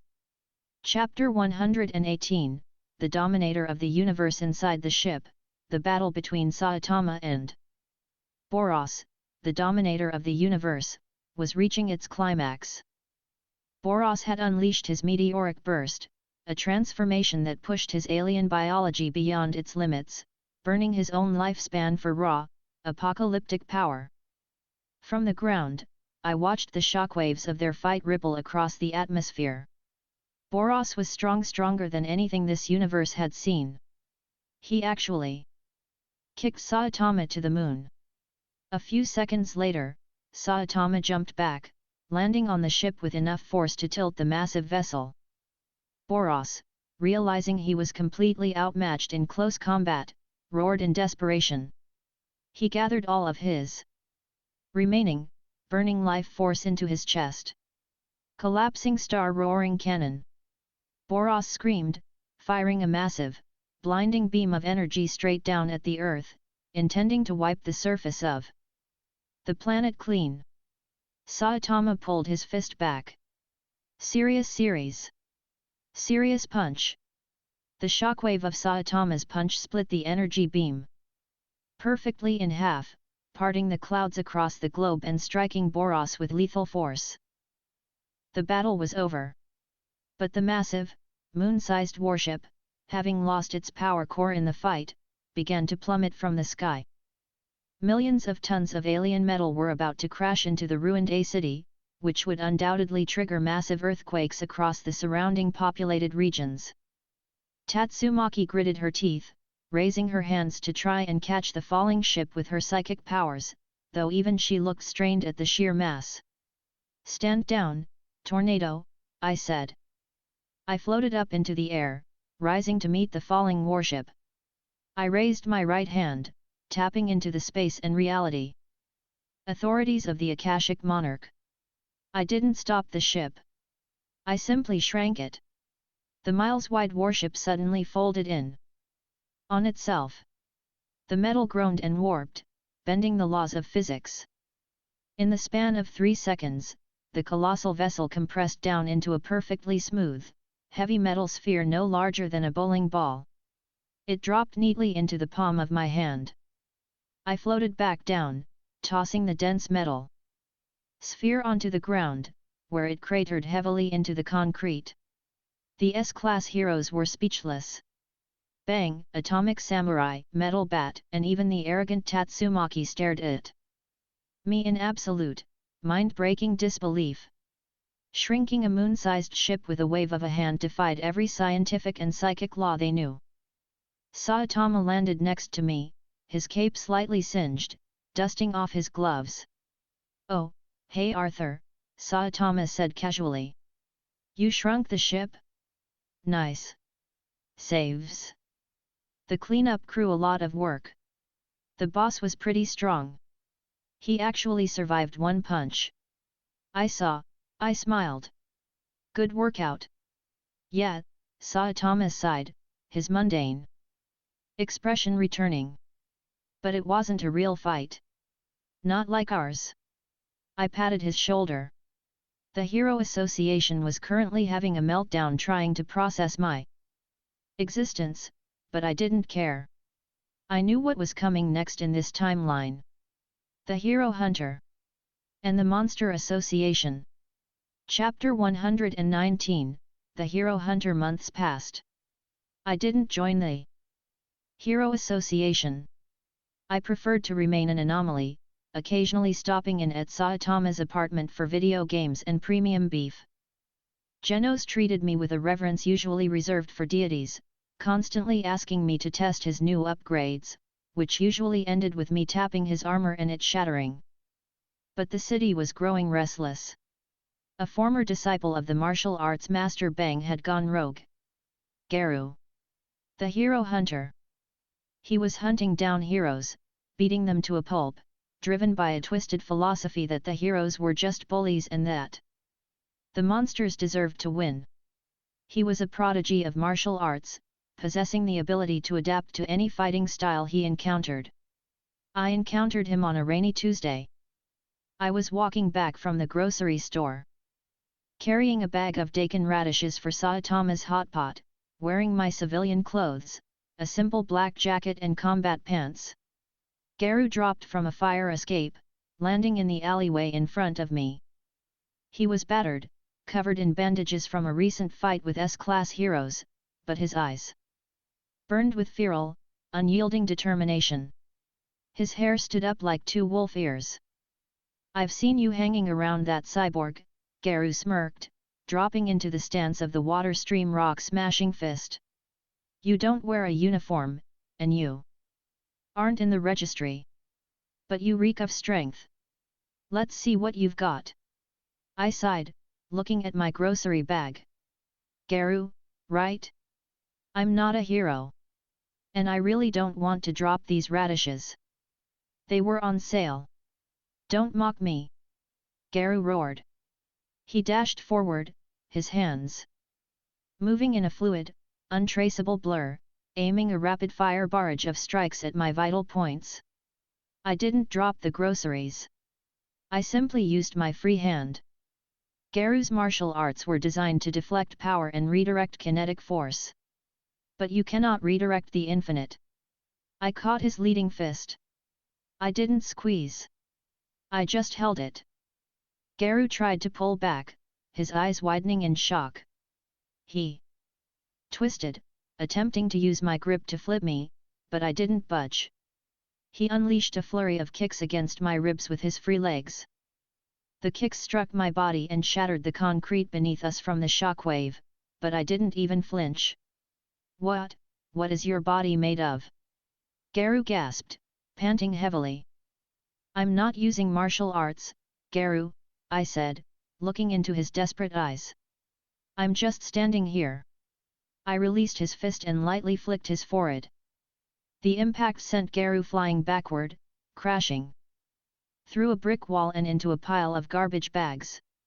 He struggled to stand, coughing up blood, his adaptive genius completely failing to comprehend the math of my existence. "You want to be absolute evil to unite the world in fear," I told him, walking past the broken wall. "It's a childish dream.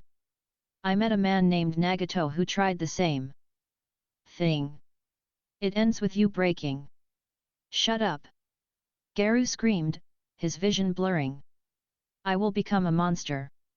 I will adapt." "Keep training," I said softly, turning away. "When you reach your peak, come find me. I'll show you the difference between a monster and a god." Chapter 120, The Monster Association.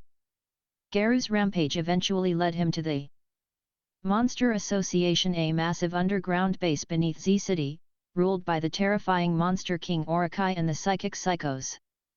When the S-class heroes finally launched their full-scale raid on the underground base, it was absolute chaos. Heroes and dragon-level monsters clashed, tearing the earth apart. I didn't join the strike team.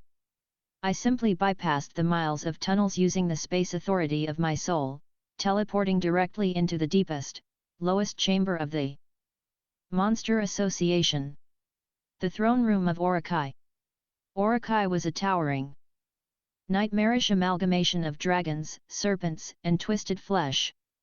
He was the ultimate monster, capable of absorbing biological matter and perfectly copying martial arts. Sitting on his massive shoulder was Psychos, manifesting through a grotesque meat puppet named Giro. "An intruder!" Giro hissed, its multiple eyes locking onto my white and gold armor. "You bypassed my psychic barriers. Are you an S-class?" "No," I replied, stepping onto the fleshy, pulsating floor. Orokai didn't wait. The massive Monster King roared. Dozens of dragon heads extending from his body, opening their jaws to fire a combined, apocalyptic beam of concentrated heat and energy. I didn't dodge. Cosmic law activated, energy nullification. I raised my hand. The massive, blinding beam struck. My palm and instantly fizzled out, absorbed entirely by the power authority in my soul.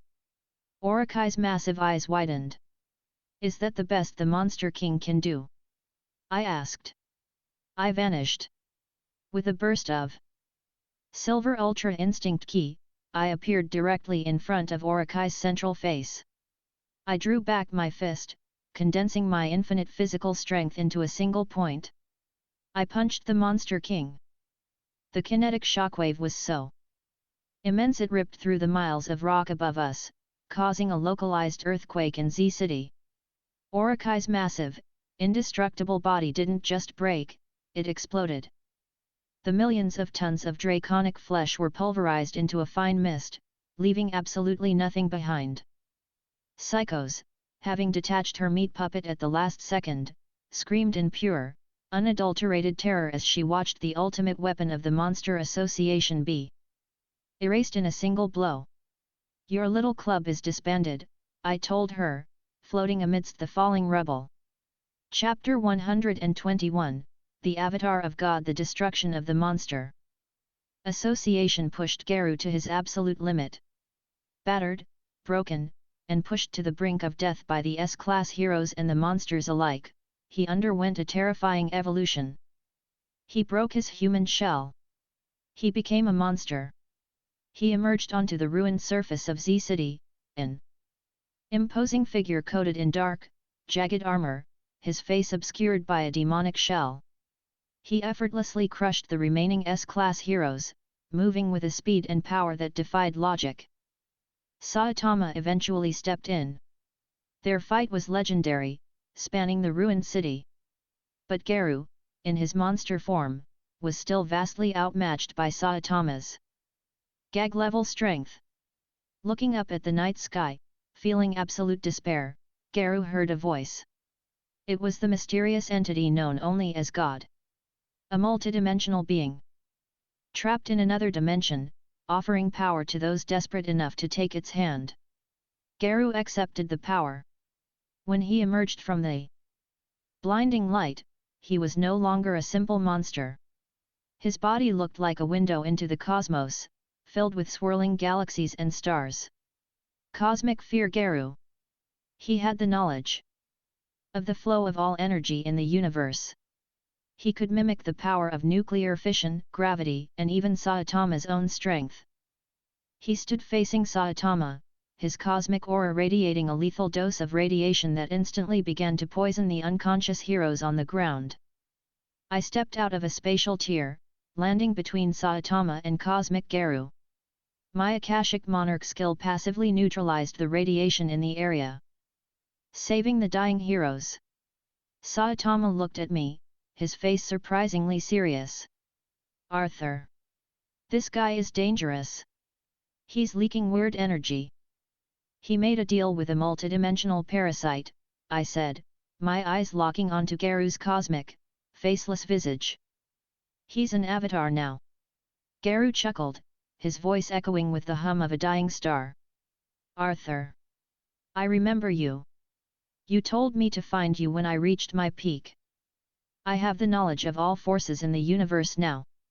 I am absolute evil. Garu raised his hands, his cosmic energy swirling. Mode, Saitama.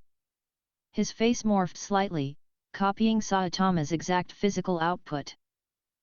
I can copy anything in the universe, Garu boasted. I stepped forward, my white and gold armor glowing with a terrifying, divine light. The 6 authorities of the Infinity Stones pulsed within my soul. You can copy the universe, Garu, I said softly. But I am not from this universe. Garu sneered. Mode, Apex Entity. He attempted to copy me. He reached out with his cosmic awareness, trying to read the flow of my energy, my stats, and my existence. It was the worst mistake he could have possibly made. Garu's cosmic body froze. His starry face began to glitch violently. He screamed a horrifying, mind-shattering scream of pure agony. He had tried to download a file size of absolute infinity into a finite, dimensional hard drive. The sheer, incomprehensible weight of my godhood, the cosmic authorities, and the infinite stats overloaded his cosmic awareness instantly. God's power inside him buckled and broke. Blood burst from Garu's mouth under the cosmic shell. He collapsed to his knees, clutching his head as his mind tore itself apart, attempting to process the math of my existence. "You wanted to know the difference between a monster and a god," I whispered, standing over his trembling, broken form. "A monster relies on the rules of the universe to cause fear. A god writes the rules." I placed my hand on his head. "I didn't kill him. I used the soul and reality authorities to violently purge God's influence from his body, stripping away the cosmic power. And the monster shell, leaving Garu as a broken, exhausted human boy crying in the dirt." Saitama walked up beside me, scratching his head. "Well," Saitama said. "That was fast. You broke his brain just by letting him look at you." "Something like that," I smiled, looking up at the sky. I could feel the multidimensional entity God watching me from its prison, radiating absolute terror. The system chimed one final time in this realm. Cosmological threat God subjugated via proxy. Realm 08 completely pacified and secured. The paradox is absolute.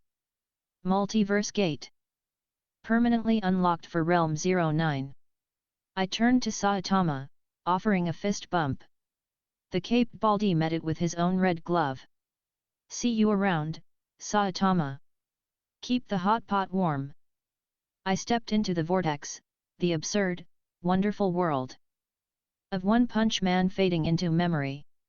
It was finally time to step onto the dark, fiery world of Apocalypse, where Darkseid waited.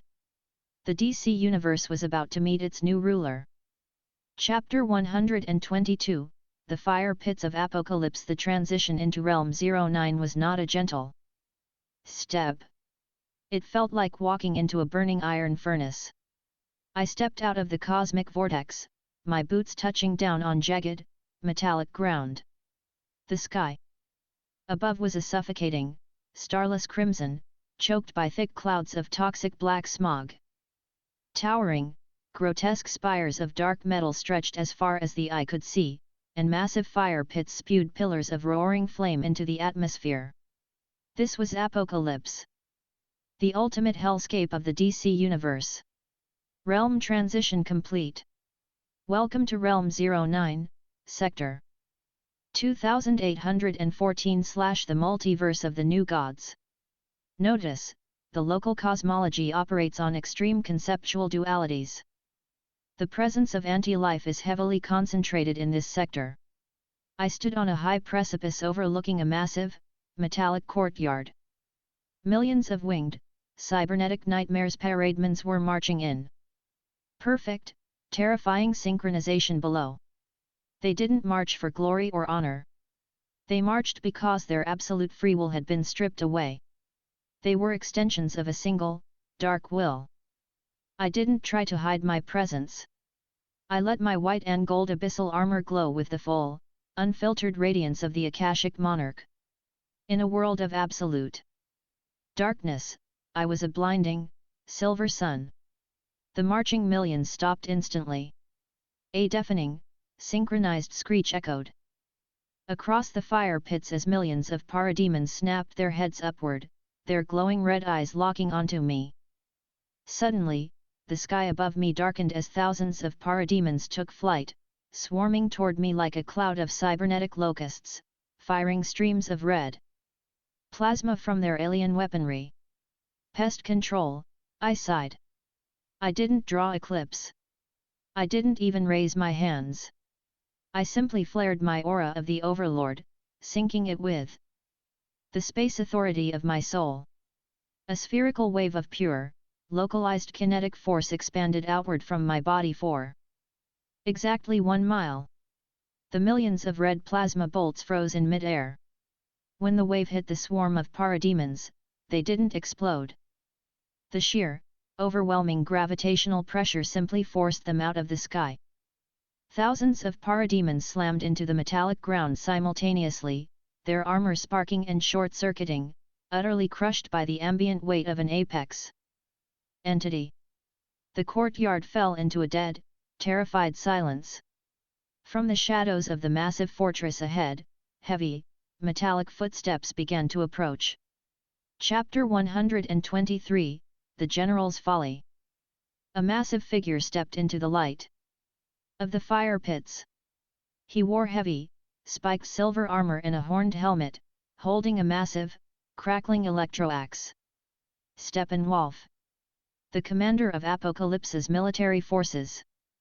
Flanking him were the female Fury's elite, brutal warriors, trained by Granny Goodness to be the most lethal assassins in the universe.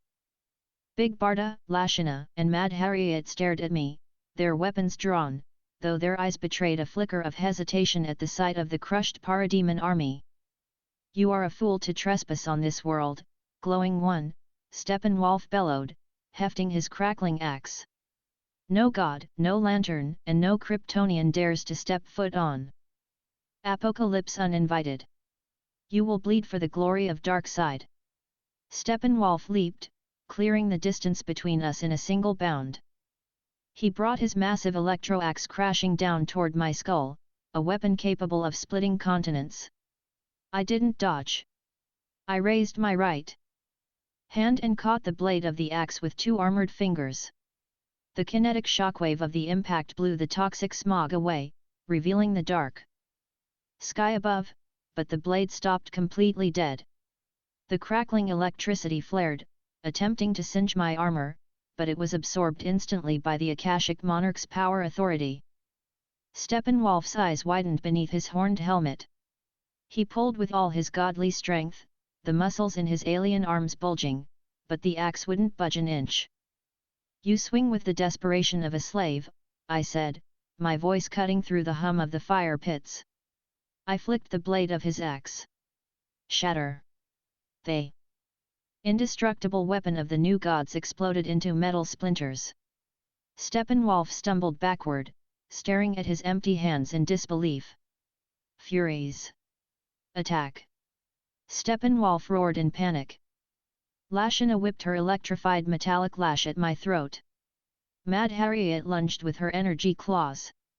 Big Barda brought her Megarod down in a lethal arc. I closed my eyes. Autonomous Ultra Instinct. My body moved like a ghost through a storm. I leaned back, the electric lash missing my nose by a millimeter. I sidestepped Harriet, driving a perfectly placed, ki-infused palm strike into her sternum. Her ribs shattered, and she was launched across the courtyard, skipping across the metal ground like a stone on water. I caught Barda's Megarod, twisted it out of her grip, and casually tossed it into a nearby fire pit. I tapped the back of her neck, instantly severing her conscious connection to her nervous system. She collapsed, unconscious. Steppenwolf, seeing his elite guard dismantled in less than 3 seconds, turned to flee toward the massive palace. I appeared in front of him before his foot could touch the ground. I grabbed him by the throat, lifting the massive new god off his feet. "Tell your master," I whispered, tossing him violently toward the heavy palace doors, "that Arthur is here."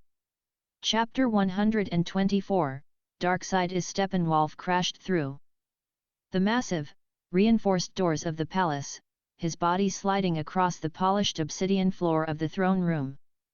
I walked slowly through the breach, the sound of my boots echoing in the cavernous, terrifyingly silent hall. At the far end of the room, sitting on a massive throne of jagged dark stone, was the Lord of Apocalypse. Darkseid. He was a hulking, imposing figure made of grey, rocky skin, wearing simple blue armor. His eyes burned with a terrifying, absolute crimson light. He didn't stand. He didn't look angry or surprised.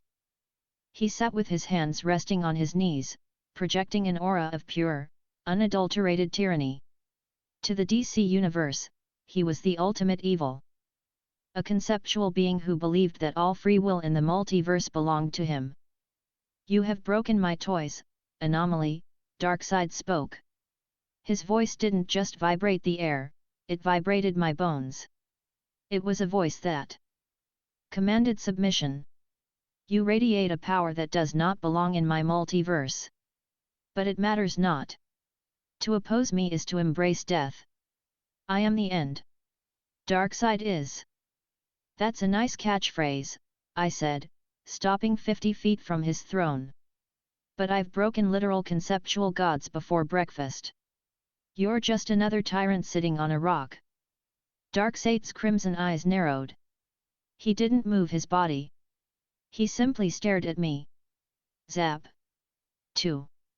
Jagged, zigzagging beams of crimson energy erupted from his eyes. The Omega beams.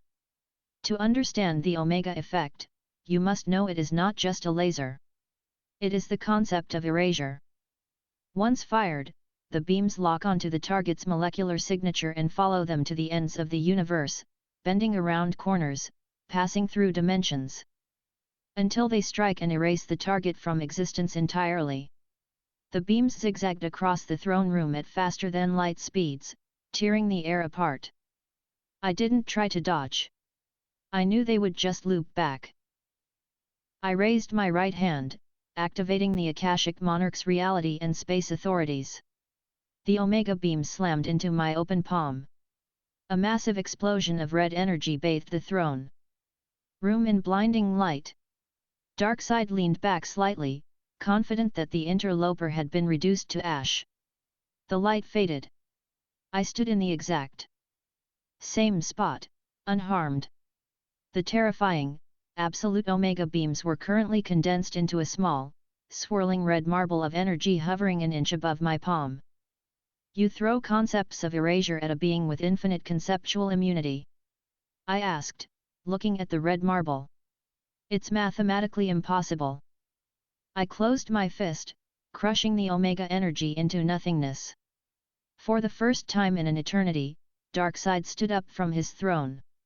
Chapter 125, The Anti-Life Equation. You possess the raw power of a source. Wall entity, Darkseid rumbled, stepping down from his dais. The very planet of Apocalypse quaked with each footstep. Physical erasure cannot unmake you. Very well. I shall simply rewrite you. Darkseid raised his hand. The air in the throne room grew instantly, suffocatingly cold. It wasn't a physical drop in temperature, it was the death of hope. Darkseid had begun to speak the anti-life equation. It was a mathematical formula that proved mathematically that life, hope, and freedom were pointless, and that the only absolute truth in the universe was Darkseid's will. When mortals heard it, their minds instantly shattered, and they became mindless extensions of Darkseid. Loneliness and alienation and fear and despair and self-worth divided by mockery divided by condemnation divided by misunderstanding. The dark, corrupted energy of the equation washed over me. It attempted to seep into my mind, to overwrite my neural pathways, to convince me that bowing to Darkseid was the only mathematical truth in existence. My Akashic Monarch skill flared a brilliant, blinding gold. The mind and soul authorities within me recognized the foreign conceptual attack. But because my consciousness was perfectly infinite, attempting to divide it by mockery or multiply it by despair resulted in a mathematical error. To my infinite mind, the anti-life equation didn't sound like the absolute truth of despair. It sounded like a toddler reciting basic addition incorrectly. Darkseid finished the equation. Guilt x shame x failure x judgment equals Darkseid. He lowered his hand, expecting me to drop to my knees and worship him. I just crossed my arms. Is that it? I asked, tilting my head. Did you really just try to hit me with depressing math? Darkseid's crimson eyes widened in genuine, unadulterated shock. The anti-life equation had failed. Impossible, the Lord of Apocalypse breathed. Let me show you a real equation, Darkseid, I said, stepping forward. Cosmic law override, conceptual rejection. I unleashed a wave of my own absolute will. channeled through my infinite charisma and mind authorities. The wave hit Darkseid. I didn't try to strip his free will, I forced him to experience the sheer, crushing weight of my infinite existence. I forced him to mathematically comprehend how infinitesimally small his anti-life was compared to the boundless, roaring multiverse that I had conquered. Darkseid staggered backward, clutching his head. The Lord of Apocalypse, a god of tyranny, screamed in agony as his mind attempted to process the infinite. His rocky knees buckled, and he crashed onto the floor of his own throne room, utterly broken by the sheer scale of the apex entity. I walked up to him, looking down at the groveling tyrant. "Arthur is," I whispered. Chapter 126, The Watchtower's panic with Darkseid incapacitated in his mind. Reeling from the cosmic overload, the entire structural integrity of Apocalypse's hierarchy collapsed. The parademons ceased functioning, and the elite guards fled into the fiery wastes. I didn't kill Darkseid. Death was too easy. I left him kneeling on the floor of his ruined throne room, his mind permanently scarred by the knowledge that he was utterly insignificant in the grand scheme of the cosmos. I turned my attention away from the hellscape and tapped into the Space Authority. I needed to see what the heroes of this universe were up to. With a flash of blue cosmic light, I teleported across the universe, bypassing the defense systems of the most secure orbital station in the galaxy, the Justice League Watchtower. I materialized in the center of the main monitoring deck. The room was bustling with activity. Batman was typing furiously at the central supercomputer. Superman was hovering near the observation window, and Wonder Woman was speaking with the Flash. When my white and gold armor flared into existence, the alarms in the watchtower shrieked instantaneously. "Intruder!" Cyborg yelled, his arm cannon transforming and aiming directly at my chest. Superman blurred, moving at near light speeds, placing himself between me and the rest of the League. His eyes glowed red with heat vision, his jaw set in a hard line. Batman didn't move, but his hand hovered over a customized gadget belt. "How did you bypass our spatial locks? State your business." I looked at the legendary heroes of Earth. They were the pinnacle of justice in this multiverse, but they looked incredibly stressed.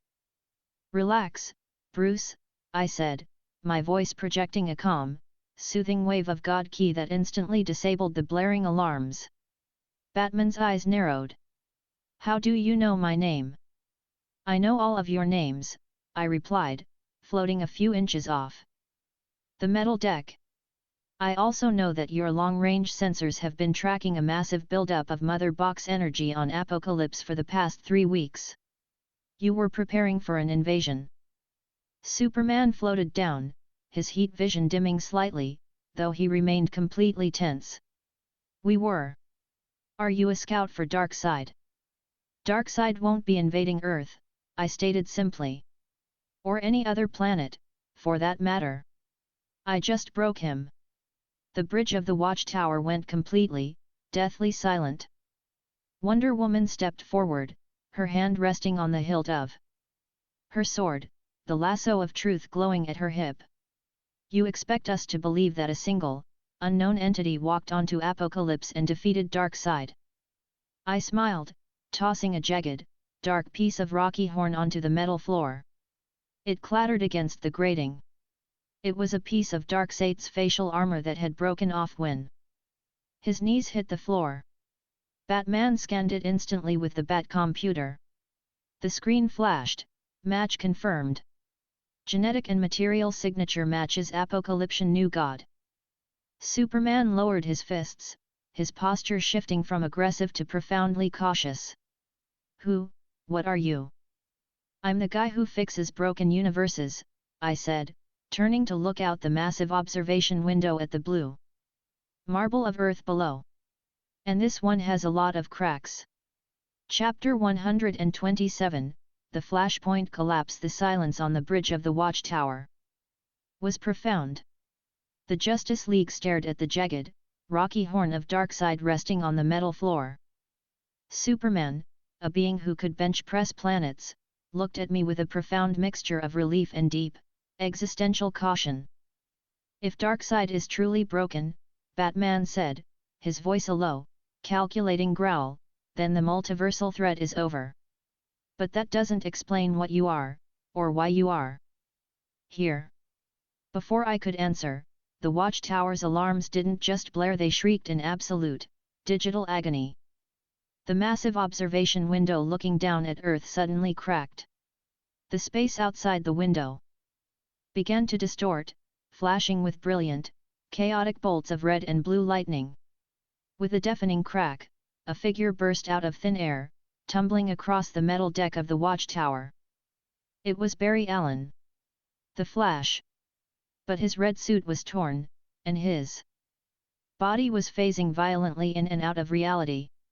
He looked up at Batman, his eyes wide with sheer terror. "Bruce!" Barry screamed, his voice layered with temporal echoes. "I messed up. I ran too fast. I tried to go back and fix the timeline, but the chronobole shattered. The timelines are collapsing into each other. Everything is happening at once." Batman rushed to the console. His fingers flew across the keyboard. The global monitors flared to life, showing a world descending into absolute, apocalyptic madness. On screen 1, a massive, alien ring ship, the Black Zero, was hovering over Metropolis, firing a gravity-crushing world engine into the Indian Ocean. General Zod had arrived.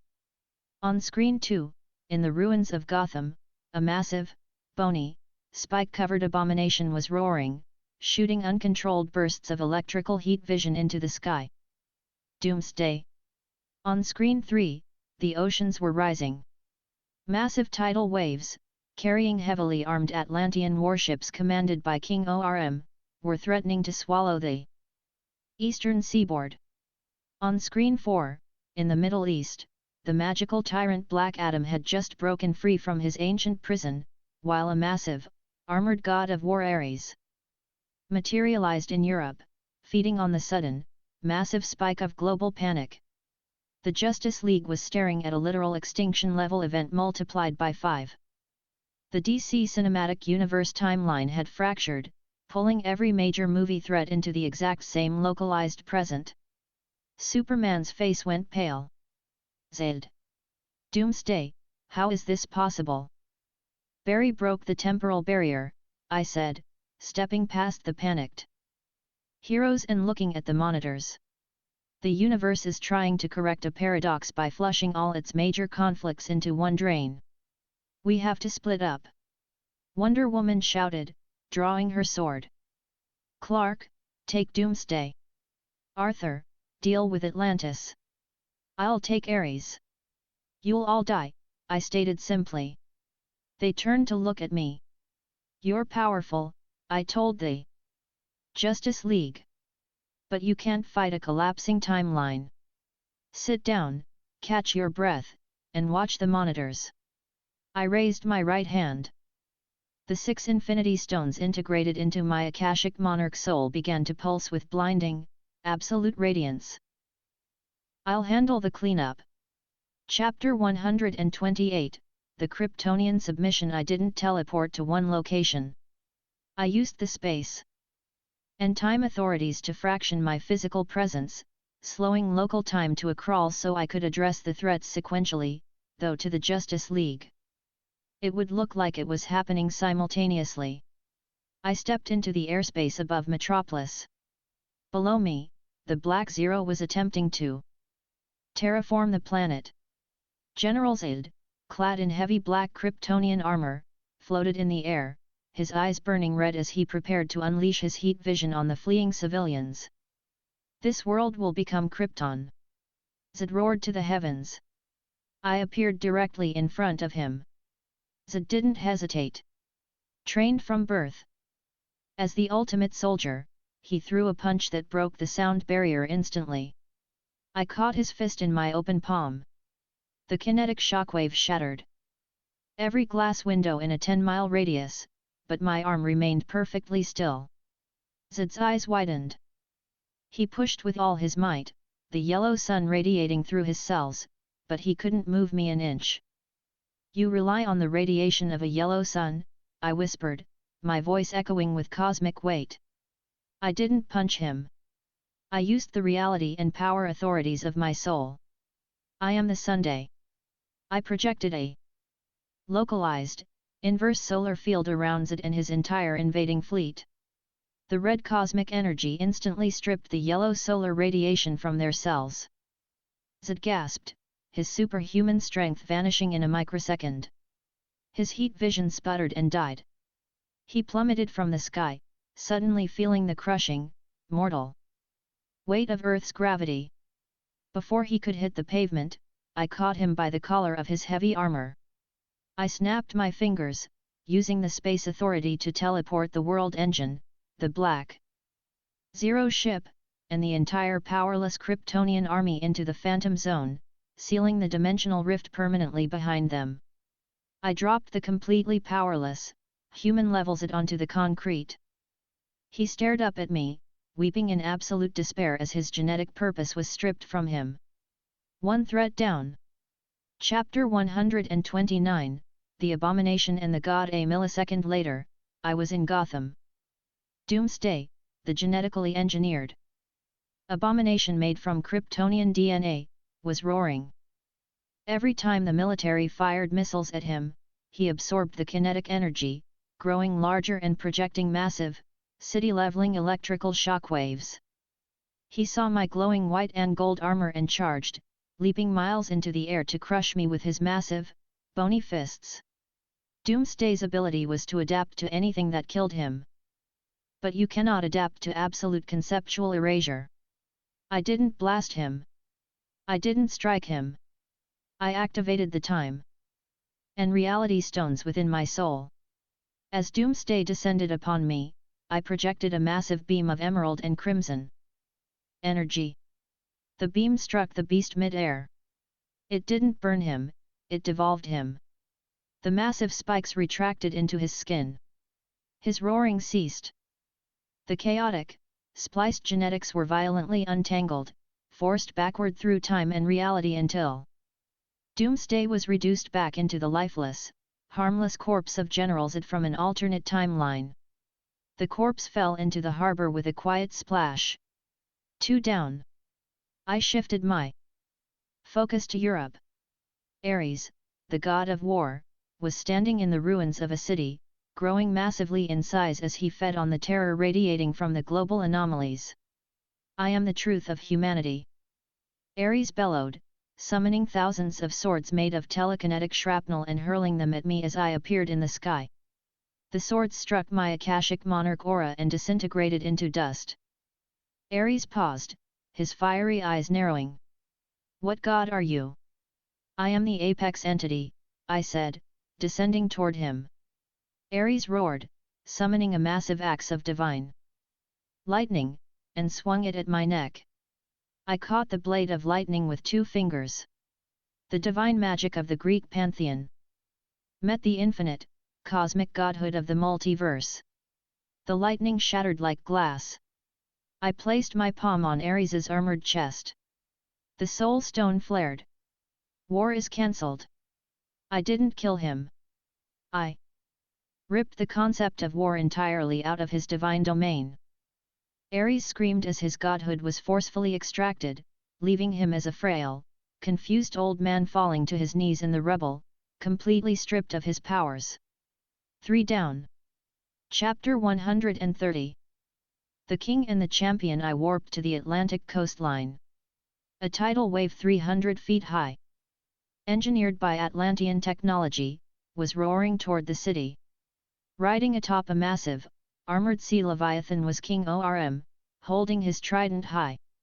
The surface world will fall, Orm declared. I appeared hovering directly in the path of the massive tsunami. I didn't try to punch the water. I raised my hand and activated the power and space authorities.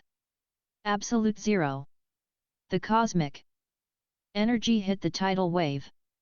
In less than a second, millions of tons of rushing seawater instantly froze solid, transforming into a massive, harmless glacier of ice just a mile off the coast. King Orm's Leviathan crashed into the ice, tossing the Atlantean king onto the frozen surface. Orm scrambled to his feet, enraged, and lunged at me with his trident. I casually sidestepped the thrust, grabbed the trident, and snapped the indestructible Atlantean weapon in half over my knee like a dry twig. I tapped Orm on the forehead, sending a microburst of ki into his brain that instantly knocked him unconscious. I looked down into the dark ocean below, expanding my Rista sense. I felt the massive, ancient presence of the Karathan, the mythical sea beast, stirring in the deep. I projected a pulse of my aura of the Overlord downward. The ancient Leviathan whimpered telepathically and immediately swam back to the trench, subjugated instantly by my presence. 4 down. Finally, I blinked across the globe to the desert nation of Kanduk. Black Adam, fueled by the rage of millennia, was floating in the sky, electrocuting the local military forces with massive blasts of magical lightning. I kneel to no one. Black Adam roared as I materialized in front of him. He flew at me at Mach 10, driving his fists, crackling with the magic of Shazam, directly into my chest plate. Boom! The impact created a crater a mile wide beneath us, but I didn't even flinch. Black Adam looked at his fists, then up at my face, sheer confusion washing over his rage-filled features. The power of the gods is nothing compared to the power of the cosmos, I finished for him. I slapped him. It wasn't a martial arts strike. It was a casual, backhanded slap infused with the Reality Stone's authority over magical concepts.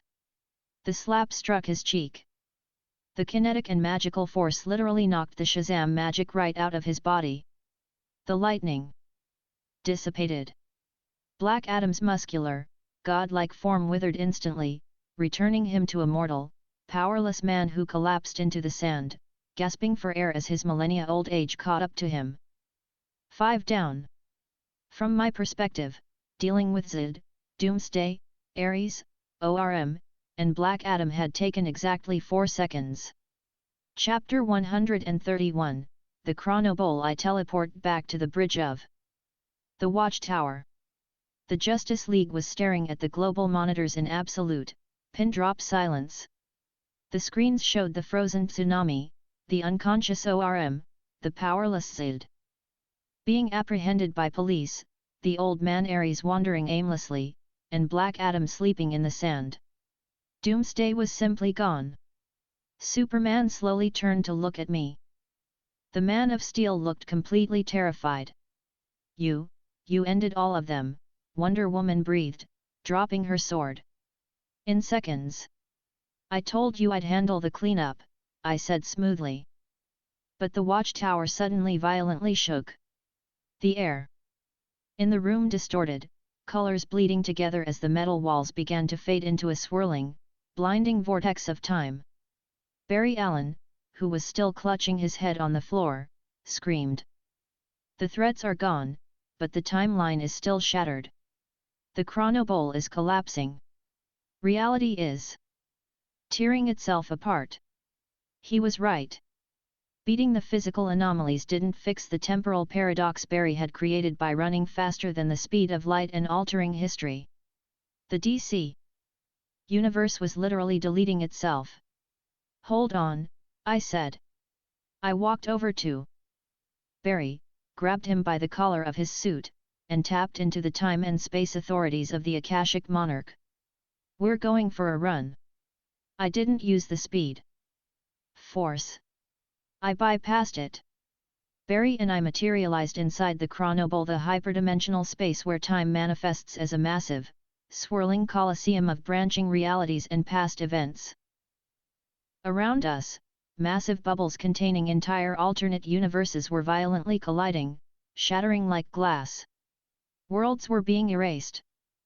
Alternate Batman, Superman, and Flashes were winking out of existence. It's too late. Barry cried, floating in the temporal void. I broke the gears of time. The speed force is just an engine, Barry, I said, my white and gold armor glowing brighter than the colliding universes. Let me fix the gears. I raised my hand. The emerald light of the time stone, perfectly merged with the cosmic authority of my soul, expanded outward. I didn't try to run faster than time. I commanded time to halt. Temporal subjugation. The violent, crashing bubbles of reality froze perfectly in place. The deafening roar of the collapsing multiverse went completely silent. I manipulated the cosmic laws, isolating the paradox Barry had created. I carefully unwound the tangled timelines, placing them back into their respective multiversal tracks.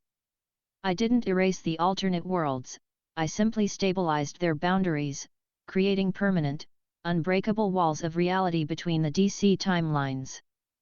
The chronobowl shifted from a chaotic storm into a perfectly ordered, majestic clockwork of flowing time. Barry stared at the stabilized multiverse, his jaw completely unhinged. You didn't just fix time. You mastered it. Time is just another law, I smiled. And laws are meant to be rewritten. Chapter 132, The Watchmaker's Gaze. With the timeline permanently stabilized, the chronobowl dissolved, safely returning Barry and me to the watchtower. The red emergency lights were off. The earth below looked peaceful, the chaotic temporal storms completely vanished. The Justice League, Batman, Superman, Wonder Woman, Flash, Cyborg, and Aquaman stood in a semicircle, looking at me not as a hero, but as an absolute, incomprehensible deity. You saved our entire reality, Batman said, his voice softer than I had ever heard it. Who sent you? No one sends me, I replied. I just go where the universes are broken. Before I could say my goodbyes, the air in the center of the watchtower shifted. It wasn't a temporal break or a boom tube. The very atoms in the room simply rearranged themselves. A figure manifested. He was completely hairless, glowing with a faint, neon blue light. He wore no clothes, and a simple hydrogen atom symbol was burned into his forehead. Dr. Manhattan. The ultimate observer of the DC multiverse. A being who experienced all of time past, present, and future simultaneously. Superman and Wonder Woman immediately tensed, recognizing the sheer, unfathomable scale of power radiating from the blue man. Dr. Manhattan didn't look at the Justice League. His glowing white eyes locked directly onto me. I have watched the tachyons of this multiverse for an eternity, Dr. Manhattan spoke, his voice completely devoid of emotion, echoing simultaneously in our minds and our ears. I see the strings of fate. I see the birth of the cosmos and its inevitable death. He tilted his head slightly. But when I look at you, Arthur, I see nothing. You cast no shadow in time. You exist outside the narrative of creation. You are an absolute anomaly. I get that a lot, I said, standing my ground. Even in the presence of Dr. Manhattan, my Akashic Monarch skill assured me that my infinite stats were entirely absolute. You have rewritten the physical and temporal laws of this multiverse, Manhattan continued, holding up a glowing blue hand. You have achieved a state of existence that eclipses even my perception. You are the apex. The blue god bowed his head slightly. It was a gesture of absolute respect from a being who had never bowed to anything in existence. This multiverse is in your debt, Manhattan stated. You have brought a permanent equilibrium.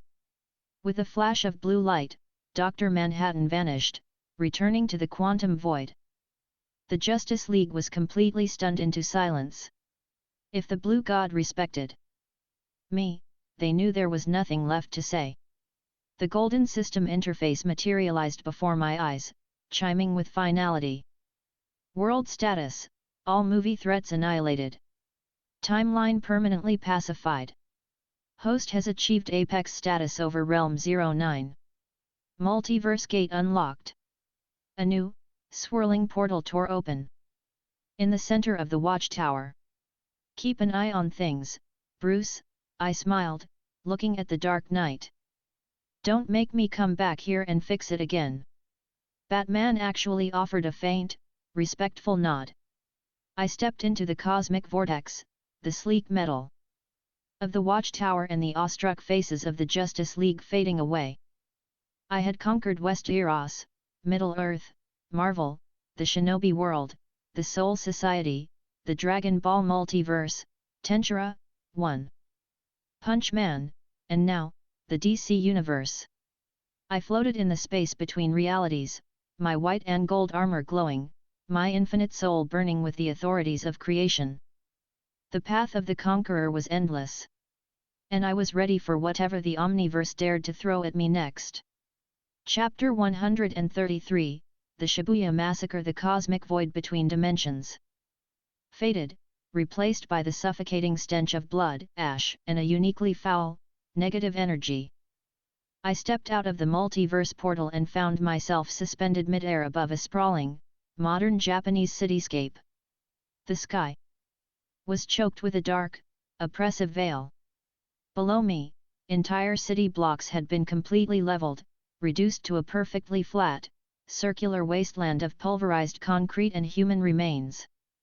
Realm transition complete. Welcome to Realm 10, Earth, Jujutsu Kaisen Universe. Current event, the Shibuya Incident. Notice, the local cosmology is driven by cursed energy, the physical manifestation of negative human emotion. Down in the center of the massive, flattened crater stood a teenage boy with spiky pink hair. But the dark, tribal tattoos covering his skin and the extra pair of eyes beneath his own revealed that the body was hijacked. Ryaman Sukuna, the king of curses. He had just unleashed his domain. Expansion, malevolent shrine, slaughtering thousands of innocent civilians in a localized radius of absolute, invisible slashing attacks. He stood in the blood-soaked dirt, grinning maniacally at the destruction he had wrought, reveling in the sheer misery of the human race. Magnificent, Sukuna laughed, his voice raspy and demonic. This era is truly soft. Humans break so easily. I hovered above the devastation, looking down at the ancient curse. I had dealt with villains who wanted to rule. Villains who wanted balance, and villains who sought power. But Sukuna was just a sadistic parasite who killed for the sheer, twisted pleasure of it. You missed a spot, I said. My voice, amplified by the Akashic Monarch, echoed across the dead silence of Shibuya. Sukuna snapped his head upward, all four of his eyes locking onto my glowing white and gold armor. His grin widened, exposing sharp, predatory teeth. Oh! Sukuna mused, flexing his fingers. A sorcerer who can fly? And you willingly step into my slaughterhouse? Come down here, insect, and let me carve you into pieces. I drifted down slowly, landing in the center of the crater, completely unbothered by the puddles of blood soaking the concrete. Carve me. I smiled, my silver god key beginning to simmer beneath the surface. You can certainly try. Chapter 134, The King's Disgrace. Sukuna was not a villain who wasted time with monologues when he wanted to kill. The moment my boots touched the ground, he swiped two fingers through the air. Dismantle. It was an invisible, flying slashing attack composed of highly concentrated cursed energy, designed to adjust to the target's toughness and instantly sever them in two. I didn't move. I didn't even blink. The invisible slash struck my chest plate. There was a faint ping, like a pebble bouncing off a battleship. Sukuna's grin faltered slightly. He had expected to see me fall into two bloody halves. Tough armor, Sukuna noted, his four eyes narrowing. Let's see how it holds up to a real barrage. Sukuna brought his hands together, forming a hand sign. Domain expansion, malevolent shrine. Behind him, a grotesque, towering shrine.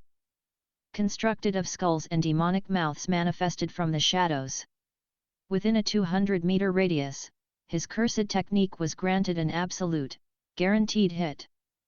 Millions of invisible slashes cleave and dismantle rained down upon me simultaneously, turning the very air into a meat grinder. The concrete beneath my feet was instantly pulverized into fine dust. The air shrieked. I just stood there, crossing my arms. My Akashic Monarch skill, possessing absolute conceptual immunity and infinite durability, completely ignored the attacks. The conceptual law of guaranteed hit met the cosmic law of absolute invulnerability and shattered.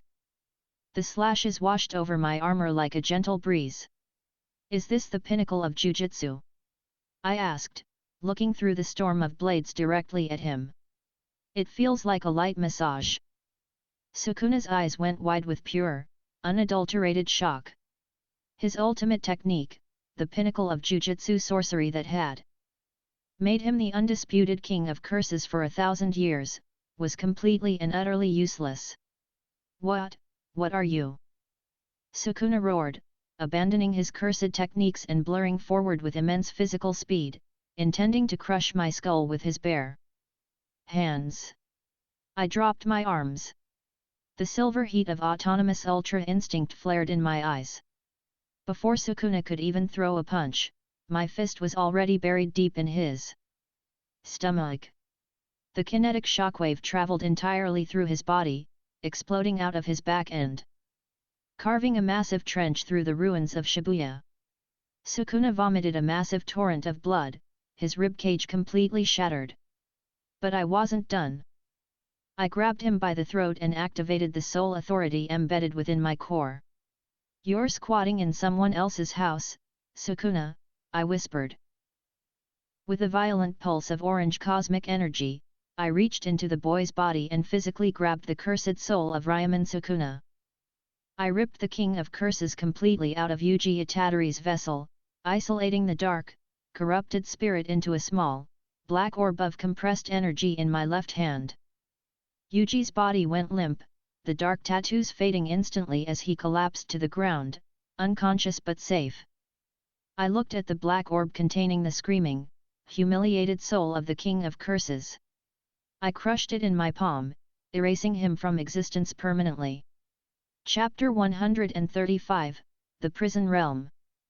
I healed Yuji's body with a pulse of the reality authority and laid him gently on an intact slab of concrete. My rise-to-level spiritual tracking swept across Shibuya.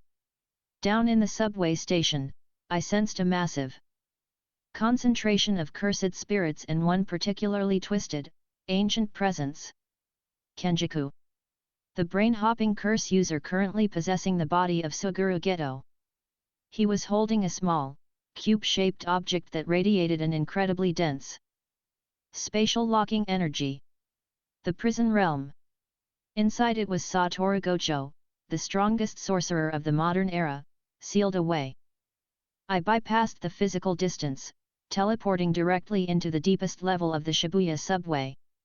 Kenjiku was standing surrounded by thousands of transfigured humans and cursed spirits, casually holding the cube. When I materialized in front of him, glowing with a brilliant, silver and gold light, the curses instantly shrieked and backed away in terror. Kenjiku's dark, calculating eyes widened. A new player. Kenjiku smiled, though it didn't reach his eyes. I didn't account for you. And I can't sense a drop of cursed energy on you. Are you like Toji Fushiguro? A heavenly restriction. I don't have restrictions, I replied, holding out my hand. Give me the cube. Kenjiku chuckled, raising his hand. I think not. Uzumaki. He condensed thousands of cursed spirits into a massive, swirling vortex of dark, destructive energy and fired it directly at me at point-blank range. I didn't even swat it away. I let the massive beam of cursed energy strike me. The Akashic Monarch absorbed the energy effortlessly, turning the apocalyptic blast into absolute nothingness. Kenjiku froze, his smile vanishing entirely. My turn, I said. I didn't attack his body. I activated the space authority. The prison realm cube violently ripped itself out of his grasp, teleporting directly into my open hand. Kenjaku took a step back, realizing instantly that he was completely outmatched. Wait, I didn't wait. I unleashed a localized pulse of my aura of the Overlord. The spiritual pressure slammed down on the subway station.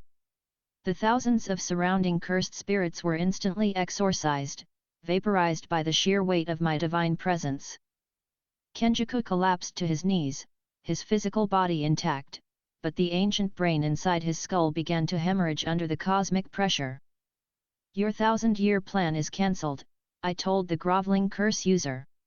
I tapped the top of his skull with my boot, sending a precise shockwave that obliterated the parasitic brain inside, killing Kenjaku instantly and freeing Geto's corpse. I looked down at the fleshy-eyed cube in my hand. Time to let the cat out of the box. Chapter 136, The Limitless and the Absolute. The prison realm is an absolute spatial trap. According to the rules of Jujutsu, nothing can break it from the outside without specific cursed tools. But I owned the concept of space. I squeezed the cube. The fleshy exterior shrieked, the eyes bulging in agony before the entire artifact shattered like cheap glass, dissolving into dust. A blinding light erupted from the remains. When the light faded, a tall man with striking white hair and a black blindfold stood in the ruined subway station. Satoru Gojo. Gojo stretched his arms high above his head, cracking his neck. Man, it was cramped in there. I was wondering who was going to let me out. I didn't expect a glowing knight in shining armor. Gojo pulled down his blindfold, revealing his piercing, crystalline blue eyes. The six eyes. A visual technique that allowed him to see cursed energy at an atomic level and process information perfectly. He locked his blue eyes onto me.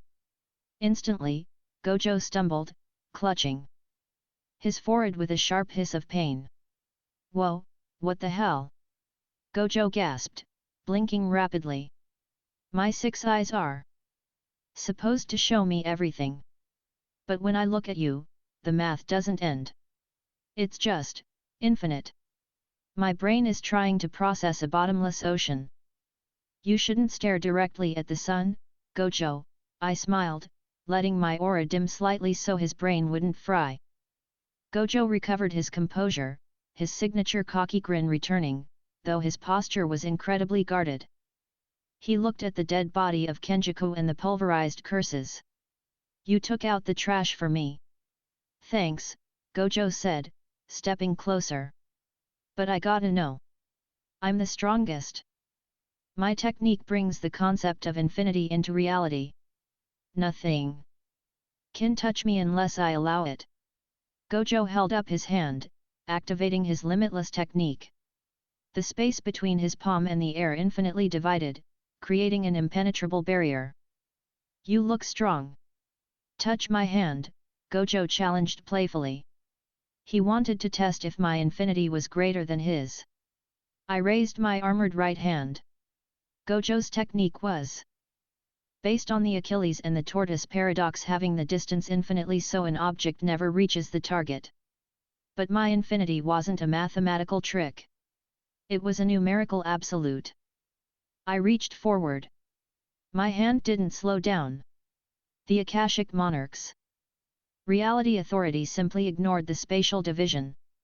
My armored glove passed straight through his impenetrable limitless barrier and lightly high-fived his open palm. Clap. Gojo stood perfectly still, his blue eyes wide with pure, unadulterated shock. For his entire life, his infinity had been absolute. And I had just bypassed it like a ghost walking through a wall. Your infinity is a fraction, Gojo, I said calmly. Mine is the whole. Gojo lowered his hand, his cocky grin replaced by a look of profound, respectful awe. Okay. Point taken. You're the boss. Chapter 137, Erasing the Negative. We teleport back to the surface, bringing the unconscious Yuji Itadori with us. The surviving Jujutsu sorcerers Megami, Nobara, Nanami, and Maki had gathered in the ruins of Shibuya. When they saw Gojo alive and walking beside a glowing, armored deity, they were completely speechless. "Sensei!" Megami gasped. "You're unsealed?" "And Sukuna?" "Sukuna is gone," Gojo announced, pointing his thumb at me. "And we have our new friend here to thank for it. He practically one-shot the King of Curses and Kenjaku." The sorcerers stared at me in disbelief. "This world is fundamentally flawed," I announced to the group, looking up at the oppressive, dark sky above Japan. "Cursed energy leaks from human negativity, creating monsters. You spend your lives fighting an endless war against a symptom, not the disease." Nanami pushed his bloody glasses up his nose. "That is the nature of our reality. We cannot change how human emotion functions." "You can't," I corrected. "I can." I floated high into the air above the ruined city, my white and gold armor glowing brilliantly against the dark clouds. I activated the reality, mind, and soul authorities simultaneously, channeling them through my infinite God key. Cosmic law override, conceptual cleansing. I unleashed a massive, global wave of golden cosmic energy. It didn't alter human free will or erase their emotions. Instead, I rewrote the physics of the universe itself, permanently severing the connection between negative human emotion and the manifestation of cursed energy. Across Japan, the dark veils dissolved. The millions of curses lurking in the shadows, born of fear and hatred, instantly evaporated into harmless, glittering light. Down below, Gojo, Megami, and the others watched as their cursed energy completely vanished from their bodies. They were no longer sorcerers. They were just normal humans in a normal, safe world. "It's gone," Gojo whispered, looking at his hands, a genuine, peaceful smile breaking across his face. "The endless cycle, it's finally over." The golden system interface materialized before my eyes. World status, the concept of curses has been erased. Humanity secured. Host has achieved apex status over Realm 10. Multiverse gate unlocked. Would you like to proceed to Realm 11? I looked down at the heroes of Jujutsu High 1. Last time, they didn't need to fight anymore. A new portal tore open in the sky beside me. It radiated a familiar, mechanical energy, smelling of dungeons, mana crystals, and a system surprisingly similar to my own. Solo leveling. I smiled. It was time to see how the Shadow Monarch handled a true apex entity. Without looking back, I stepped into the vortex, ready to conquer the next realm. Chapter 138, The Jeju Island Anomaly. The portal deposited me into a sky choked with dark, swirling clouds and the deafening buzz of millions of wings. The air smelled of salt water, sulfur, and acidic blood. Realm transition complete. Welcome to Realm 11, Earth, Solo Leveling Universe. Current event, the Jeju Island Raid. Notice, the local cosmology is governed by extra-dimensional entities known as monarchs and rulers, operating through an artificial system. I floated high above a massive, volcanic island. Below me, within the cavernous depths of an ant colony the size of a city, a massacre was unfolding. The S-rank hunters of South Korea and Japan's superhumans awakened by the world's magic were being systematically dismantled by a single, terrifying creature. The Ant King. Beru. A mutated monster. Born to be the absolute apex predator of this world. As I watched with my rise to enhanced vision, the Ant King moved at speeds the S-rank hunters couldn't even track, effortlessly tearing the head off a Japanese S-rank hunter and tossing it aside. The Korean hunters Cha Ha-in, Baek Yu-no, and Choi Jong-in were paralyzed by fear, their magic and weapons completely useless against the creature's black exoskeleton. The Ant King let out a screech that shook the cavern walls, reveling in its absolute superiority. It lunged toward Cha-Hain, its razor-sharp claws extended to impale the blonde huntress. I didn't teleport. I just dropped. I crashed through the ceiling of the cavern, miles of solid volcanic rock shattering like glass before my descent. I landed directly between the Ant King and Cha-Hain. The impact of my landing didn't just shake the cavern, it vaporized the surrounding stone, creating a massive, perfectly smooth crater. The Ant King's claws struck my white and gold abyssal armor. Snap! The creature screeched in agony, staggering backward as its indestructible claws shattered completely upon impacting my chest plate. Cha-Hain opened her eyes, dropping her sword as she stared at my glowing back. What are you? I am the actual Apex, I said calmly. The Ant King, furious at having its claws broken, regenerated its limbs in a split second. It flared its dark, menacing aura, recognizing that a true threat had just entered its domain. Keek! The Ant King roared, its voice echoing with telepathic malice. King! You dare challenge the king? King of the Ants?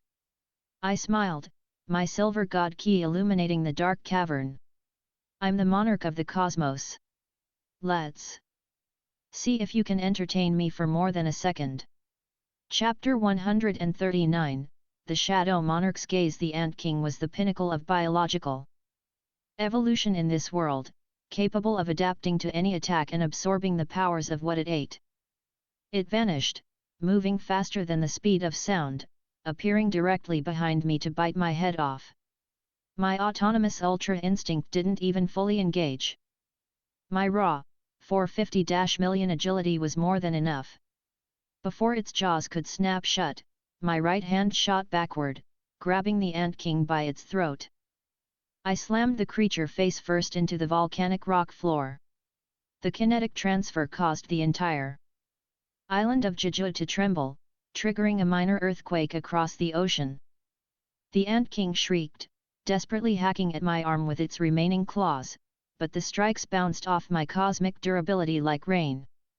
You're fast for a bug, I noted, lifting it up and casually driving a key-infused knee into its armored chest. The indestructible carapace shattered.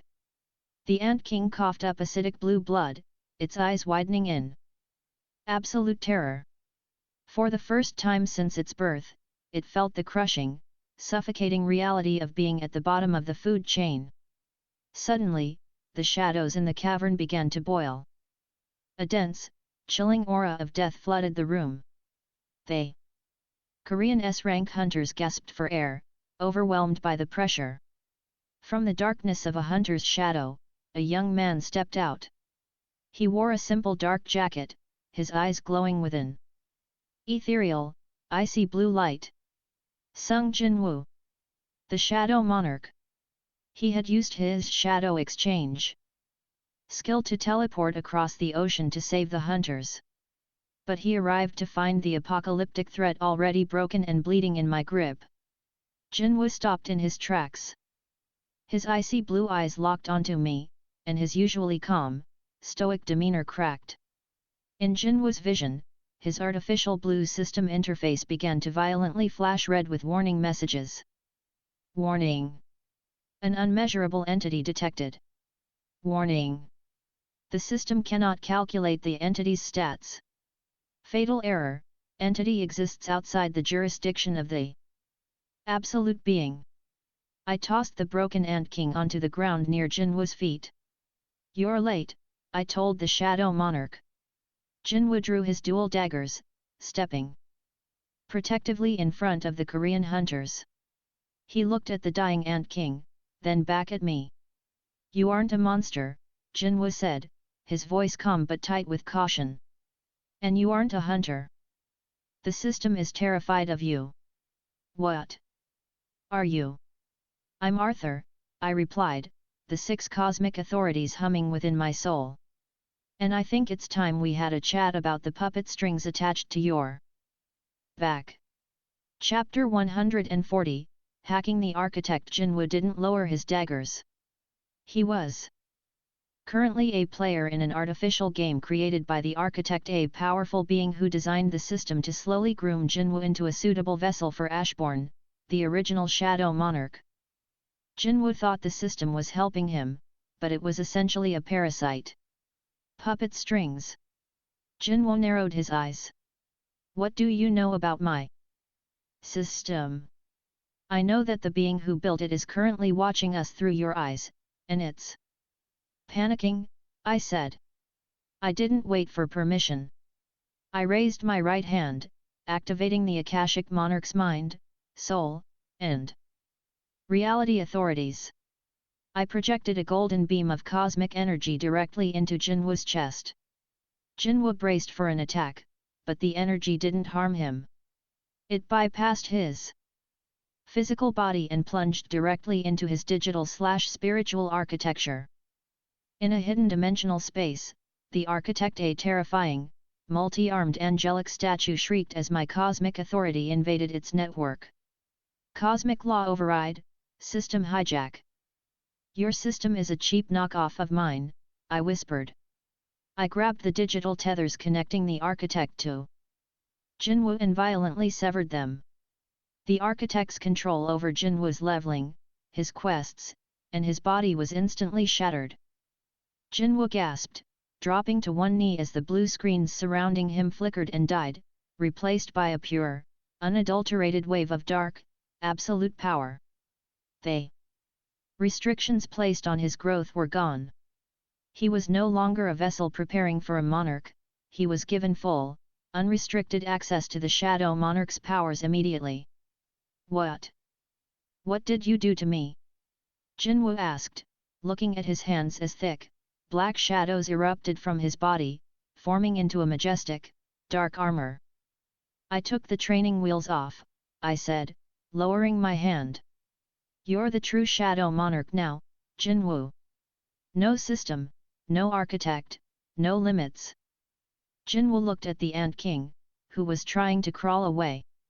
With a single, effortless wave of his hand, Jinwoo decapitated the beast, uttering a single word, arise. The Ant King's shadow violently ripped itself from the corpse, rising as an absolute loyal soldier of death. Brea the Shadow. Jinwoo looked at his new, terrifyingly powerful shadow, then up at me. The caution in his eyes was replaced by profound respect. Thank you, Jinwoo said. But why help me? Because you're going to need all that power, I replied, looking up at the sky. The rulers and the other monarchs just felt me snap the architect's neck. They know the board has changed. And they are coming here. Right now. Chapter 141, The Dragon Emperor's Descent. The sky above Jeju Island didn't just darken, it tore open.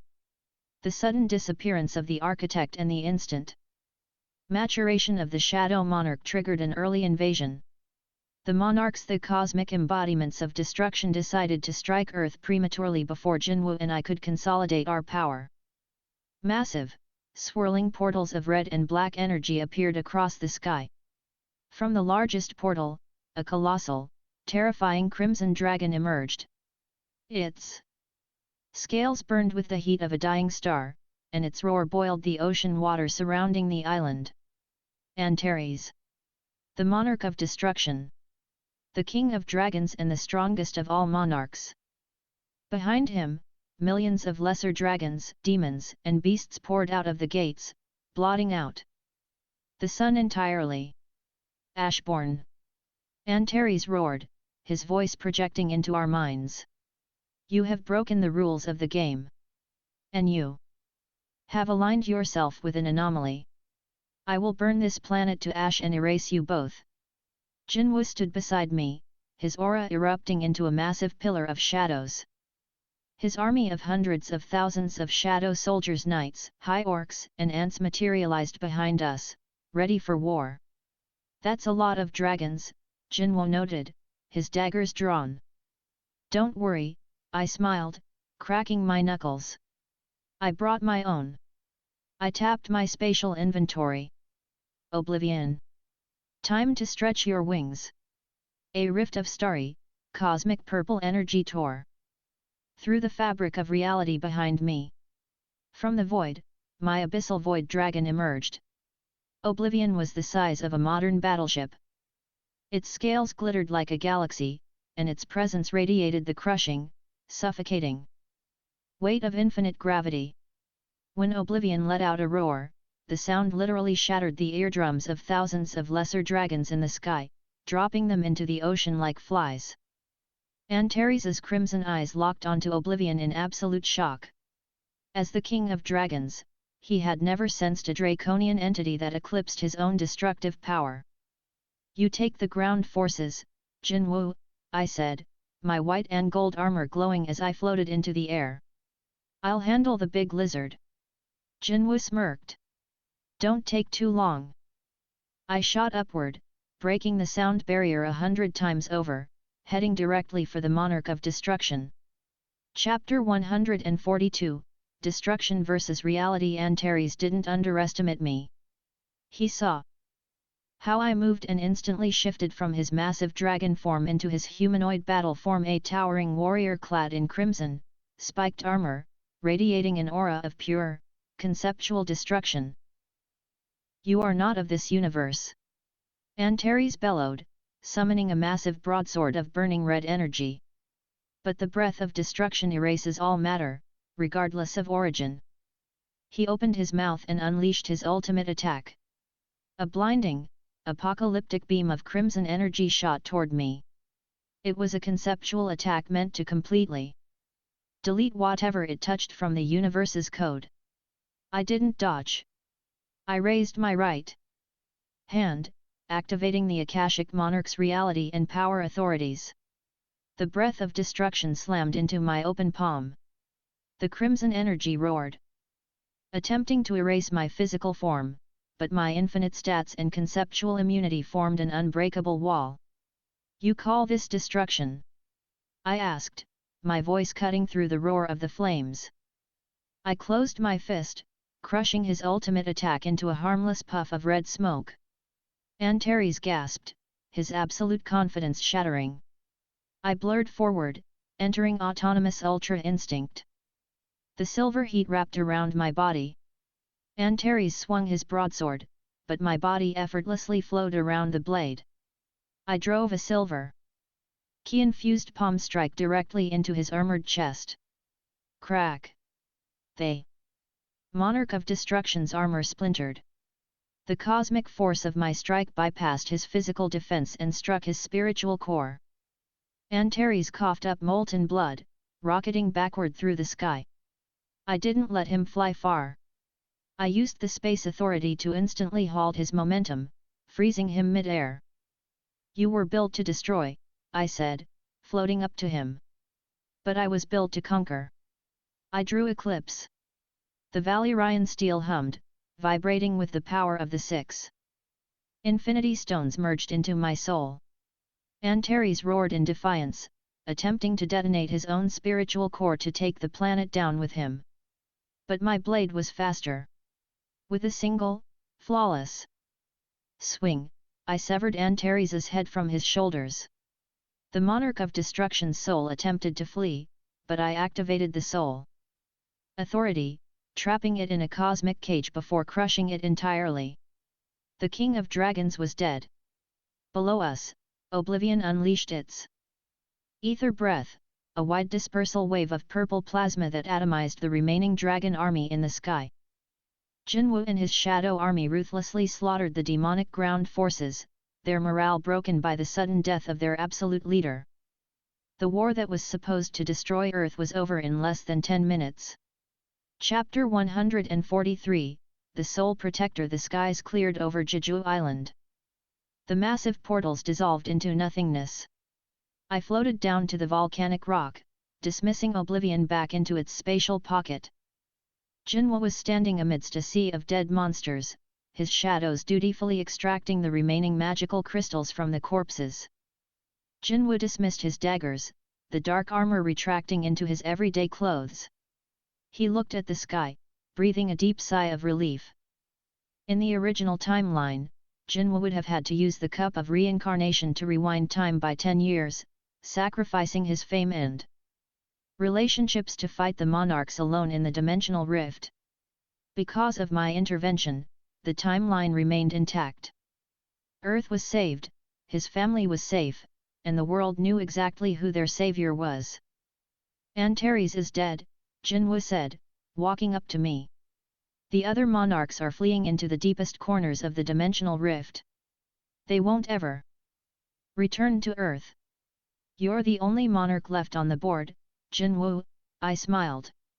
Earth is yours to protect now. Don't slack off. Jinwu offered a rare, genuine smile, extending his hand. I won't. I don't know where you came from, Arthur. But this world owes you a debt it can never repay. I shook his hand. Just make sure Brea doesn't eat all the good snacks in South Korea.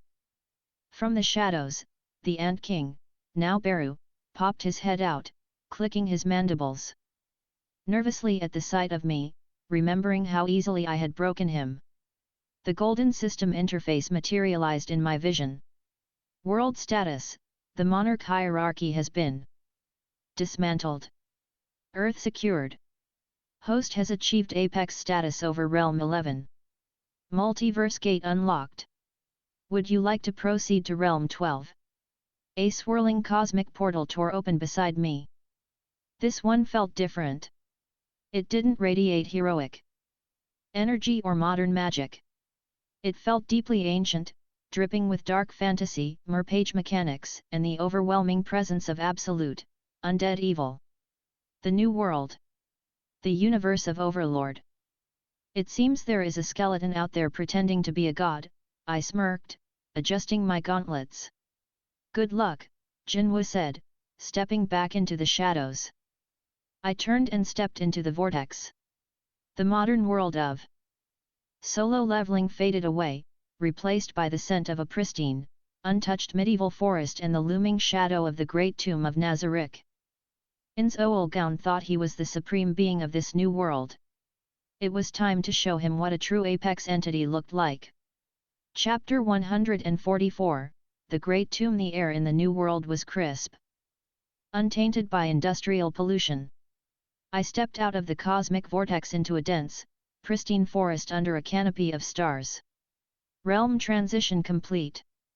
Welcome to Realm 12, the new world. Current event, the transfer of Nazarick. Notice, the local cosmology operates on translated Yggdrasil merpage game mechanics overlaying a living reality. I expanded my Reistu and key senses, letting my cosmic awareness sweep over the continent. To the north, I felt human kingdoms, demi-human tribes, and ancient dragon lords. But right beneath my feet, buried deep underground, was an abyssal sinkhole of negative energy. It felt like a massive, digitized fortress of absolute evil, completely foreign to the natural laws of this world. The Great Tomb of Nazarick. Its ruler, Inzoolgown, formerly a human player named Satoru Suzuki, had just been transported here along with his custom-built NPC guild base. He was currently masquerading as an absolute, flawless undead overlord to appease his terrifyingly loyal subordinates. I didn't feel like crawling through 10 floors of traps, poison swamps, and lava fields. I was the apex entity. I didn't use the front door. I floated 100 feet into the air, looking down at the surface-level graveyard that acted as a camouflage for the tomb. I raised my right boot, coating it in dense, silver god key, and stomped down on the empty air. Boom! The localized shockwave of infinite kinetic force struck the earth like a meteor. The illusionary graveyard completely disintegrated. Millions of tons of dirt, stone, and magical barriers were violently displaced. I didn't just break the ceiling, I carved a perfectly smooth, 10-mile-deep cylindrical shaft straight through all 10 floors of the Great Tomb of Nazarick, exposing the glowing, luxurious throne room at the very bottom to the night sky above. Alarms within the tomb didn't just ring, the entire magical infrastructure of Nazarick shrieked in digital agony. I drifted down through the massive hole, my white and gold armor glowing like a descending star. Knock, knock, I whispered. Chapter 145, The Guardians. Despair. I landed softly on the red carpet of the 10th floor throne room. The ceiling was completely gone, revealing the starry sky above. But the room itself was filled with the most terrifying beings in this world. The floor guardians of Nazarick had instantly teleported to the throne room the moment the structural integrity of the tomb was breached. Standing between me and the massive throne of kings were Albedo, the succubus overseer, Demiurge, the archdevil, Shaltir Bloodfallen, the true vampire, Aura, Mare, and Cocytus. Sitting on the throne, gripping his golden staff of Inzoul gown, was a massive skeletal lich wearing luxurious purple and gold robes. The supreme being, Inzoul. Gown. The red glowing orbs in his eye sockets were flickering wildly, betraying his absolute, internal panic. Protect Lordans! Albedo shrieked, her beautiful face twisting into a demonic mask of pure, unadulterated rage.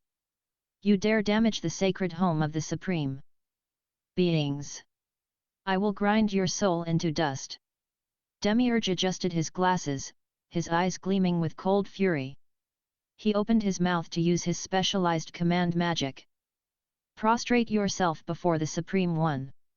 His voice carried the absolute compulsion of a high-tier Yggdrasil skill, designed to force any lesser being to their knees. The command washed over me. I didn't even blink. My Akashic Monarch skill simply deleted the magical code from my reality. Your voice lacks authority, devil, I said, stepping forward. Shaltir didn't wait. She activated her blood frenzy, transforming into her horrific true vampire form, and launched herself at me at hypersonic speed, thrusting her divine class spewit lance directly at my heart. Die, lower life form! Shaltir screamed.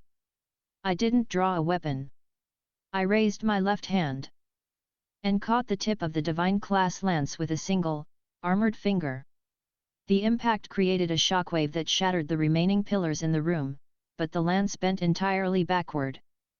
Shaltir gasped, her crimson eyes widening in disbelief. Her weapon, capable of absorbing health, couldn't even scratch my surface. I channeled a fraction of pure, silver god Kie localized, wholly equivalent in this world's mechanics into my finger. The blinding light shot up the lance and struck Shaltir. The true vampire shrieked in absolute agony as the holy energy instantly incinerated her armor and reduced her physical form to a pile of smoking ash. She wasn't permanently dead. Nazarick's resurrection system would revive her, but she was instantly incapacitated. Shaltir! Ins bellowed from the throne, his skeletal jaw dropping. Albedo manifested her black armor and massive halberd, charging at me with tears of rage in her eyes. Cocytus, the insectoid warrior, drew his 4 massive blades and flanked me. Stand down, I commanded.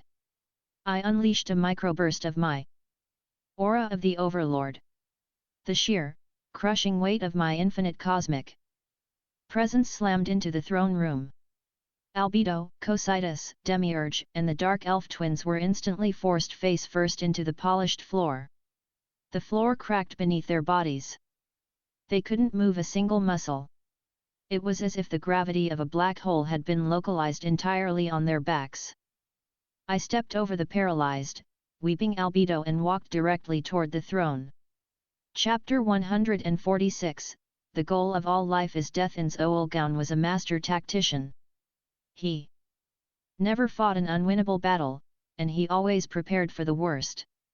But seeing his invincible, level 100 floor guardians instantly crushed by an invisible pressure without the intruder even drawing a weapon completely shattered his understanding of reality.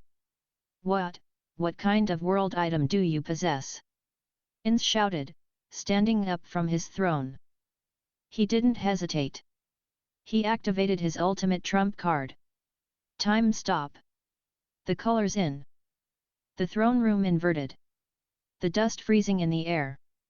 To Ins's horror, I simply kept walking toward him. My Akashic Monarch skill casually ignored the time manipulation, treating the highest tier Yggdrasil magic like a minor lag spike. Impossible! Ins gasped in the frozen time. You have temporal countermeasures. Then try this. A massive, clock-like apparatus manifested behind In's skeletal back. He was activating his ultimate, class-specific skill. The goal of all life is death. This skill bypassed all immunities, resistances, and invulnerabilities. After 12 seconds, whatever spell In's cast would bring absolute, conceptual death to everything in its radius. Even the air and the dirt would die. He followed it up immediately.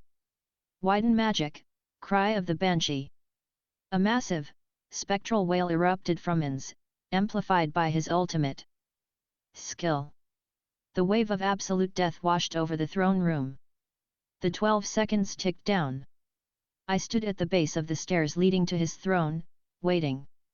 Ding! The spell activated. The very air turned black. The red carpet turned to ash. But my white and gold armor remained completely pristine. I didn't die. I didn't even feel a chill. Ins dropped his staff. The golden artifact clattered against the stone floor. He took a staggering step backward, his skeletal hands trembling uncontrollably. It bypassed all immunities. Ins whispered, his mind completely breaking. It is the absolute rule of my class. Why are you still alive? Because your rules were written by game developers, Satoru, I said softly, using his real human name. Ins froze entirely. The glowing red orbs in his eyes shrank to pinpricks. You're relying on the code of an MMO, I explained, stepping up the stairs. Until I was eye level with the massive skeletal overlord. But I operate on the code of the multiverse. My conceptual immunity isn't a game mechanic. It is the absolute reality of my soul. I reached out and placed my armored hand on his bony shoulder. Your game is over. Chapter 147, Restoring the Human in the Lore of Overlord, Satoru Suzuki's. Human emotions were constantly suppressed by his undead body. Every time he felt intense panic, joy, or empathy, a green aura would flash, artificially forcing his mind into the cold, calculating apathy of an undead lich. He was trapped in a golden cage of his own making, forced to play the role of an evil god to appease the NPCs he loved like children. I didn't want to destroy Nazarick. I just wanted to fix the broken man leading it. I activated the soul and reality authorities embedded in my Akashic Monarch skill. You've been playing a character for too long, I whispered. I flooded In's spiritual core with golden, cosmic energy. I didn't change his skeletal body, but I forcefully shattered the passive, undead mental suppression system binding his soul. I restored the full spectrum of his human emotions, permanently shielding them from the undead override. Ins gasped. A massive, bright green aura flashed around him, attempting to suppress his rising panic, but my cosmic energy crushed the green light instantly. For the first time since arriving in the new world, Satoru Suzuki felt everything. The overwhelming terror of my power, the crushing guilt of the innocent lives Nazarick had taken, and the profound, exhausting burden of pretending to be a flawless deity. His skeletal knees gave out. The Supreme Being, the absolute ruler of the great tomb of Nazarick, collapsed onto the stairs, burying his bony face in his hands. And he began to weep. He couldn't produce tears. But his body heaved with violent, racking sobs. The emotional dam had broken. I didn't want this. Ins sobbed, his voice cracking, no longer sounding like a booming overlord, but like a terrified, overworked Salaryman. I just wanted to protect my friend's home. I didn't know what to do. They expected so much of me. Down on the floor, the paralysis spell faded just enough for the floor guardians to lift their heads. Albedo and Demiurge stared in absolute, world-shattering shock as their infallible god broke down crying at the feet of a glowing intruder. You don't have to pretend anymore, I said gently, looking down at the weeping skeleton. You aren't a god, Satoru. You're just a guy. And that's okay. Ins looked up at me, his glowing red eyes wide with a mixture of raw vulnerability and immense relief. Someone finally knew the truth. Someone finally carried a weight heavier than his. What are you going to do to us? Ins asked, his voice trembling. I'm going to put you under new management, I smiled. Chapter 148, A New Management. I turned to face the floor guardians. With a thought, I completely lifted the gravitational pressure pinning them to the floor. Albedo, Demiurge, Cocytus, and the twins slowly pushed themselves up. They were battered, confused, and entirely devoid of their usual arrogance. Your supreme being has submitted to the apex entity, I announced, my voice echoing through the massive, open-air shaft I had created. From this day forward, the Great Tomb of Nazarick does not conquer. It does not slaughter the innocent. It does not experiment on humans. I looked directly at Demiurge, my silver ultra instinct eyes flashing with a terrifying, lethal promise. The happy farm is closed, Demiurge. Permanently. If I ever hear that Nazarick is torturing the inhabitants of this world, I won't just kill you. I will erase the very code of your existence from the multiverse. Demiurge, the smartest being in Nazarick, immediately dropped to his knees and bowed his head so hard it cracked the floor. He understood absolute power when he saw it. We obey the will of the apex entity, Demiurge declared smoothly. Albedo hesitated, looking at Ins. Ins, having composed himself, stood up. He still looked like a terrifying skeletal lich, but the heavy, oppressive aura of evil was gone. He leaned on his golden staff and nodded to Albedo. We yield, Albedo, Ins said, his voice softer, more genuine. He is far beyond us. We will follow his laws. Albedo bowed deeply, followed by the rest of the guardians. I had conquered the Great Tomb not by wiping them out, but by fundamentally breaking their operating system and restoring their leader's humanity. Ins could now lead his NPCs toward a peaceful coexistence with the new world, free from the paranoia that drove him to atrocity. The golden system interface chimed with finality. World status, the Overlord subjugated. The new world is safe. Host has achieved apex status over Realm 12. Multiverse gate unlocked. Would you like to proceed to Realm 13? It's been a pleasure, Satoru, I said, my white and gold armor beginning to dissolve into particles of light as the vortex opened behind me. Thank you, Ins said quietly, for freeing me. I stepped backward into the cosmic portal. The starry sky of the new world and the kneeling figures of Nazarick faded into the void. The transition to Realm 13 was brutal. The air instantly smelled of frost, pine, and the heavy, metallic tang of ancient, divine blood. A freezing wind howled past me. I materialized in the center of a snow-covered clearing. Standing a few yards away, covered in furs and gripping a massive, frost-covered axe, was a towering man with pale skin and a stark, red tattoo painted across his face and chest. Kratos. The ghost of Sparta. He didn't speak. He just glared at my glowing armor, his grip tightening on the Leviathan axe, assuming I was another Aesir god sent by Odin to harass him and his son. I don't know what pantheon you belong to, Kratos growled, his deep, rumbling voice cutting through the blizzard. But you will leave my home. Now. I smiled, the silver god key warming the freezing air around me. I don't belong to a pantheon, Spartan, I said, cracking my knuckles. I own them. Show me what the god of war can do. Chapter 149, The Expansion of the Decree. The swirling multicolored vortex of the multiverse gate hummed in the center of the ruined throne room, a doorway leading to the frozen wastes of the Norse pantheon. I looked at the portal, then glanced back down at the steps of the throne.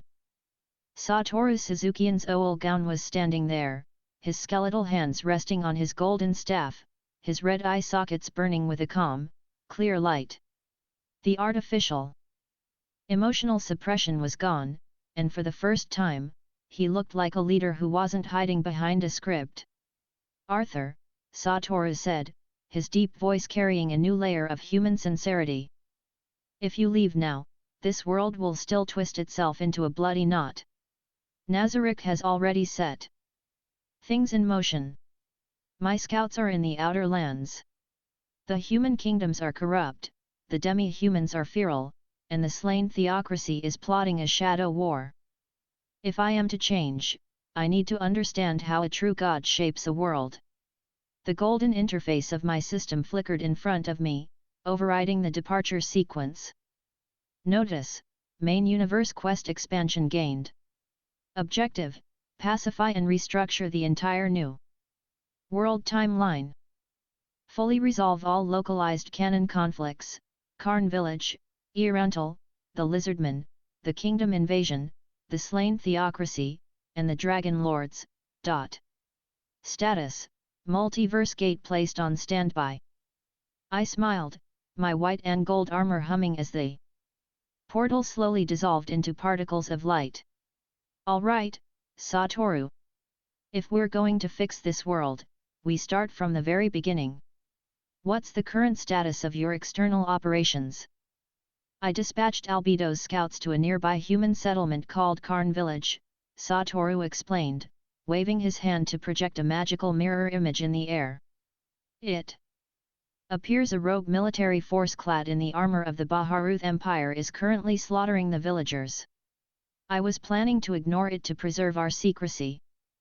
"We don't ignore slaughters under my management," I said, walking toward the center of the room. "Albedo, prepare a gateway. Satoru, grab your Death Knight. Let's go see who thinks they can play wolf in these woods." Chapter 150, The Spear of the Sun. Karn Village was burning.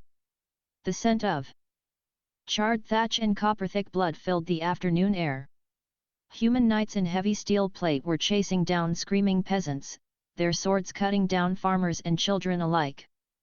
In the center of the village square, Gazef Stranov, the warrior captain of the Restai's kingdom, was kneeling in the dirt. His heavy armor was cracked, his breathing ragged. He was surrounded by elite spellcasters wearing the white and gold robes of the slain theocracy's secret unit, the Sunlight Scripture. Nigun Gridluin, the fanatical captain of the Scripture, looked down at Gazef with cold, religious superiority. "Your struggle is meaningless, Captain. The slain theocracy has decreed that this village must die to spark a war between the kingdom and the empire. Your death is a necessary sacrifice for the human race." Nigun raised a glowing, crystal ceiling crystal high into the air. "Behold, the ultimate weapon of the gods. Summon, Dominion Authority." The crystal shattered. The sky above Karn Village split open, revealing a blinding, holy light. A massive, multi-winged angelic entity, composed of golden energy and armored rings, descended, radiating a pressure that forced the surviving villagers to their knees. A 7th-tier angel, a force capable of destroying entire cities in this world. "Cleanse the heretics," Nigun commanded, pointing his finger at Gazef. The massive angel gathered a blinding, white-hot spear of holy energy in its hands, the Holy Smite. Before the spear could fly, a quiet click echoed through the burning square. The blinding holy light of the angel didn't just dim, it violently collapsed. A lone figure in immaculate white and gold armor materialized directly in the path of the celestial entity. I stood there, my arms crossed, my passive Akashic Monarch aura instantly neutralizing the ambient holy pressure of the spell. "An angel," I said, looking up at the multi-winged construct. "It looks like a poorly programmed holographic display." "Who are you?" Nigun shrieked, his fanatical composure instantly shattering. "Dominion Authority. Strike him down." "Holy Smite." The angel unleashed its ultimate attack. A torrential beam of blinding, superheated holy plasma erupted from the heavens, engulfing my entire body. The sunlight scripture spellcasters cheered, confident that no mortal could survive the wrath of a high-tier celestial. The smoke cleared.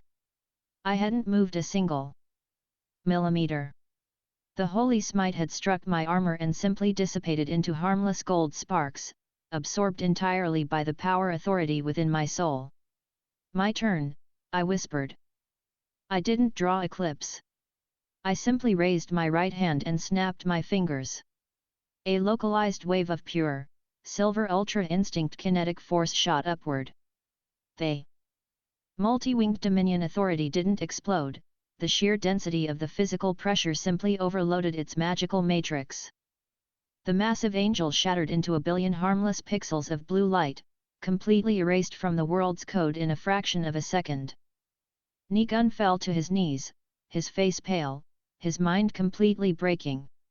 The ultimate weapon of his nation had been swatted like a fly by a man who hadn't even used a spell. Chapter 151, The Shadow of Irantal. The sunlight scripture was entirely dismantled. I didn't kill Nigun or his men. I used the mind authority to strip their fanatical memories, rewriting their consciousness so they would return to the slain theocracy and report that a god of absolute order had claimed the great Jura forest. Gazefstranov pushed himself up using his sword, staring at me and the newly arrived Satoru, who was currently disguised in his massive, dark purple robes, with profound, religious awe. You saved my men. You saved this village. Who are you, lords? I am Arthur, I said smoothly. And this is Nzoul Gown. Consider this village under our protection, Captain. Tell your king that the laws of the forest have changed. With a flash of the space stone, we returned to Nezarec to plan our next move. Satoru sat at his long stone table, analyzing the geographical maps of the surrounding region. If we are to restructure this world peacefully, we need information on the human infrastructure. I have created an alter ego, Mammon, a mithril-class adventurer. I intend to infiltrate the fortress city of Irantal along with Narbarul Gamma to gauge the local power balance. I'm coming with you, I said, leaning against the wall. An overlord and a battle-maid entering a human hub is going to attract the wrong kind of attention. I'll act as your patron. A few days later, we entered Irantal. The city was a bustling medieval hub of stone streets, crowded taverns, and iron-walled garrisons. Satoru looked imposing in his massive, twin sword-bearing black armor as Mammon, while Narbarul walked beside him as Nabe. I wore a simple, dark traveling cloak over my combat attire, keeping my divine armor stored away. We registered at the Adventurers Guild, quickly taking on a quest to escort a young herbalist named Enfiria Bearer to the forest. But my riot satyr soul tracking immediately picked up a foul, decaying energy lurking in the slums of the city. It smelled of rancid flesh, stale mana, and a twisted, psychopathic malice. Satoru, I murmured through our telepathic link as we walked through the crowded streets. We have a parasite in the city.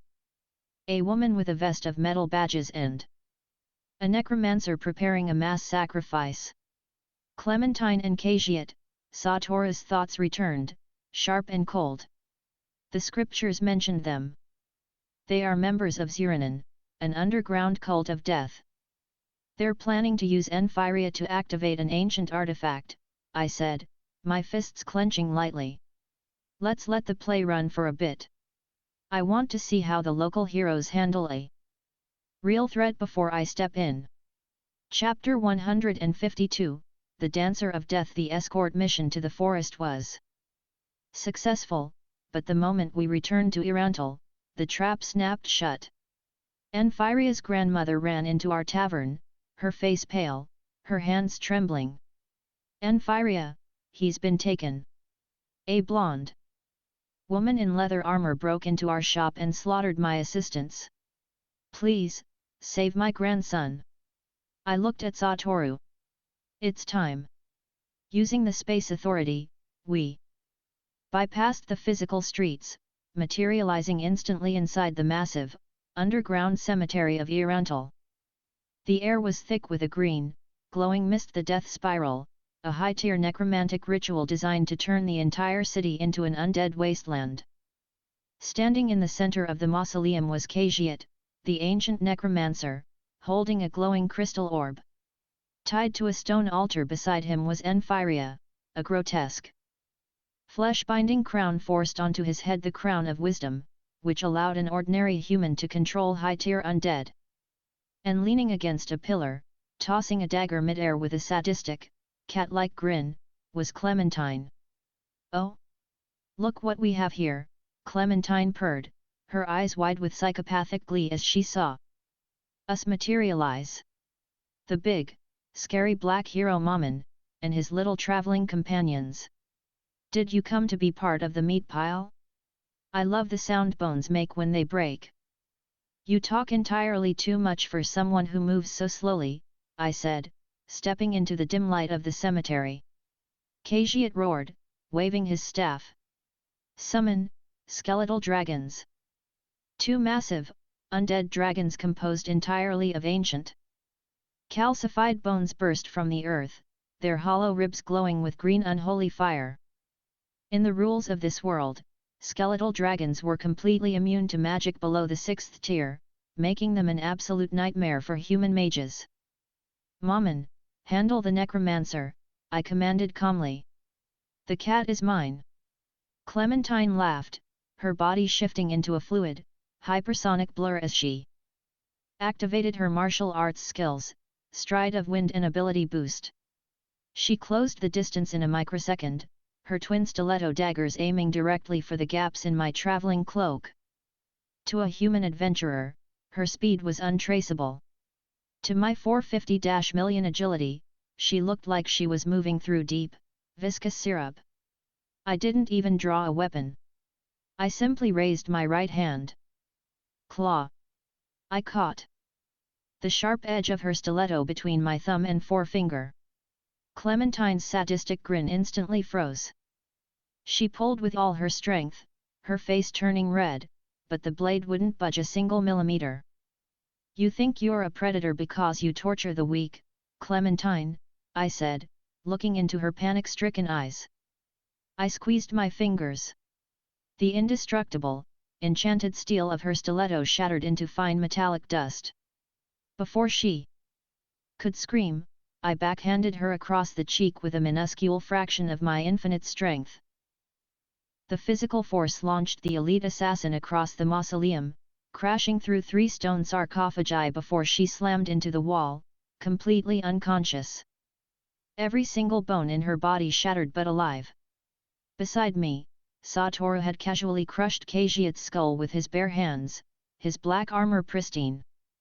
The massive skeletal dragons turned to dust as the necromancer died. I walked over to the altar, reached down, and gently pulled the crown of wisdom off Enfiria's head. The green mist of the death spiral dissolved instantly, the city of Rantal saved before a single citizen even knew they were in danger. Chapter 153, The Incident of the World Item. The resolution of the Irantal crisis solidified Mammon's reputation as a legendary hero, but back in Nazarick, a far more dangerous storm was brewing. I was sitting in the 10th floor library when a sharp, violent ripple of conceptual energy resonated through the magical fabric of the world. It didn't feel like local magic, it felt like a heavy, distorted rule being forced onto a soul.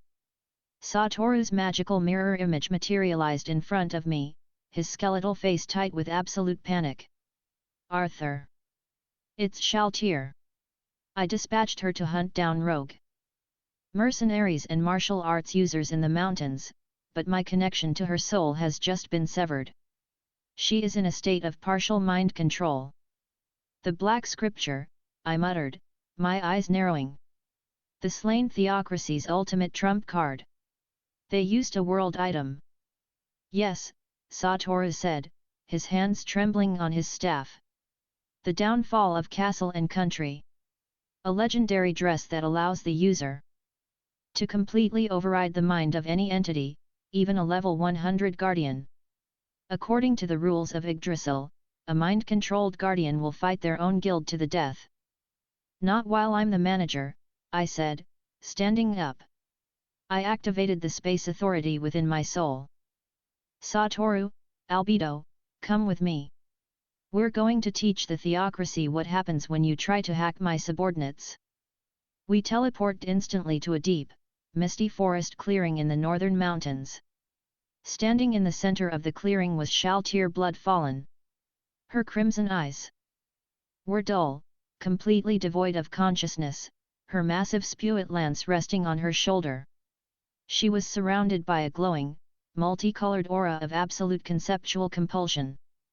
Opposite her stood a small group of elite warriors wearing intricate, divine class armor, the Black Scripture.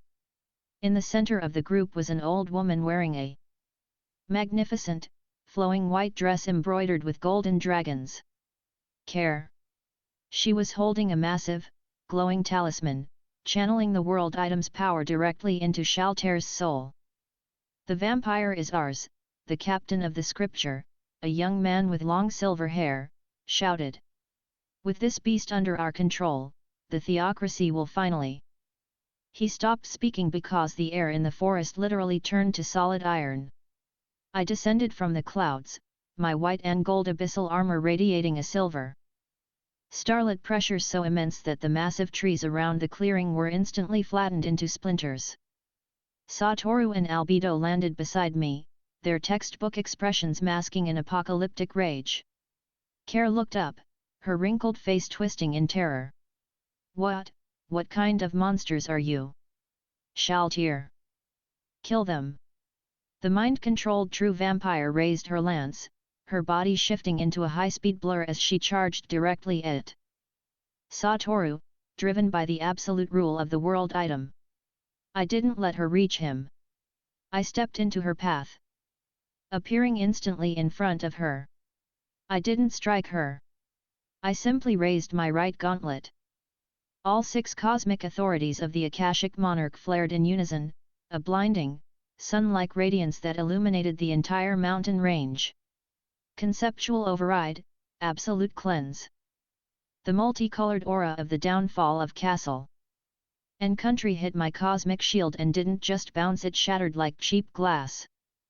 The absolute rule of the Yggdrasil world item was completely and utterly deleted by the boundless, infinite authority of my soul.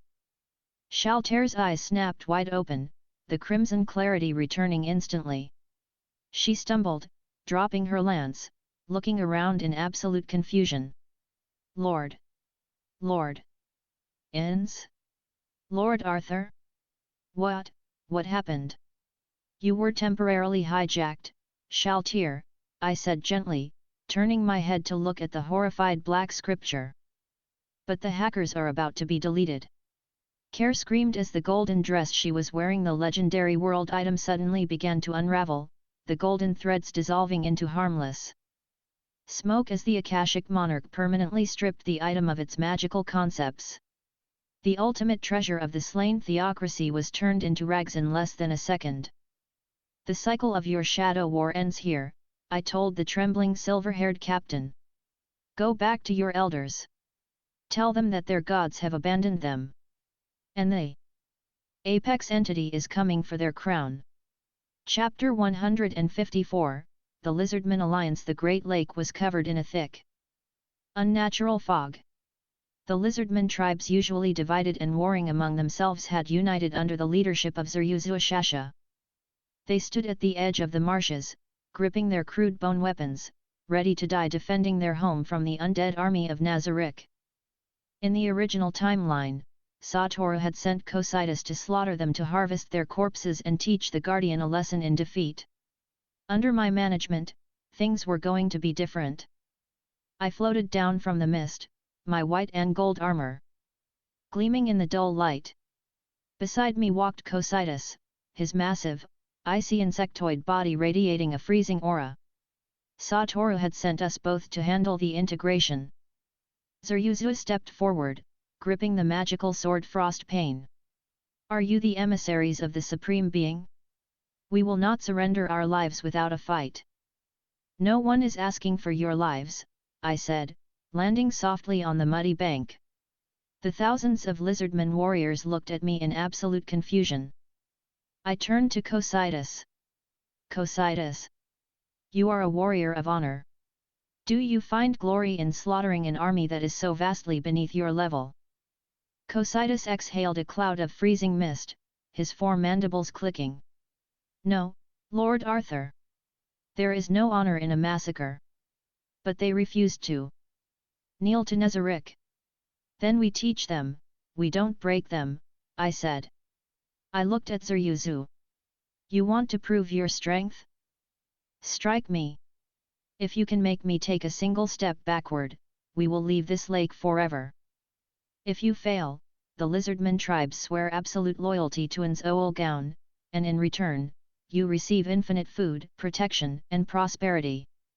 Zeryuzu's eyes narrowed. He didn't trust it, but the offer was too good to ignore. He channeled all his martial arts and the magical power of frost pain into a single, desperate, full-body thrust aimed at my chest. Clang! The magical blade struck my Akashic Monarch aura.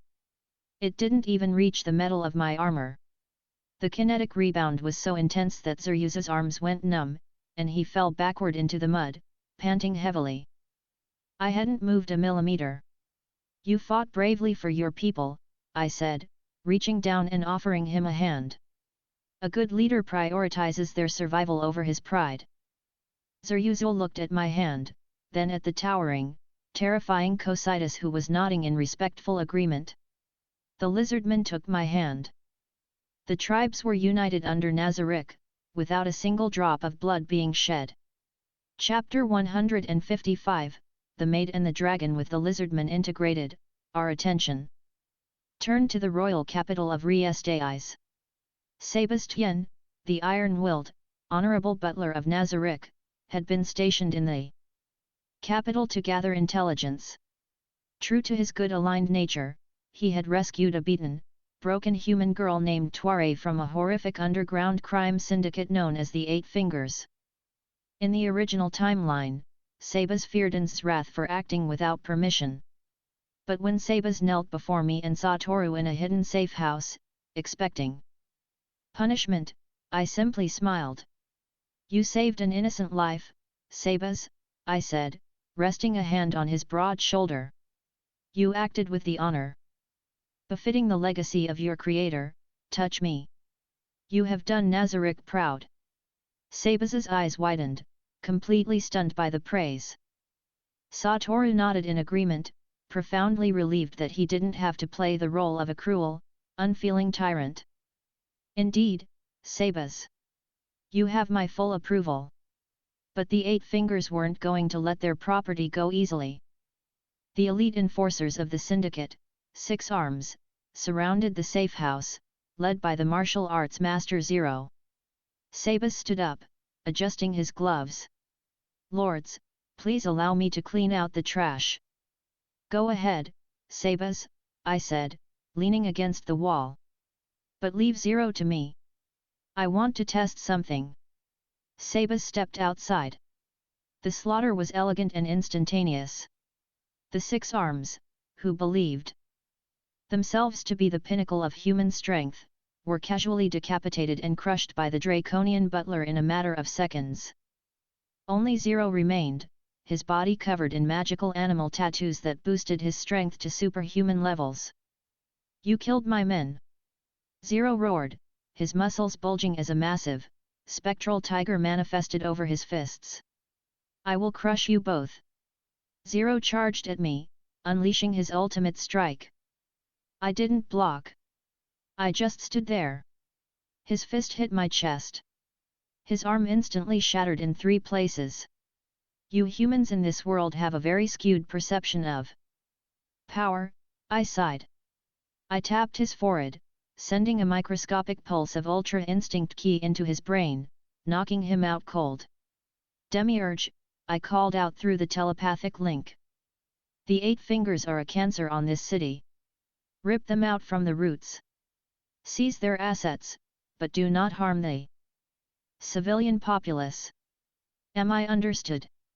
Perfectly, Lord Arthur, the Archdevil's smooth voice replied. It shall be a clean, flawless surgical strike. Chapter 156, The Golden Princess. The purging of the Eight Fingers sent shockwaves through the Westeros kingdom. The criminal underworld was entirely absorbed by Nazarick in a single night. To maintain Satoru's public image as the hero Mammon, we orchestrated a controlled, non-lethal demon invasion, Operation Gehenna. Demiurge played the role of the demon king Jaldabaoth, while Mammon heroically drove him away, saving the capital. During the aftermath, we were invited to the royal palace. Sitting across from us in a lavish drawing room was Princess Renner Theora Chardalon Ryle Vyself, the Golden Princess. She was universally loved for her beauty and apparent kindness, always accompanied by her loyal, devoted knight, Climb. But as I looked at her, the sole authority within my Akashic monarch skill flared. I saw her true soul. It wasn't golden. It was a twisted, pitch-black labyrinth of psychopathy, obsession, and manipulative genius.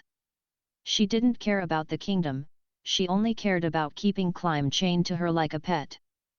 In the canon timeline, she sold out her entire kingdom, her father and her brother to Nazarick in exchange for becoming a demon and keeping Climb forever. Satoru, in his Mammon armor, spoke with her politely. But when Climb stepped outside to fetch tea, I placed a silencing barrier over the room. Redner's sweet smile didn't falter, but her eyes sharpened. A privacy spell, Sir Arthur? How mysterious. Drop the act, Renner, I said, leaning forward. I can see the rot in your soul. I know exactly what you are. And I know you were planning to reach out to the demons that attacked your city to strike a bargain. Redner's mask finally cracked. For the first time in her life, her absolute intellect was completely eclipsed.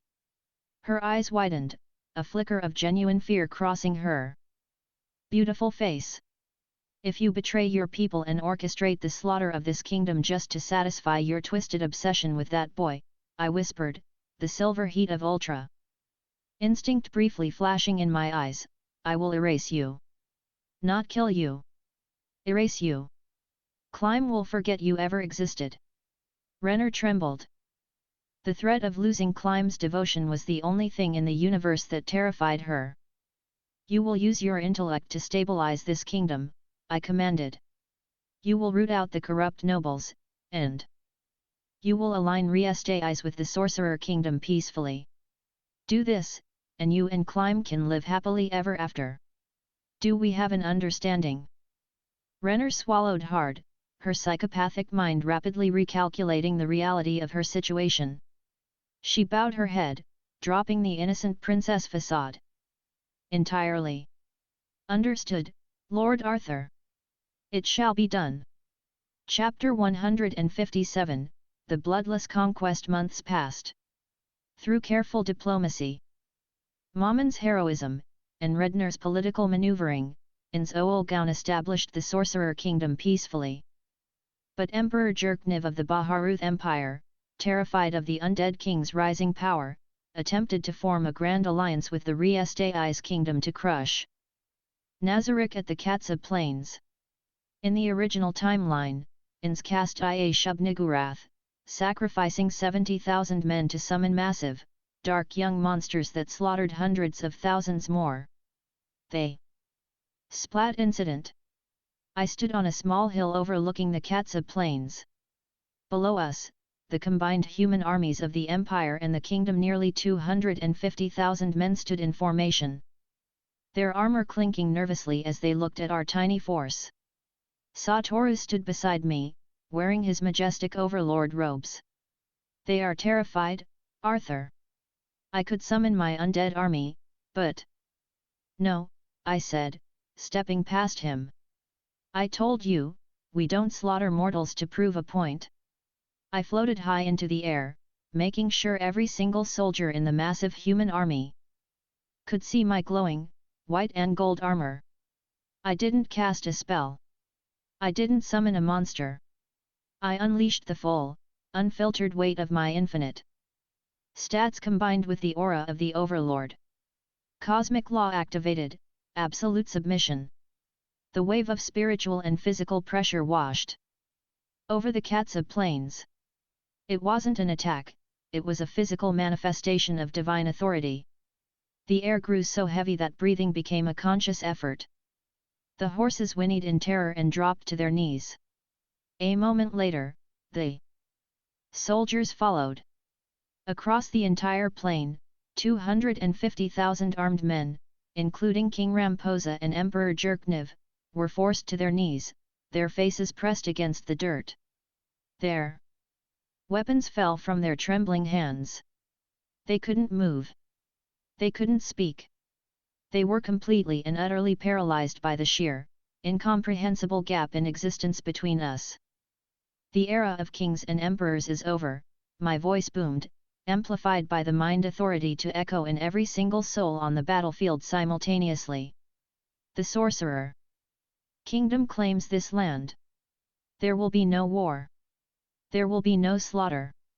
You will return to your homes, lay down your arms, and live in peace. I slowly lifted the pressure, just enough for them to breathe freely. Not a single sword was raised. The Emperor of Blood, Jerkniv, wept. Tears of pure relief, realizing he didn't have to fight a war he couldn't win. The greatest military conflict in the history of the New World was won without a single casualty. Chapter 158, The Platinum Dragon Lord. The world fell perfectly into line. The Empire became a vassal state, and the kingdom integrated smoothly. Satori ruled fairly, guided by his restored humanity and the strict, no cruelty boundaries I had set for the Guardians. But there was one final loose end. Far to the east, in the Argland Council State, the true ancient rulers of this world watched my ascension with absolute dread. The Platinum Dragon Lord, Tsandarkas Vision. He was the son of the Dragon Emperor, a being capable of wielding wild magic, the conceptual, reality-altering magic native to this world before Yggdrasil's system corrupted it. I didn't wait for him to send his remote-controlled armor to test me. I bypassed space entirely and teleported directly into the heart of his ancient, ruined mountain fortress. The massive, shimmering platinum dragon stared at me as I materialized in his grand hall. "You are the anomaly," the Platinum Dragon Lord rumbled, his voice shaking the mountain. "You are not a player from Yggdrasil. You carry a power that dwarfs even my father's. You will destroy the balance of this world." "I already fixed the balance, lizard," I said, my Akashic Monarch aura illuminating the dark cavern. "The human kingdoms are at peace. Nazarick is contained. You are the only one holding on to the past. Wild magic answers to my soul." Tsandarkas roared. He didn't use tiered magic. He unleashed the ultimate attack of the Dragon Lords, a blast of pure, conceptual wild magic designed to completely unmake the target's existence, ignoring all standard defenses and immunities. The blinding, raw magical energy struck me directly. The Akashic Monarch skill chimed in my soul. Foreign conceptual magic detected, wild magic. Comparing conceptual authority. Result, absolute infinity overrides localized magic. The Platinum Dragon Lord's ultimate attack simply washed over my white and gold armor like a warm breeze. It didn't even singe my cape. The ancient dragon's eyes widened to impossible proportions. My wild magic, it didn't even register. "You are immune to the laws of the world itself." "I told you," I said softly, floating up until I was eye level with the massive beast. "I write the laws." I placed a hand on his massive, scaled snout. The mind and soul authorities pulsed. I didn't subjugate him, I shared a fraction of my cosmic perspective, showing him the multiverse, the restored timeline, and the peaceful future of the new world. The Platinum Dragon Lord closed his eyes, overwhelmed by the sheer, beautiful scale of the reality I had shown him. He lowered his massive head, resting it on the stone floor in a gesture of absolute, ancient submission. I yield, apex entity, the dragon whispered. The world is yours. With the last great power of the new world pacified, the golden system interface materialized in front of me, chiming with absolute finality. World status, all localized canon conflicts resolved bloodlessly. The Overlord universe is permanently pacified and secured. Host has achieved apex status over Realm 12. Multiverse gate permanently unlocked. Would you like to proceed to Realm 13? I warped back to Nezarec one last time to say goodbye to Satoru.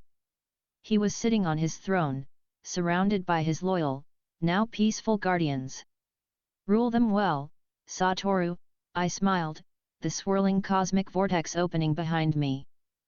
Be the hero they need, not the monster they expected. I will, Arthur, said, bowing his skeletal head with profound respect. Farewell. I stepped into the vortex, leaving the new world behind. The air in the next realm was heavy, smelling of seawater, gunpowder, and the overwhelming scent of raw, unadulterated ambition. It was an ocean world, divided by the red line, where men sought the ultimate treasure. The One Piece universe. Let's see if Haki can dent absolute infinity, I grinned, stepping out onto the deck of a massive pirate ship. Chapter 154, The Lizardman Alliance. The Great Lake was covered in a thick, unnatural fog. The Lizardman tribes, usually divided and warring among themselves, had united under the leadership of Zeryuzu Shasha. They stood at the edge of the marshes, gripping their crude bone weapons, ready to die defending their home from the undead army of Nazarick. In the original timeline, Satoru had sent Cocytus to slaughter them to harvest their corpses and teach the Guardian a lesson in defeat. Under my management, things were going to be different. I floated down from the mist, my white and gold armor gleaming in the dull light. Beside me walked Cocytus, his massive, icy insectoid body radiating a freezing aura. Satoru had sent us both to handle the integration. Zeryuzu stepped forward, gripping the magical sword Frostpain. Are you the emissaries of the Supreme Being? We will not surrender our lives without a fight. No one is asking for your lives, I said, landing softly on the muddy bank. The thousands of lizardmen warriors looked at me in absolute confusion. I turned to Cocytus. Cocytus, you are a warrior of honor. Do you find glory in slaughtering an army that is so vastly beneath your level? Cocytus exhaled a cloud of freezing mist, his four mandibles clicking. No, Lord Arthur. There is no honor in a massacre. But they refused to kneel to Nezarec. Then we teach them, we don't break them, I said. I looked at Zeryuzu. You want to prove your strength? Strike me. If you can make me take a single step backward, we will leave this lake forever. If you fail, the Lizardman tribes swear absolute loyalty to Nzoulgaun, and in return, you receive infinite food, protection, and prosperity. Zeryuzu's eyes narrowed. He didn't trust it, but the offer was too good to ignore.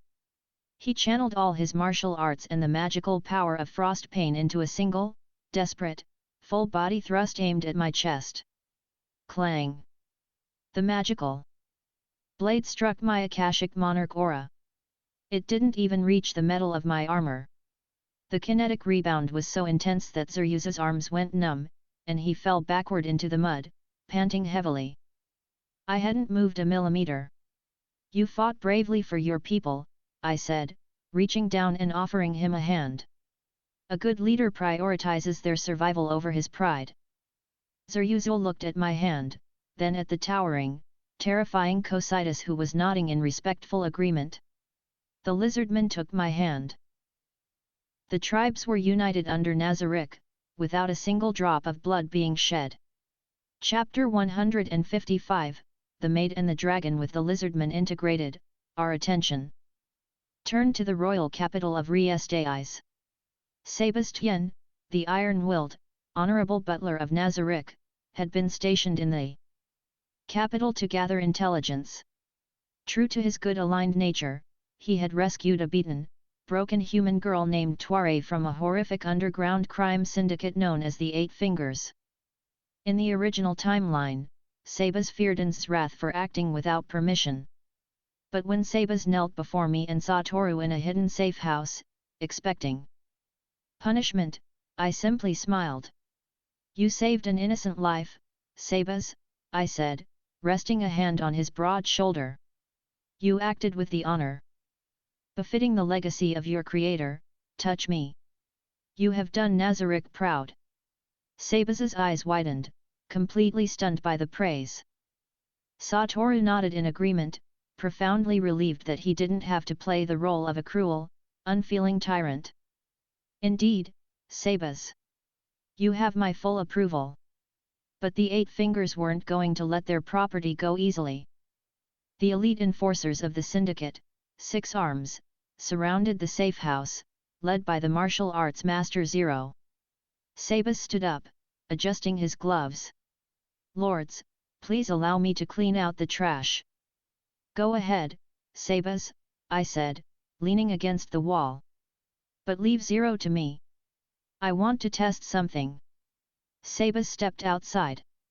The slaughter was elegant and instantaneous. The Six Arms, who believed themselves to be the pinnacle of human strength, were casually decapitated and crushed by the draconian butler in a matter of seconds. Only Zero remained, his body covered in magical animal tattoos that boosted his strength to superhuman levels. "You killed my men!" Zero roared, his muscles bulging as a massive, spectral tiger manifested over his fists. "I will crush you both!" Zero charged at me, unleashing his ultimate strike. I didn't block. I just stood there. His fist hit my chest. His arm instantly shattered in 3 places. "You humans in this world have a very skewed perception of power," I sighed. I tapped his forehead, sending a microscopic pulse of Ultra Instinct Ki into his brain, knocking him out cold. "Demiurge," I called out through the telepathic link. "The Eight Fingers are a cancer on this city. Rip them out from the roots. Seize their assets, but do not harm the civilian populace. Am I understood?" "Perfectly, Lord Arthur," the Archdevil's smooth voice replied. "It shall be a clean, flawless surgical strike." Chapter 156, The Golden Princess. The purging of the Eight Fingers sent shockwaves through the Restai's kingdom. The criminal underworld was entirely absorbed by Nazarick in a single night. To maintain Satoru's public image as the hero Mammon, we orchestrated a controlled, non-lethal demon invasion, Operation Gehenna. Demiurge played the role of the demon king Jaldabaoth, while Mammon heroically drove him away, saving the capital. During the aftermath, we were invited to the royal palace.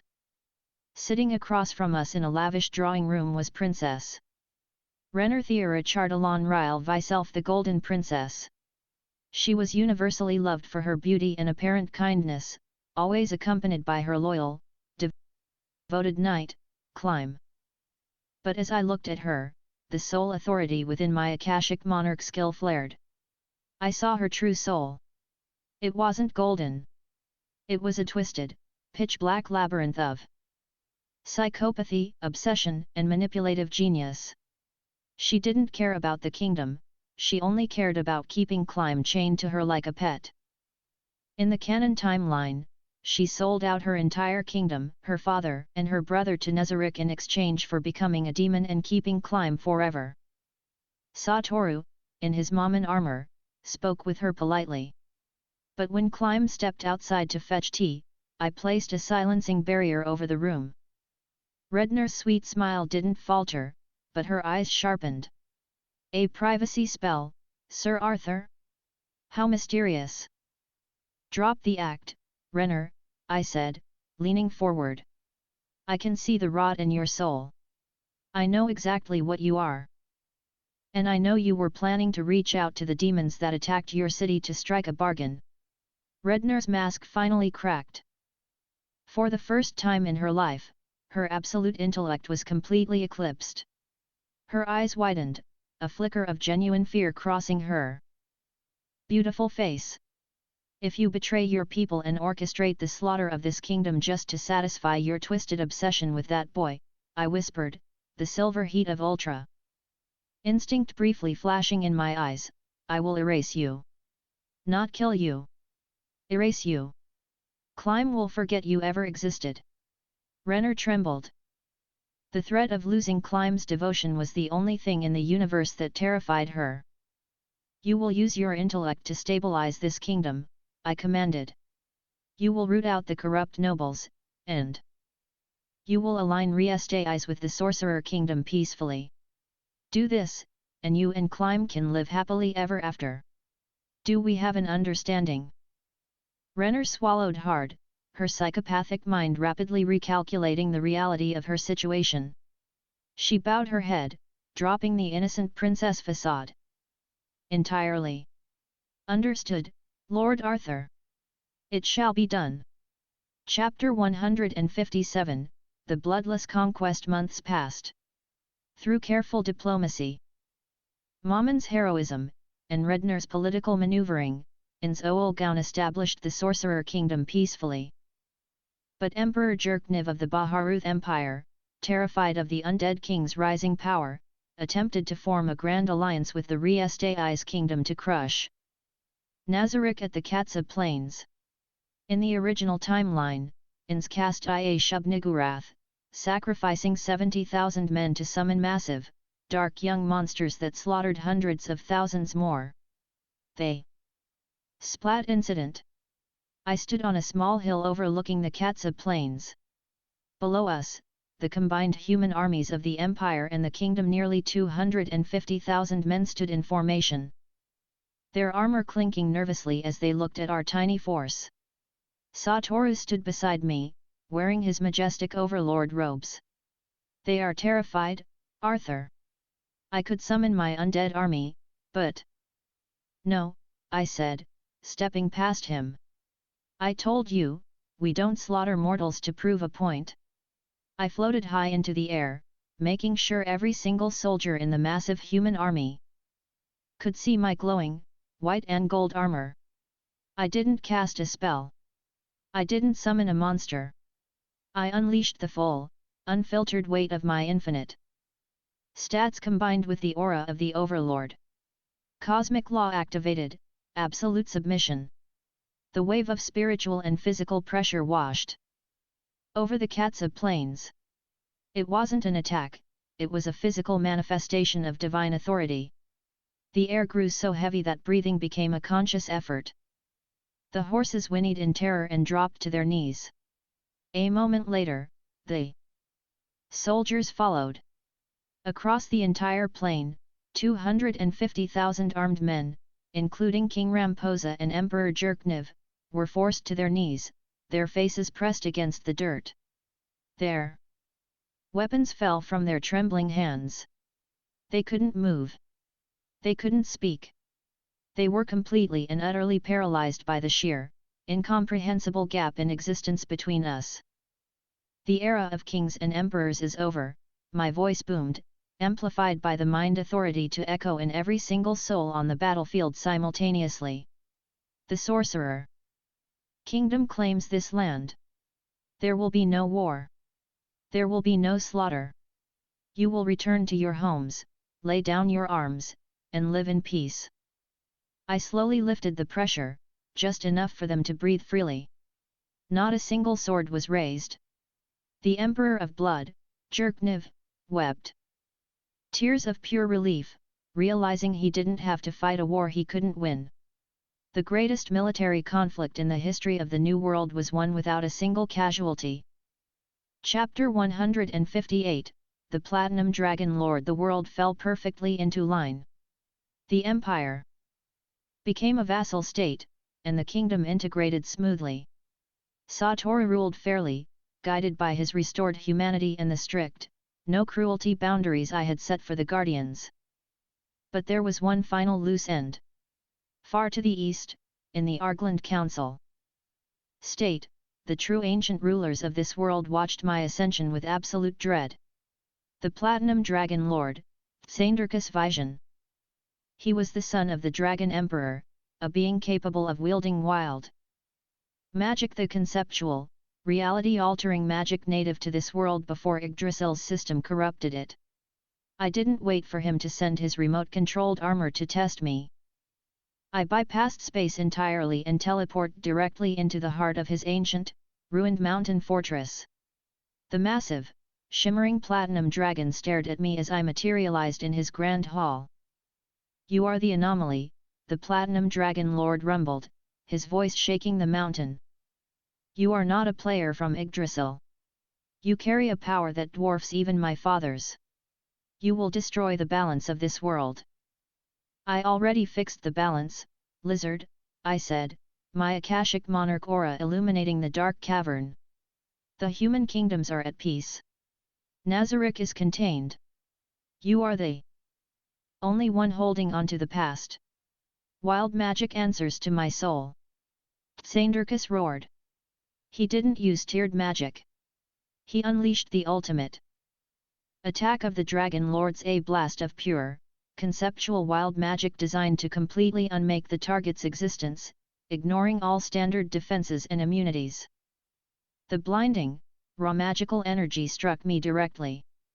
The Akashic Monarch skill chimed in my soul. Foreign conceptual magic detected, wild magic. Comparing conceptual authority. Result: absolute infinity overrides localized magic. The Platinum Dragon Lord's ultimate attack simply washed over my white and gold armor like a warm breeze. It didn't even singe my cape. The ancient dragon's eyes widened to impossible proportions. My wild magic, it didn't even register. "You are immune to the laws of the world itself. I told you," I said softly, floating up until I was eye level with the massive beast. "I write the laws." I placed a hand on his massive, scaled snout. The mind and soul authorities pulsed. I didn't subjugate him, I shared a fraction of my cosmic perspective, showing him the multiverse, the restored timeline, and the peaceful future of the new world. The Platinum Dragon Lord closed his eyes, overwhelmed by the sheer, beautiful scale of the reality I had shown him. He lowered his massive head, resting it on the stone floor in a gesture of absolute, ancient submission. "I yield, apex entity," the dragon whispered. "The world is yours." With the last great power of the new world pacified, the golden system interface materialized in front of me, chiming with absolute finality. World status: all localized canon conflicts resolved bloodlessly. The Overlord universe is permanently pacified and secured. Host has achieved apex status over Realm 12. Multiverse gate permanently unlocked. Would you like to proceed to Realm 13? I warped back to Nazarick one last time to say goodbye to Satoru. He was sitting on his throne, surrounded by his loyal, now peaceful guardians. "Rule them well, Satoru," I smiled, the swirling cosmic vortex opening behind me. "Be the hero they need, not the monster they expected." "I will, Arthur," Inn said, bowing his skeletal head with profound respect. "Farewell." I stepped into the vortex, leaving the new world behind. The air in the next realm was heavy, smelling of seawater, gunpowder, and the overwhelming scent of raw, unadulterated ambition. It was an ocean world, divided by the red line, where men sought the ultimate treasure. The One Piece universe. "Let's see if Haki can dent absolute infinity," I grinned, stepping out onto the deck of a massive pirate ship. Chapter 159, The Execution Platform. The smell of salt, blood, and burning ozone hit me the moment I stepped out of the cosmic vortex. The roar of 100,000 men echoing across a frozen bay was deafening. Cannons fired, ice shattered, and the clash of steel rang out in a chaotic symphony of war. Realm transition complete. Welcome to Realm 13, the Grand Line, One Piece Universe. Current event, the Summit War of Marineford. Notice, the local cosmology operates on haki, manifested willpower, and devil fruits, conceptual mutations. I didn't land on a pirate ship. I materialized directly in the center of the most heavily guarded location on the planet, the execution platform of Marineford, suspended high above the frozen battlefield. Kneeling on the wooden platform, battered, bloody, and bound by sea stone cuffs, was Porgas d'Ace. Standing to his left was Fleet Admiral Sengoku, glowing with a faint golden light. To his right was Vice Admiral Garp, the legendary marine hero, looking utterly conflicted. When my white and gold abyssal armor flashed into existence right between them, the world seemed to freeze. Sengoku's eyes widened behind his round glasses. How did you bypass the aerial defenses? Guards. Garp instantly reacted. Despite his age, his speed was monstrous. His fist, coated in an invisible, dense armor of armament haki, shot toward my face with enough force to shatter a mountain. I didn't turn around. I simply raised a single armored finger. Clang! Garp's haki-infused fist struck my finger. The resulting shockwave tore the clouds above Marineford completely apart, sending a concussive blast of wind downward that knocked hundreds of marines and pirates off their feet. But my finger didn't move. Garp's eyes bulged in absolute shock, his knuckles aching from the impact. Your will is strong, old man, I said, looking down at the bewildered Ace. But your fist is heavy with hesitation. Down on the frozen bay, the towering figure of Edward Newgate Whitebeard, the strongest man in the world, halted his advance. His piercing golden eyes locked onto the execution platform. Sengoku. Whitebeard's voice boomed across the ice. Who is that glowing brat? Is he one of yours? He's not a marine.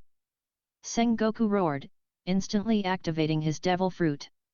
His body expanded, transforming into a massive, glowing golden Buddha. Eliminate the intruder. Protect the execution stand. From the sky, a blinding flash of yellow light converged. Admiral Kizaru materialized directly above me, his leg drawn back and glowing with the concentrated power of a Sunday speed is weight. Have you ever been kicked at the speed of light? Kizaru unleashed his kick. I looked up, the silver heat of autonomous ultra instinct flashing in my eyes. Yes, I answered. And you're not even close to it. I didn't block. I reached up and caught Kizaru by the ankle mid-kick. The Admiral's trademark lazy smirk vanished instantly. He was a Logia user, composed of pure light. He couldn't be touched without haki. But the Akashic Monarch skill allowed me to grasp the very concept of his element. I channeled my infinite strength and slammed Kizaru downward. The Admiral crashed into the execution platform, shattering the reinforced wood and stone. He bounced off the structure, plummeting hundreds of feet down like a yellow meteor, crashing violently into the thick ice of the bay with a deafening explosion. The entire battlefield of Marineford fell into a dead, terrified silence. An admiral had just been swatted like a nuisance. Chapter 160, The Clash of Kings. What kind of haki is that? Ace gasped, looking up at me from his knees. I ignored him, stepping to the edge of the shattered platform, looking out over the 100,000 elite marines, the warlords of the sea, and the Whitebeard pirates. This war is over, my voice echoed, amplified by the mind authority to reach the ears of every single soul present. Below, Admiral Akainu, the embodiment of absolute justice, stepped forward, his arms dripping with molten, bubbling magma. His face was twisted in pure, unadulterated fury. Insolent scum! Akainu roared. You dare interfere with the justice of the Marines. You will burn. Akainu thrust his fists forward. Difunka. Great eruption, a massive, towering fist of pure magma shot upward toward the execution platform, radiating heat that instantly melted the surrounding ice. I didn't even raise my hand. I unleashed a microscopic fraction of the aura of the Overlord, syncing it with Conqueror's Haki, the ability to project one's will over others. In the One Piece universe, Conqueror's Haki knocks out the weak-willed. But my soul was absolute, infinite, and bound by cosmic authorities. The sky above Marineford turned a terrifying, pitch-black hue. Red lightning didn't just crackle, it tore through the fabric of space itself. The wave of absolute, cosmic willpower slammed into the island. The magma fist rushing toward me was instantly snuffed out. Crushed by the sheer invisible weight of the pressure. Down on the ice, the effect was cataclysmic. 99,000 Marines instantly fainted, foaming at the mouth. Their eyes rolling back. The pirate captains dropped to their knees, gasping for air as the gravity of my soul pressed against their minds. Even the vice-admirals and warlords staggered.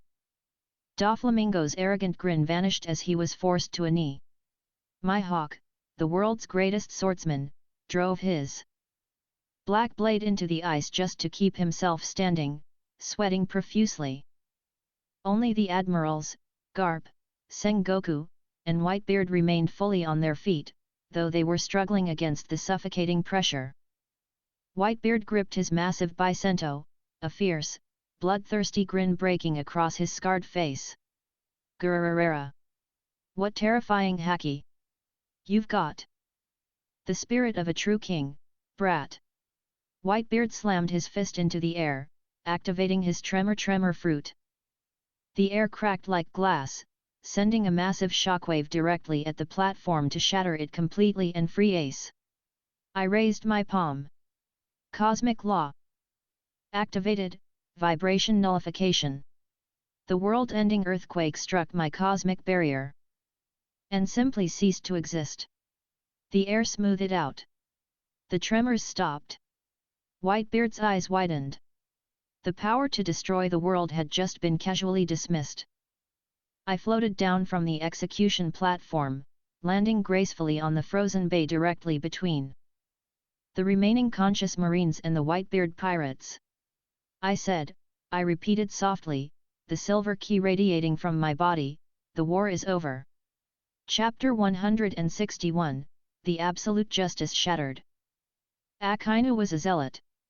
He didn't care about the disparity in power, his belief in absolute justice compelled him to act. Justice does not yield.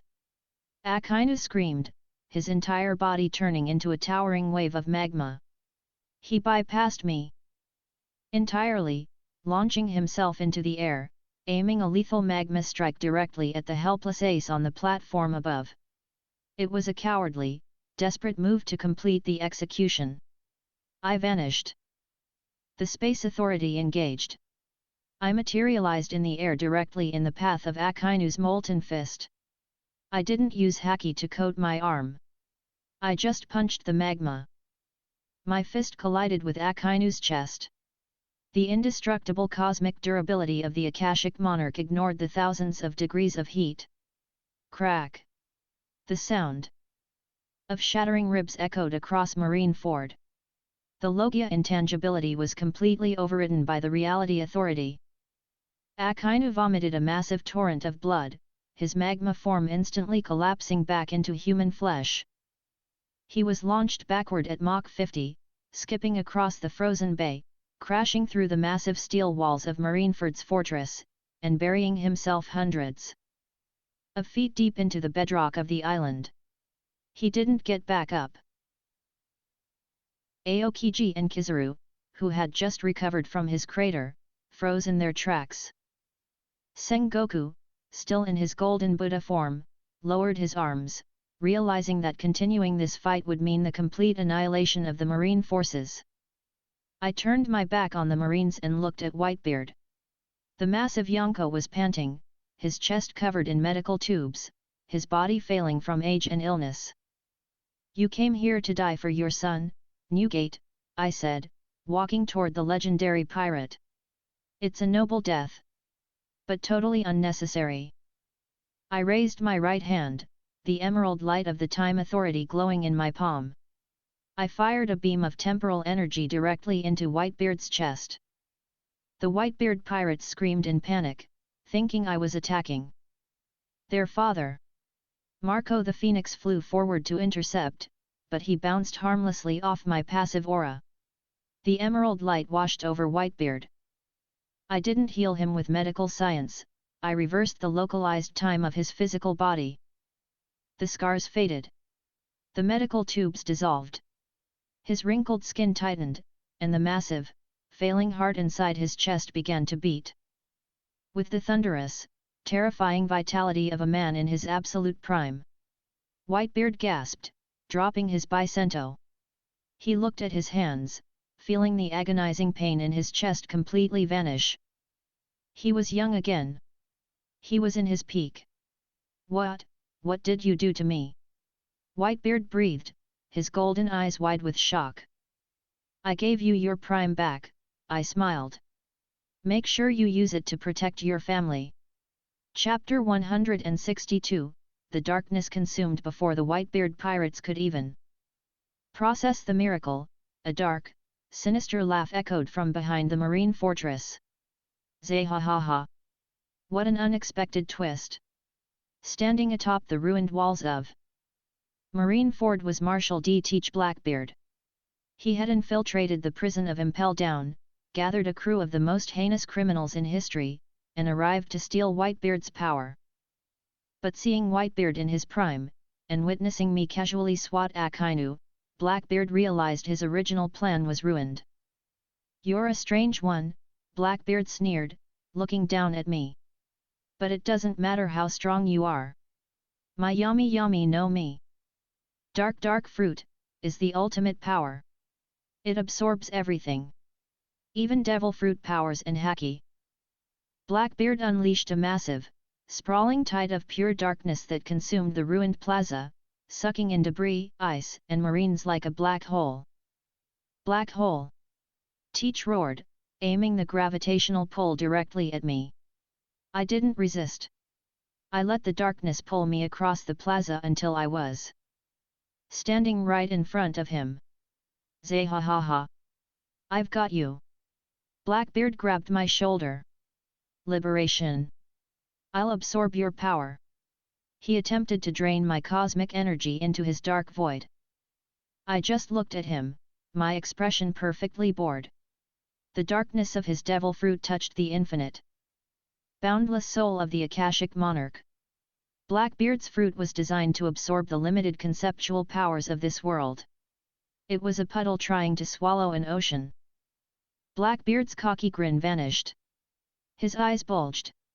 He began to violently shake. What is this?" Teach screamed, trying to let go of my shoulder, but he couldn't. His darkness was overflowing, choking on the infinite cosmic pressure flooding into his body. "It's too much. Stop." "You wanted to absorb my power, Teach," I said softly, the purple light of the power authority glowing in my eyes. "Drink up." I forced a microscopic fraction of my absolute power into his devil fruit. The yummy no mi couldn't contain it. Blackbeard's body expanded, his darkness violently turning white with cosmic energy. With a deafening explosion of pure light, Blackbeard's devil fruit was completely overloaded and destroyed from the inside out. Teach collapsed to the ground, his powers entirely erased, his mind fractured by the sheer terror of what he had just touched. His crew, seeing their invincible captain broken in seconds, dropped their weapons and raised their hands in surrender. I turned back to the execution platform. With a flick of my wrist, the sea stone cuffs binding Ace shattered into dust.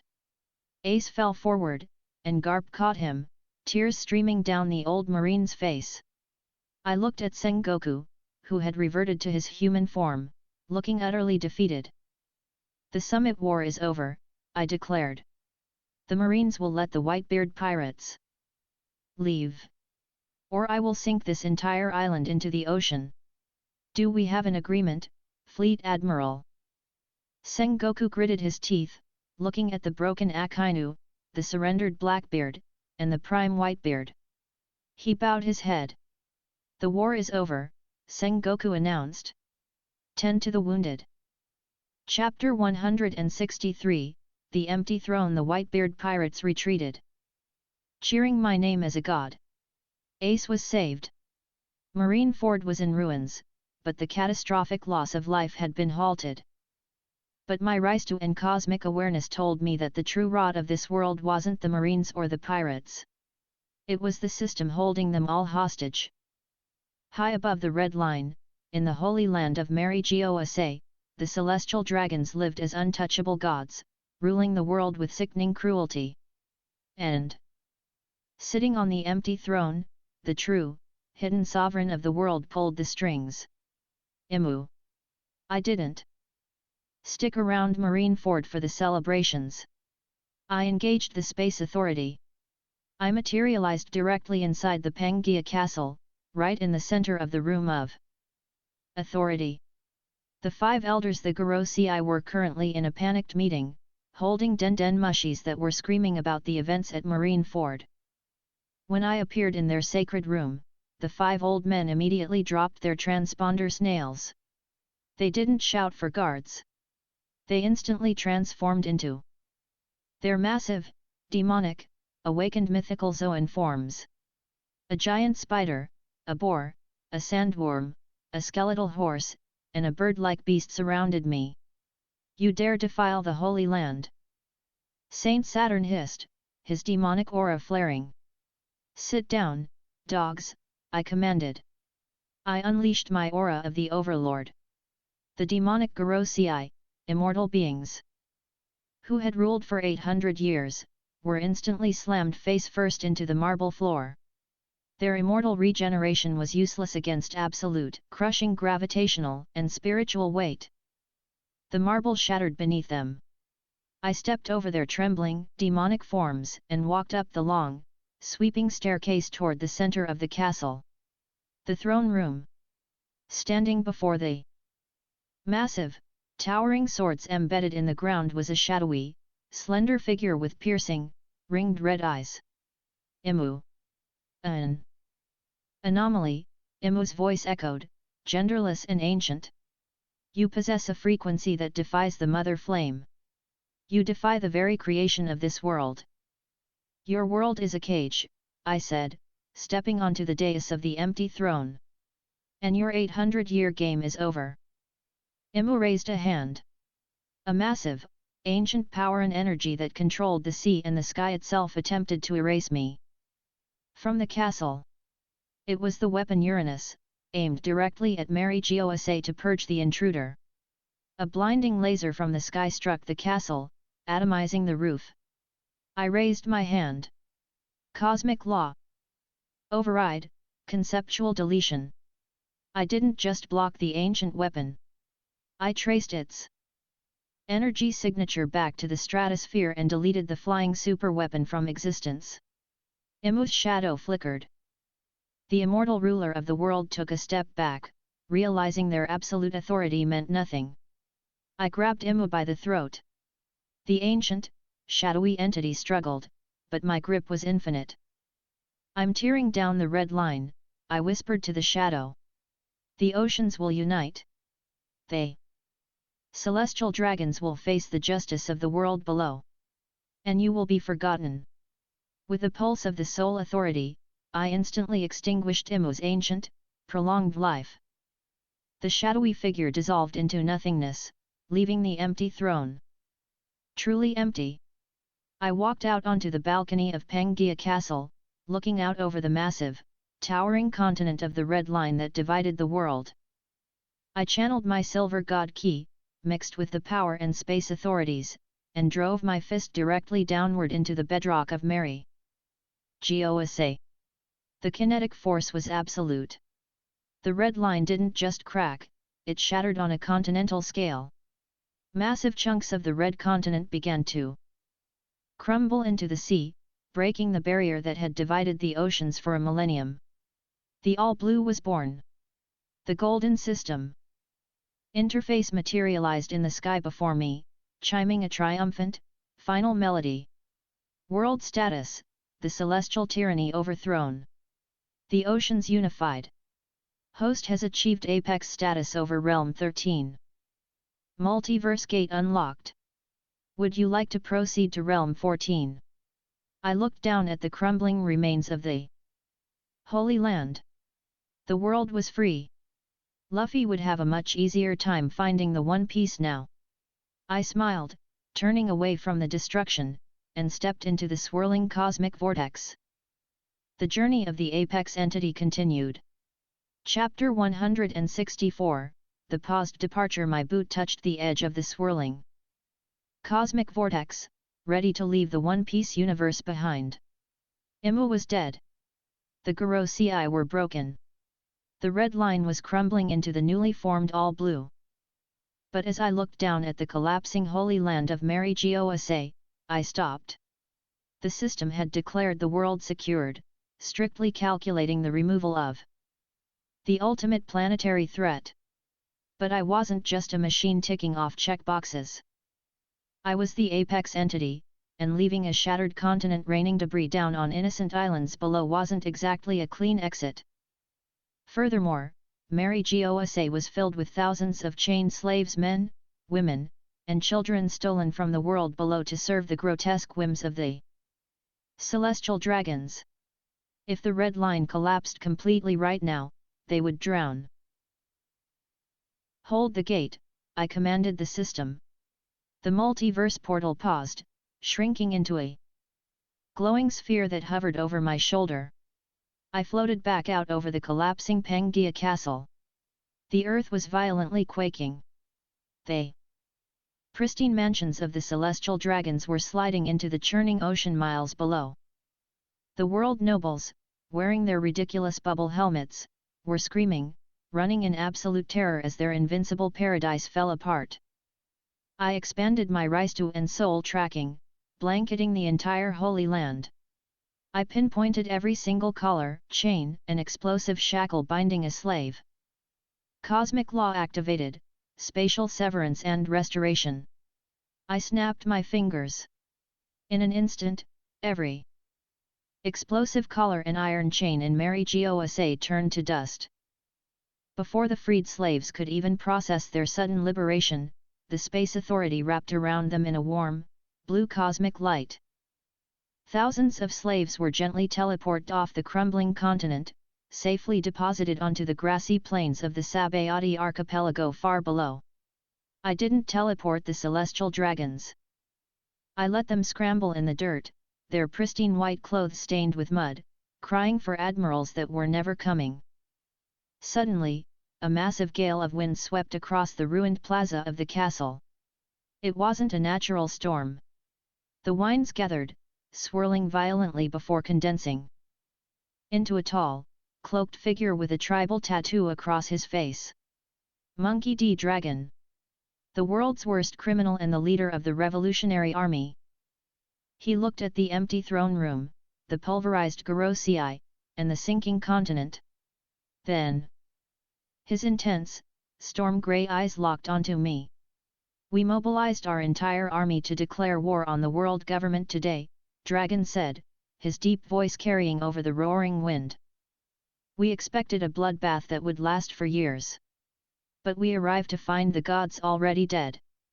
They weren't gods, Dragon, I said, landing on a chunk of stable marble. They were just parasites hoarding the world's resources. And I crushed them. Chapter 165, The Revolution's inheritor behind Dragon, the air warped as his chief of staff, Sabo, and the massive, big-headed Emporio Ivankov arrived. They took one look at the destruction and stood in stunned silence. The celestial dragons are currently trapped on the remaining stable plateau of this island, I told the revolutionary leader. They are entirely powerless.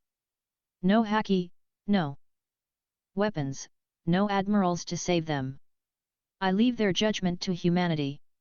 Sabo stepped forward, gripping his metal pipe, his eyes wide. Who did this? Was it the Yonko? Did Whitebeard? Whitebeard is drinking sake in the New World, I interrupted. I did this. Dragon stared at my white and gold armor, feeling the unfathomable, bottomless pressure radiating from my soul. He possessed a terrifyingly strong conqueror's haki, but his instincts told him that drawing a weapon against me would be like trying to fight a hurricane with a matchstick. You tore down the red line, Dragon stated, looking at the massive waterfalls pouring into the new, unified ocean. You have rewritten the geography of the world. Why? Give it to us? With your power, you could sit on the empty throne yourself. I don't do thrones, I replied smoothly. I prefer freedom. Just like your son. Dragon's stoic expression flickered in surprise. Luffy is going to have a much easier time sailing the seas now, I smiled. But the New World is still infested with tyrants. The world government was the biggest rot, but Kaido and Big Mom are still enslaving entire nations under the guise of piracy. I turned my back to the revolutionaries, looking out over the horizon toward the second half of the Grand Line. I'm going to do a little more house cleaning before I leave, I told them. Build a good world, Dragon. One where people like Luffy can sail without a care in the world. Without waiting for their response, I tapped into the Space Authority and vanished, leaving the Revolutionary Army to inherit the dawn of a new era. Chapter 166, The Skies of Wano. I reappeared high above the closed-off country of Wano. Below me was a land of absolute contrasts. From a distance, it looked like a beautiful, feudal Japanese painting. But my cosmic senses immediately saw through the facade. The rivers were choked with toxic, poisonous sludge from weapons factories. The citizens in the outer regions of Kuri and Ebisu were starving to death, forced to eat defective smile fruits that stripped them of their ability to express sorrow, leaving them laughing uncontrollably as they died. At the center of it all was a Nagashima, a massive island shaped like a demonic skull, where the beast pirates partied while the country bled. I floated directly over the skull dome. Down in the courtyard, a massive drunken party was underway. Thousands of beast pirates, gifters, and headliners were cheering. Suddenly, a shadow fell over the island. The clouds above Nagashima began to swirl violently, turning black. Lightning crackled, and a massive, serpentine dragon composed of azure scales descended from the heavens. Kaido of the beasts. The strongest creature in the world. He was completely drunk, holding a massive jug of sake in one of his claws. He floated in the sky, his sheer presence terrifying his own crew. Worororora! Kaido roared, hiccuping violently. What a boring world! Joker failed. The Marines are useless. There's no one left to give me a glorious death. I wouldn't call it glorious, I said. My voice didn't just echo, it vibrated through the very air, cutting through the thunder and Kaido's drunken stupor. Kaido's massive, yellow dragon eyes snapped toward me. I was floating a few hundred feet away, a tiny speck compared to his mountain-sized dragon form. A glowing bug. Kaido sneered, blowing a cloud of hot, alcoholic breath my way. Are you a new Marine Admiral? Or just some idiot who got lost? I'm the guy who just broke the red line and erased the world government, I said casually. I'm here to revoke your Yonko title. Kaido stared at me for a long, silent moment. Then, he threw his head back and let out a deafening roar of laughter. Worororora! You broke the world! Good! Prove it! Kaido roared, his throat beginning to glow with blinding, superheated energy. Bolo breath! A massive, apocalyptic beam of searing heat and fire shot from the dragon's mouth, aimed directly at me. It was an attack capable of instantly vaporizing a mountain. Chapter 167, The strongest creature shattered. I didn't move. I didn't raise a barrier. The bolo breath struck me point blank. The sky turned into an inferno of roaring orange flames. Down below, the beast pirates cheered, assuming the intruder had been instantly incinerated. But as the flames died down, Kaido's drunken laughter caught in his throat. I was hovering in the exact same spot. My abyssal armor didn't even have a scorch mark. Is that the best the strongest creature can do? I asked. Kaido's eyes narrowed, sobering up instantly. He shifted forms, transforming into his massive, muscular hybrid state. He gripped his legendary spiked kanabo, Hasaikai, and coated it in thick, black armament haki, perfectly infused with the red lightning of Conqueror's haki. Don't get cocky, brat! Kaido roared, launching himself through the air with explosive speed. Thunder Bagua. It was a technique that had one-shot some of the strongest fighters in the world. He swung the massive club directly at my head, putting every ounce of his monstrous physical strength and haki into the blow. I raised my left forearm. Crack! The sound was like a thunderclap inside a canyon. A massive shockwave rippled outward, splitting the clouds above Wano perfectly in half and cracking the giant skull dome of a Nagashima below. Kaido stared in absolute, mind-breaking disbelief. His kanabo, coated in Supreme King haki, had struck my forearm. But the spikes on his legendary weapon were completely flattened. The wood was splintering. My arm hadn't buckled a single inch. You rely on haki to enforce your will on reality, I whispered, looking into Kaido's horrified eyes. But my will is absolute. I pulled back my right fist. I didn't use haki. I used pure, infinite God Ki mixed with the power authority. I punched Kaido in the stomach. The indestructible scales of the Azure Dragon, reputed to be the toughest armor in the world, shattered like thin ice. The kinetic force bypassed his flesh and slammed directly into his internal organs. Kaido vomited a massive torrent of blood, his eyes rolling back into his head. He was launched out of the sky like a cannonball, crashing violently through the roof of the skull dome, plunging deep into the bedrock of a Nagashima. I drifted down through the massive hole I had just created. The entire beast pirate crew was frozen in terror. King and Queen, Kaido's top commanders, stared at the massive crater where their invincible captain lay. Kaido was barely conscious, his body broken, coughing up blood. He looked up at me, a twisted smile forming on his lips.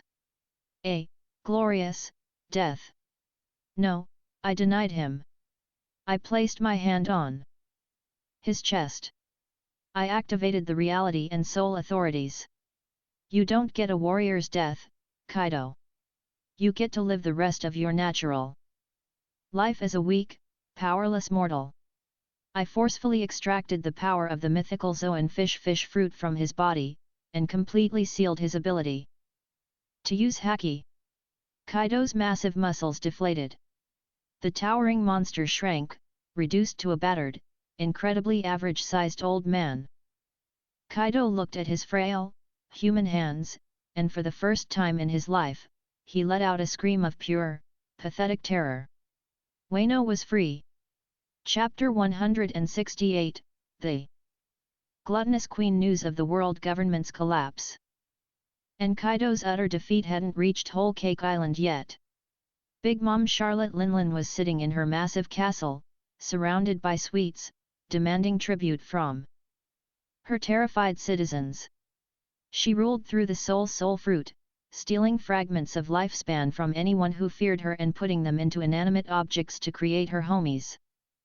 When I teleport directly into her throne room, crashing a tea party attended by her strongest suite commanders, Katakuri, Smoothie, and Cracker, the room erupted into chaos. Mama! An intruder! Katakuri yelled, his observation haki seeing a split second into the future. But what he saw made him instantly drop his trident in pure terror. In his vision, any attempt to attack me resulted in his entire family being erased. "Don't attack him!" Katakuri screamed to his siblings, sweating profusely.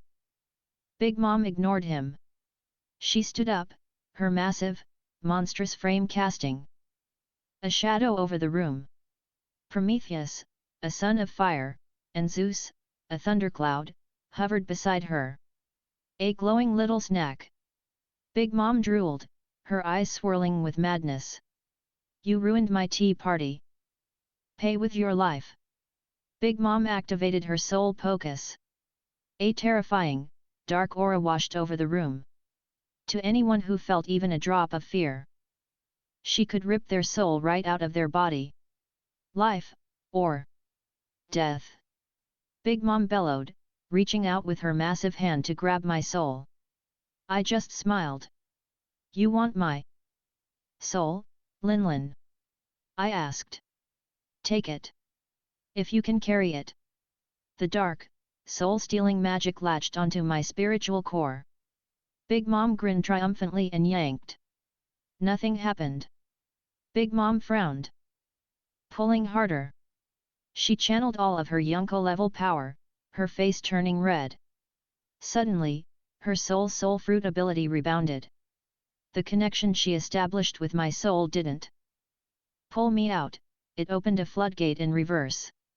The infinite, boundless cosmic weight of the Akashic Monarch's soul authority rushed into her devil fruit connection. It was like trying to swallow a galaxy. Big Mom's eyes bulged. She shrieked, clutching her head as her mind and her devil fruit were completely overloaded. All across Whole Cake Island, the millions of homies, the talking trees, the singing doors, the animated fire and clouds instantly abandoned Big Mom's control.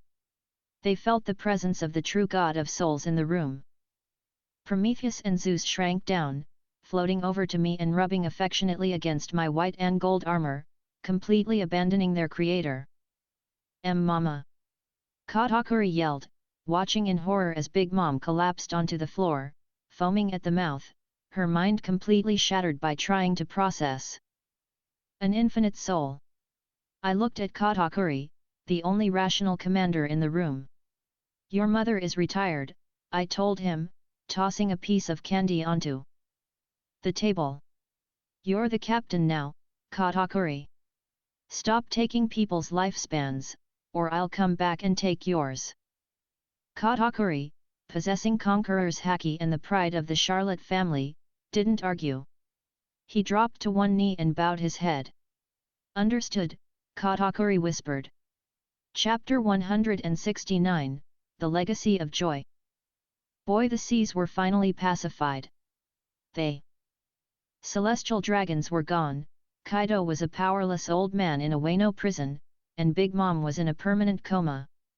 There was only one place left to visit before I truly closed the book on Realm 13. Laugh Tale. The final island. I bypassed the need for road poneglyphs and teleport directly to the exact coordinates hidden at the end of the new world. I appeared on a beautiful, untouched shoreline. The island wasn't a fortress or a massive treasure hoard. In the center of the island stood a simple, ancient ruin. As I walked up to the ruins, I saw a familiar ship anchored in the hidden cove. The Thousand Sunny. The Straw Hat Pirates had just arrived. I walked into the central chamber of the ruins. There, sitting in front of a massive, ancient poneglyph, was Monkey D. Luffy. He wasn't crying, and he wasn't conquering. He was laughing. The entire crew, Zoro, Nami, Robin, Sanji, and the rest were laughing with him. Gold. Roger had left behind a massive, incredibly detailed comic book, The True History of the World, recorded by Joy Boy. A story so absurd and free that it made the Pirate King laugh. Luffy wiped a tear of mirth from his eye, wearing his straw hat, and finally noticed me standing at the entrance. "Whoa!" Luffy grinned, stretching his neck out to look at me. "You're super shiny. Are you a robot?" Luffy! Zoro yelled, instantly drawing his swords, sensing the incomprehensible gap in our power. Get back! That guy, his presence is insane. Relax, Zoro, I said, putting my hands in my pockets. I'm not here to fight. I'm just here to congratulate the new Pirate King. Luffy's eyes widened, and he laughed again. Shi. I did it. I'm the freest man on the sea. You really are, I smiled. I cleared out a few obstacles for you on the way here. Mary Gosa is gone. Kaido and Big Mom are retired. The seas are completely open. Robin gasped, covering her mouth. You destroyed the world government. I did, I confirmed. Luffy didn't look angry. That I stole his fights. He just looked at me with profound, instinctual understanding. He could sense that I wasn't a tyrant trying to rule. Thanks, shiny guy. Luffy laughed, holding out a massive mug of pirate ale he had brought from the ship. Want a drink? I walked over, the infinite, cosmic god of the multiverse, and sat down on the ancient stone floor of Laugh Tale next to a rubber boy. I took the mug and clinked it against his. To freedom, I said. To freedom, the Straw Hats cheered. We drank in the ruins of Joy Boy's legacy. I had rewritten the rules of their universe, taking away the pain and the tyranny so they could just enjoy the adventure. As I finished my drink and stood up, the golden system interface chimed one final time, its light blending perfectly with the sunrise over Laugh Tale. World expansion complete, the seas are pacified. Joy Boy's will is fulfilled. Realm 13 fully secured. Multiverse gate re-engaging. I looked at Luffy. Keep sailing. Captain. You too, shiny guy. Luffy waved. I stepped backward into the cosmic vortex. The sound of the ocean, the laughter of the Straw Hats, and the free world of One Piece faded away into the brilliant light of the multiverse. The apex entity was ready for whatever came next. Chapter 170, The Kamino Nightmare. The transition into Realm 14 was jarringly loud. The cosmic vortex deposited me into a sky choked with ash, pulverized concrete, and the deafening whir of dozens of news helicopters hovering dangerously close. Realm transition complete. Welcome to Realm 14, Earth, My Hero Academia Universe. Current event, the Kamino Ward Incident. Notice, the local cosmology operates on quirks, genetic, biological mutations that grant superhuman abilities. I floated above a ruined city block in Kamino Ward, Japan. The destruction was localized but absolute. Buildings were flattened, fires raged, and the air crackled with kinetic and dark energy.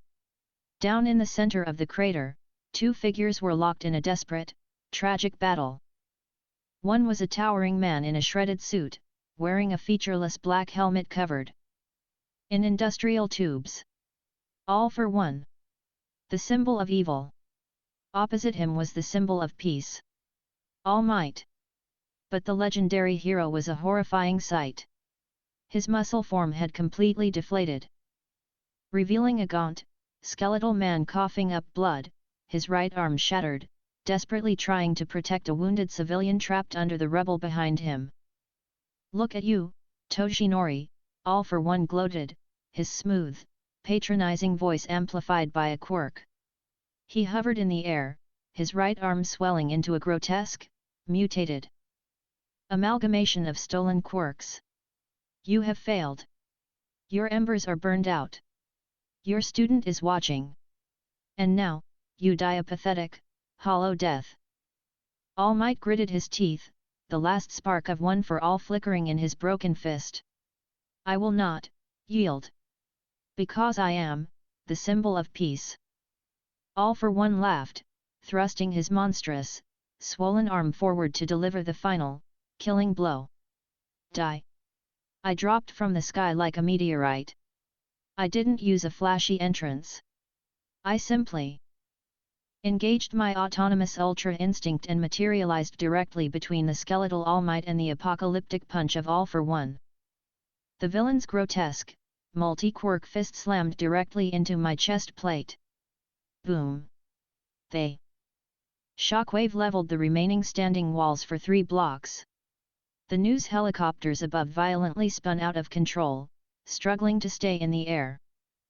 But as the dust instantly cleared, national television captured an impossible sight. I was standing perfectly still, my white and gold abyssal armor completely unblemished. All for One's massive, mutated arm was pressed against my chest, trembling violently, completely stopped by the passive density of my Akashic Monarch aura. What? All for One breathed beneath his mask, his sensory quirks suddenly screaming in absolute, blind panic. You talk entirely too much for a guy wearing a life support helmet, I said. Chapter 171, The Ultimate Theft Hidden Behind a Slab of Concrete. 50 yards away, a group of high school students Izuka Midoriya, Katsuki Bakugo, Shoto Todoroki, Tinya Ida, and Momoye Iorozu watched in absolute terror and awe. Who is that? Midoriya whispered, trembling. He just took a full power hit from the boss villain, without even flinching. Down in the crater, All for One quickly recovered his composure. He was a 200-year-old mastermind, he had stolen thousands of quirks and seen every mutation imaginable. Fascinating, All for One said, retracting his swollen arm and floating backward. I can't sense your quirk factor. It feels completely blank. Yet you possess an emitter aura of divine quality, and a durability enhancer that rivals shock absorption.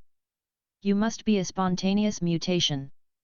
I'm not a mutation, I said, taking a slow step forward. And I don't have a quirk. All for One chuckled darkly. Don't be modest. Whatever beautiful, untamed power you hold, I think I'll take it for myself. Rivet stab. Black, jagged tendrils tipped with red glowing points erupted from All for One's fingertips. They shot forward at the speed of sound, designed to pierce the target's body, hijack their DNA, and forcibly extract their quirk factor. I didn't dodge. I let the black tendrils strike my chest. Got you, All for One smiled beneath his mask. Your power is mine. He engaged his legendary, titular quirk, All for One. He attempted to reach into my soul and pull out my abilities. The moment his biological theft quirk touched the boundless, infinite reality of the Akashic Monarch, the universe corrected the math. All for One wasn't stealing a quirk. He was trying to download the cosmic authorities of time, space, reality, power, mind, and soul layered over a foundation of absolute infinity into a mortal, genetically decaying brain. It was like trying to fit a supernova into a thimble. All for One's mask violently cracked. Aig! The symbol of evil let out a blood-curdling scream. The black tendrils connected to my armor instantly ignited into silver, cosmic fire. The fire shot back up the tendrils and struck All for One's body. His quirk factor, the genetic library holding thousands of stolen powers over 2 centuries, violently overloaded and combusted. The kinetic dampeners, the regeneration, the air cannons, all of them were instantly deleted from his DNA. All for One collapsed to his knees, clutching his head, his life support mask shattering entirely to reveal his scarred, eyeless face. Blood poured from his nose and mouth. My quirks, he gasped, his voice small and terrified. They're gone. The voices, everything is gone. You tried to steal from the apex entity, I said coldly, looking down at the groveling, powerless old man. Consider your account overdrawn. Chapter 172, Restoring the Symbol. The entire nation of Japan, watching through the lenses of the news helicopters, was dead silent. The invincible, terrifying demon of the underworld, the man who had crippled their greatest hero was currently weeping in the dirt, completely stripped of his powers in less than 30 seconds. I turned my back on the pathetic villain and looked at All Might. Toshinori Yagi was kneeling on the pavement, his skeletal body trembling, staring at me with wide, sunken blue eyes. What are you? Toshinori rasped, a trail of blood leaking from his chin. Are you a hero? I'm just a traveler, I said, walking over and kneeling in front of him. But I know a real hero when I see one. You've carried this world on your shoulders for a long time, Toshinori. You've earned a break. But you shouldn't have to live it in pain. I raised my right hand, the emerald light of the Time Authority glowing in my palm. Toshinori flinched slightly, but my aura of the Overlord projected a warm, soothing wave of absolute peace. This isn't a healing quirk, I explained softly, placing my glowing hand directly over the horrific, gaping scar on his left side. I'm just rewinding the clock on your physical vessel. Back to before the injury. Back to your absolute prime. The emerald cosmic energy washed over his skeletal frame. The millions of people watching at home gasped. Toshinori's hollow cheeks filled out. The massive, crippling scar on his stomach unstitched itself, reforming perfectly healthy tissue, muscle, and organs. The respiratory damage vanished. His frail, stick-like arms swelled with incredible, natural muscle mass. In a matter of seconds, the skeletal man was gone. All Might, in his true, unadulterated, muscular prime, sat on the pavement. He wasn't using one for all to puff himself up. This was his actual, restored biological body. He looked at his massive hands, tears welling in his eyes. He took a deep, full breath of air for the first time in 5 years without tasting blood. My stomach! All Might wept, overwhelmed with pure, unadulterated joy. The pain is gone. Your embers are still fading, I told him gently. One for all belongs to young Midoriya now. But your body is whole again. You can be the symbol of peace without killing yourself to do it. Behind the rubble, Izuku Midoriya burst into tears, covering his mouth to stifle his sobs as he watched his idol and mentor miraculously restored. Chapter 173, The Quirk Singularity Reversed. I stood up, leaving the weeping, restored hero, and looked out over the ruined city. The immediate threat was neutralized, but my cosmic awareness told me that this entire universe was on a ticking genetic time bomb. The Quirk Singularity Doomsday Theory. With each generation, quirks were mixing, mutating, and growing stronger, while the human body remained biologically stagnant. Within a few generations, children would be born with powers so immense and uncontrollable that their own bodies would tear themselves apart, destroying humanity entirely. Your world is broken at a cellular level, I murmured, my voice projecting across the city. I floated high into the air above Kamino Ward. If I left now, humanity would inevitably destroy itself. So, I decided to rewrite their biology. I activated the reality, power, and soul authorities, merging them with the infinite, boundless energy of the Akashic Monarch. Cosmic law override, genetic harmonization. I unleashed a global wave of soft, golden light. It swept over Kamino, across Japan, and expanded instantly across the entire planet.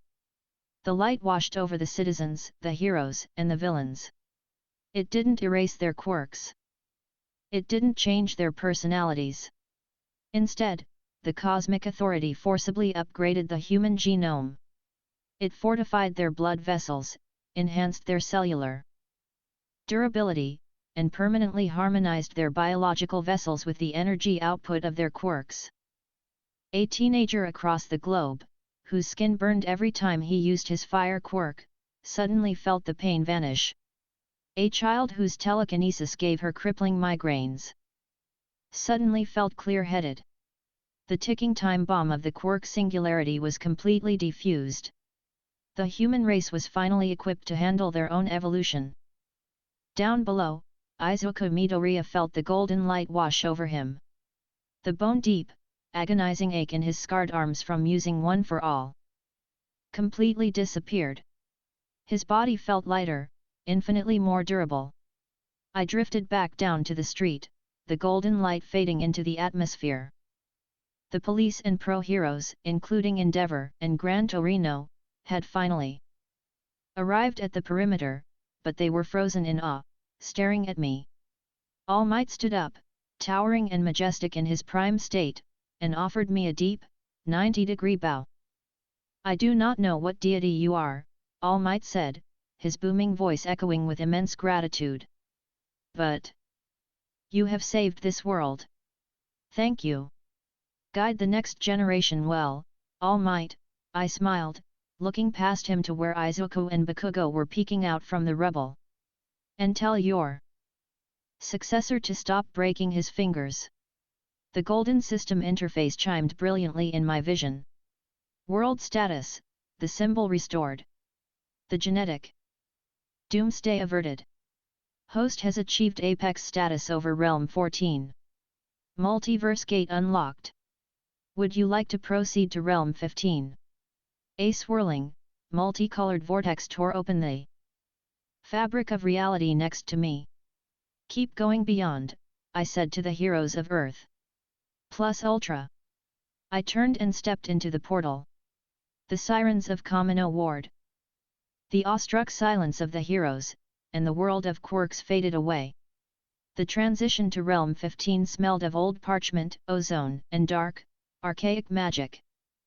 The sky was overcast, and the air was thick with the chilling, despair-inducing presence of soul-sucking entities. I stepped out of the portal and found myself standing on the edge of a massive, black lake, looking up at a towering Scottish castle. Hogwarts. Hovering over the lake, descending upon a ragged, black-haired boy and his godfather, were hundreds of Dementors. Magic wands and soul-suckers, I smirked, the silver heat of Ultra Instinct warming the freezing air. Let's see how the Wizarding World handles absolute reality. Chapter 174, The Soul Eater's Folly. The air around the Black Lake was unnaturally frigid, the kind of cold that bypassed the skin and settled directly into the bones. The water's surface had frozen into a thin sheet of grey ice. In the center of the lake's bank, a teenage boy with messy black hair, Harry Potter, was on his knees, desperately trying to cast a patroness charm. Beside him lay the unconscious body of his godfather, Sirius Black. But Harry's magic was failing. The sheer number of Dementors, over 100 cloaked, skeletal figures, was overwhelming. A Dementor swooped down, its rotting, scabbed hands grasping Harry's neck, lowering its hooded face to deliver the Dementor's kiss and consume his soul. Harry's vision went dark, his wand slipping from his fingers. I didn't run along the bank. I simply stepped out onto the surface of the Black Lake. My boots didn't break the ice. With the thought, the Akashic Monarch aura flared, casting a blinding, starlit glow across the pitch-black environment. The sudden burst of absolute, divine light caught the attention of the Dementor swarm. These creatures were the physical manifestations of despair and depression. They fed on human joy and devoured souls. Sensing a soul that burned brighter than a supernova, the Dementors abandoned Harry and Sirius. They swarmed toward me, a terrifying hurricane of tattered black cloaks and rattling breaths. "You want a meal?" I asked, looking up at the descending horde. I didn't cast a patroness. I didn't need a localized spell fueled by a happy memory. I possessed the sole authority of the multiverse. I raised my arms, opening myself up to them. The first dozen Dementors swooped down and attempted to latch onto my spiritual core to feed. The moment their decaying, parasitic maws touched the boundless, infinite reality of my soul, the result was catastrophic. It was like a mosquito attempting to drink the Atlantic Ocean. The Dementors didn't just fail to feed. They shrieked. It was a horrific, agonizing sound of absolute sensory overload. The sheer density of the cosmic power, the infinite joy, sorrow, triumph, and vitality contained within my Akashic monarch soul violently expanded inside their hollow vessels. Pop! Pop! Pop! The immortal, unkillable creatures of the wizarding world began to literally burst. Their black cloaks tore into shreds as the brilliant, silver-gold light of my soul expanded from within them, instantly annihilating them from existence. I didn't stop there. I lowered my arms and actively pushed the soul authority outward in a massive, expanding dome of cosmic light. The dome washed over the entire Black Lake. The remaining Dementors didn't even have time to flee. The moment the light touched them, they evaporated into harmless white mist. The freezing temperature vanished instantly, replaced by a warm, comforting summer breeze. I walked over to the bank, looking down at Harry and Sirius. They were unconscious, but their souls were perfectly intact. "Let's get you two to the nurse," I murmured. Chapter 175, The Rat and the Headmaster. With a flicker of the Space Authority, I bypassed the wards of Hogwarts School of Witchcraft and Wizardry, ancient magical barriers that meant absolutely nothing to a cosmic deity, and materialized directly inside the hospital wing. I laid Harry and Sirius on 2 empty beds. A moment later, the doors to the hospital wing burst open. Albus Dumbledore strode in, his blue eyes sharp and alert, followed closely by a sputtering Cornelius Fudge, the Minister of Magic, and a thoroughly bewildered Severus Snape. "Black!" Fudge shrieked, pointing a trembling finger at the unconscious Sirius. "He's here! Severus, bind him! I will summon the Dementors immediately." "The Dementors are gone, Cornelius," I said, leaning casually against the stone wall near the window. The 3 wizards froze, turning to look at me. My white and gold armor hummed softly in the candlelight. Dumbledore's wand slid smoothly into his hand, though he kept it pointed downward. His eyes, usually twinkling with grandfatherly warmth, narrowed as he subtly attempted to use legilimency mind reading on me. My Akashic Monarch skill didn't even bother to rebound the attack. Dumbledore's mind probe hit an infinite, blank wall of absolute cosmic static. The headmaster stumbled backward, gasping softly, his hand flying to his forehead as a sudden, splitting migraine pierced his skull. "Albus!" Fudge cried. "What is this man? Is he an accomplice of Black's? I am the one who saved them from being executed by your soul-sucking pets," I said, stepping forward. "And Sirius Black is innocent." "Innocent?" Fudge scoffed, turning purple. "He betrayed the Potters. He murdered 13 people. Peter Pettigrew was blown to bits." "Peter Pettigrew is a rat," I stated. I raised my right hand, activating the Space and Reality Authorities. I expanded my cosmic awareness across the Hogwarts grounds. I found the coward scurrying through the tall grass near the Forbidden Forest, desperately trying to escape in his animagus form. "Summon!" A spatial tear ripped open in the center of the hospital wing. A squeaking, frantic brown rat was violently ejected onto the stone floor. Before the rat could scurry under a bed, I snapped my fingers. The Reality Authority instantly overrode the animagus. Transformation! The rat's bones expanded, cracking sickeningly as it was forcefully morphed back into a short, balding, pathetic man. Peter Pettigrew whimpered, cowering on the floor, clutching his silver hand. Fudge's jaw unhinged. Snape's face drained of all color, his dark eyes locking onto the man he thought had died 12 years ago. Dumbledore exhaled a long, heavy breath, realizing the catastrophic failure of the wizarding justice system. "There's your murderer, Minister," I said, pointing at Pettigrew. I suggest you update your paperwork. And if you ever deploy dementors around children again, I will personally dismantle your ministry brick by brick." Fudge couldn't speak. The sheer, overwhelming pressure radiating from my armor made him drop to his knees in absolute terror. Chapter 176, The Eradication of the Parasite. Harry groaned, slowly sitting up in his hospital bed. He put his glasses on, his eyes darting frantically around the room, landing on the cowering Pettigrew, the stunned teachers, and finally, on me. "You," Harry whispered, remembering the blinding light at the lake. "You cast the Patroness." "I don't need a wand, Harry," I smiled gently. I walked over to his bed. "But while I'm here, I need to fix one more mistake that the adults in this room have been ignoring." Dumbledore tensed, stepping forward. "Sir, I do not know who you are, but you must tread carefully. There are magics at work here that I know all about." "The Horcruxes, Albus," I interrupted, my voice dropping the temperature in the room. Dumbledore froze completely. The greatest secret of his life, the dark truth he had been hiding, was spoken aloud as casually as discussing the weather.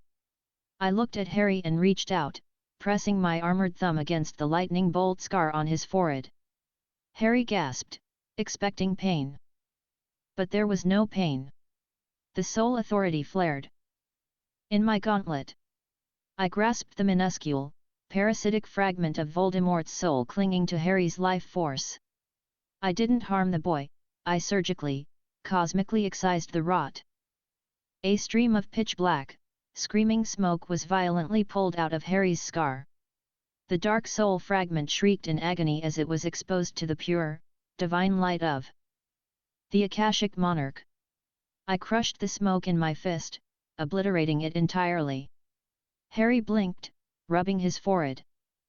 The chronic, lingering headache he had lived with his entire life vanished instantly. It's gone." "That was just the first piece," I said, turning to the center of the room. I raised both hands.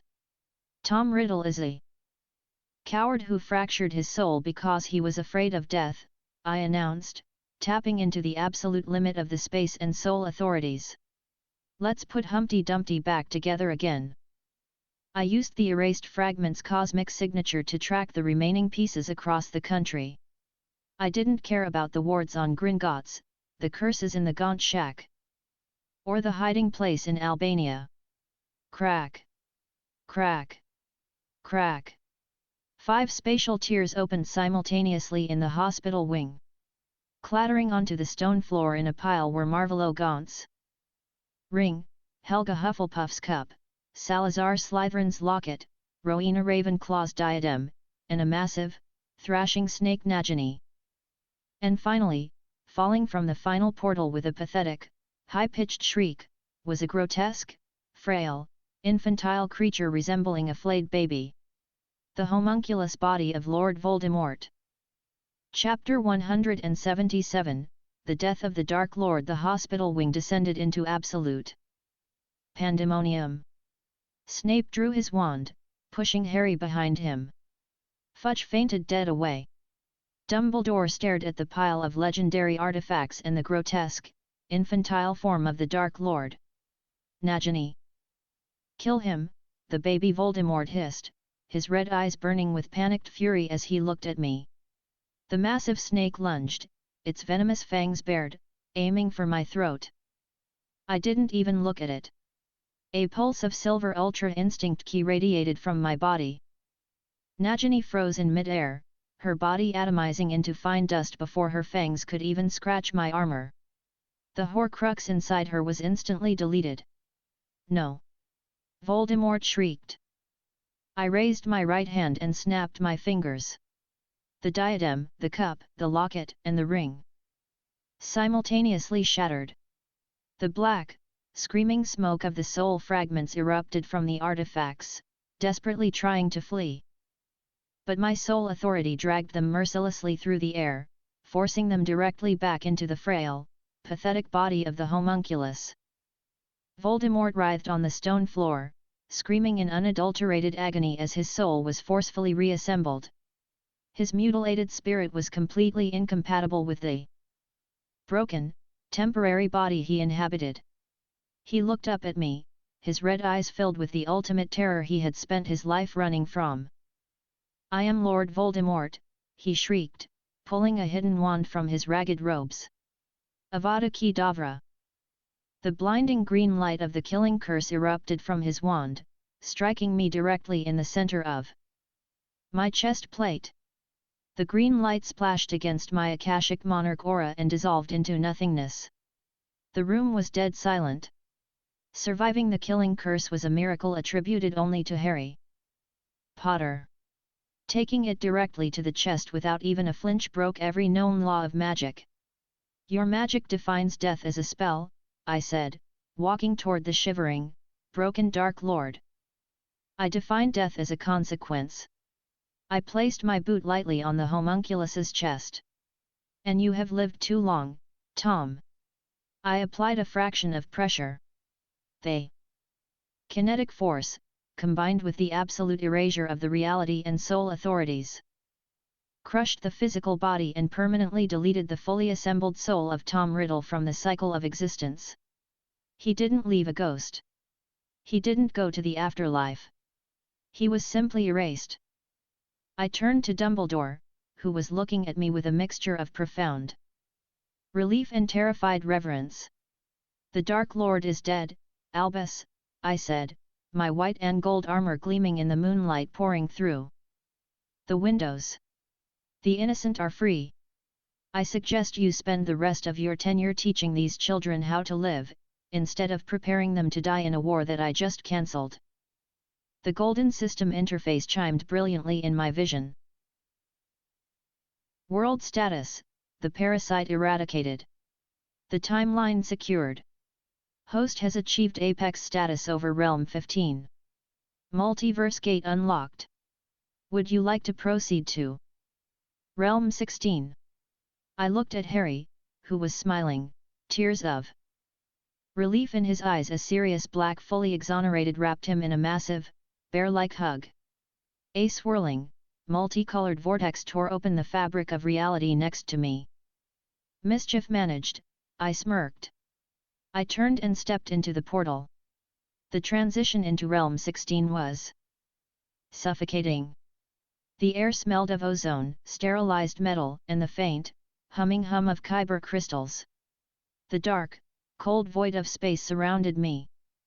I materialized in the center of a massive, circular throne room with a giant window overlooking the starry cosmos and a massive space battle below. The second Death Star, standing a few feet away, crackling with blue force lightning, was the wrinkled, cloaked figure of Emperor Palpatine. He was currently torturing a young, black-clad Jedi Luke Skywalker who was writhing on the floor in agony. Standing silently by, a massive, armored cyborg breathing heavily through a respirator watched his son suffer. Darth Vader. "Now, young Skywalker," Palpatine cackled, his fingers dripping with dark side lightning. "You will die." "I don't think so, Palp," I said, stepping out of the shadows, my silver aura lighting up the dark throne room. "I'm canceling the Empire today." Chapter 178, The Delayed Jump. My boot had barely crossed the threshold into the Death Star's throne room when the golden system interface violently flashed red, throwing up an impassable barrier of hard light over the portal. Notice: Main Universe Quest expansion gained.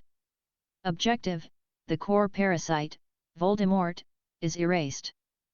But the localized timeline remains highly unstable. Massive systemic corruption and fanatical remnants threaten the peace of Realm 15. Mandate: dismantle the Death Eaters, purge the Ministry of Magic's corruption, and neutralize the Deathly Hallows. Status: Multiverse Gate paused. Rerouting to Realm 15. I paused, looking through the shimmering portal at Emperor Palpatine, who was still cackling and electrocuting Luke Skywalker. "Hold that thought, Palpatine," I sighed, tapping the portal frame. I left the stove on in the other universe. I'll be back in 10 minutes. To deal with your empire. I stepped backward, pulling my boot out of the Star Wars universe. The vortex snapped shut, leaving me standing right back in the middle of the Hogwarts hospital wing. The room was exactly as I had left it seconds ago. Fudge was still unconscious on the floor. Dumbledore was staring at the spot where the portal had been, and Harry was sitting on his bed, looking utterly bewildered. You're back?" Sirius asked, blinking. "I missed a spot," I said, rolling my shoulders. I looked down at Cornelius Fudge. "The Dark Lord is dead, but the system that allowed him to rise is still completely rotten. And the fanatics who supported him are still breathing. I'm going to do a little more house cleaning." Dumbledore stepped forward, his expression grave but curious. "Sir, the Death Eaters who escaped justice, they are deeply entrenched in our society." Lucius Malfoy. McNair, not, "They have wealth, influence, and the ear of the minister." "Influence is just a concept, Albus," I said, my white and gold armor humming as the Space Authority engaged. "And I own the concepts. Take care of Harry. I'm going to pay a visit to the prison." Chapter 179, The Purge of Azkaban. With a flash of silver light, I materialized in the center of Azkaban prison, located on a freezing, storm-battered island in the middle of the North Sea. The atmosphere was suffocating. Even with the Dementors gone, having evaporated under my cosmic light at the lake, the stone walls were soaked in centuries of concentrated misery, despair, and dark magic. I didn't need to walk cell by cell. I floated up through the central atrium of the massive triangular fortress, my Akashic Monarch aura illuminating the pitch-black corridors. Like a miniature sun. The prisoners, some innocent, some guilty, some completely insane, cowered against their bars. I expanded my mind and soul authorities, casting a wide net over the entire facility. I wasn't here to judge petty thieves or those wrongfully imprisoned. I was here for the irredeemable rot. I pinpointed the souls stained with unrepentant murder, torture, and fanatical devotion to Voldemort. In the high-security wing, a skeletal woman with wild, matted dark hair pressed her face against the iron bars, cackling madly at the light. "Bellatrix Lestrange! Is that the Dark Lord?" Bellatrix shrieked, her voice raspy and manic. "Has he come to free us? I knew he would return." "He's not coming, Bellatrix," my voice echoed simultaneously in the minds of every Death Eater in the prison. "He was deleted. And now, it's your turn. I didn't kill them. Death was too easy for people who worshipped a cause built on blood purity and magical supremacy. The ultimate punishment for a supremacist is to lose the very thing that makes them feel superior.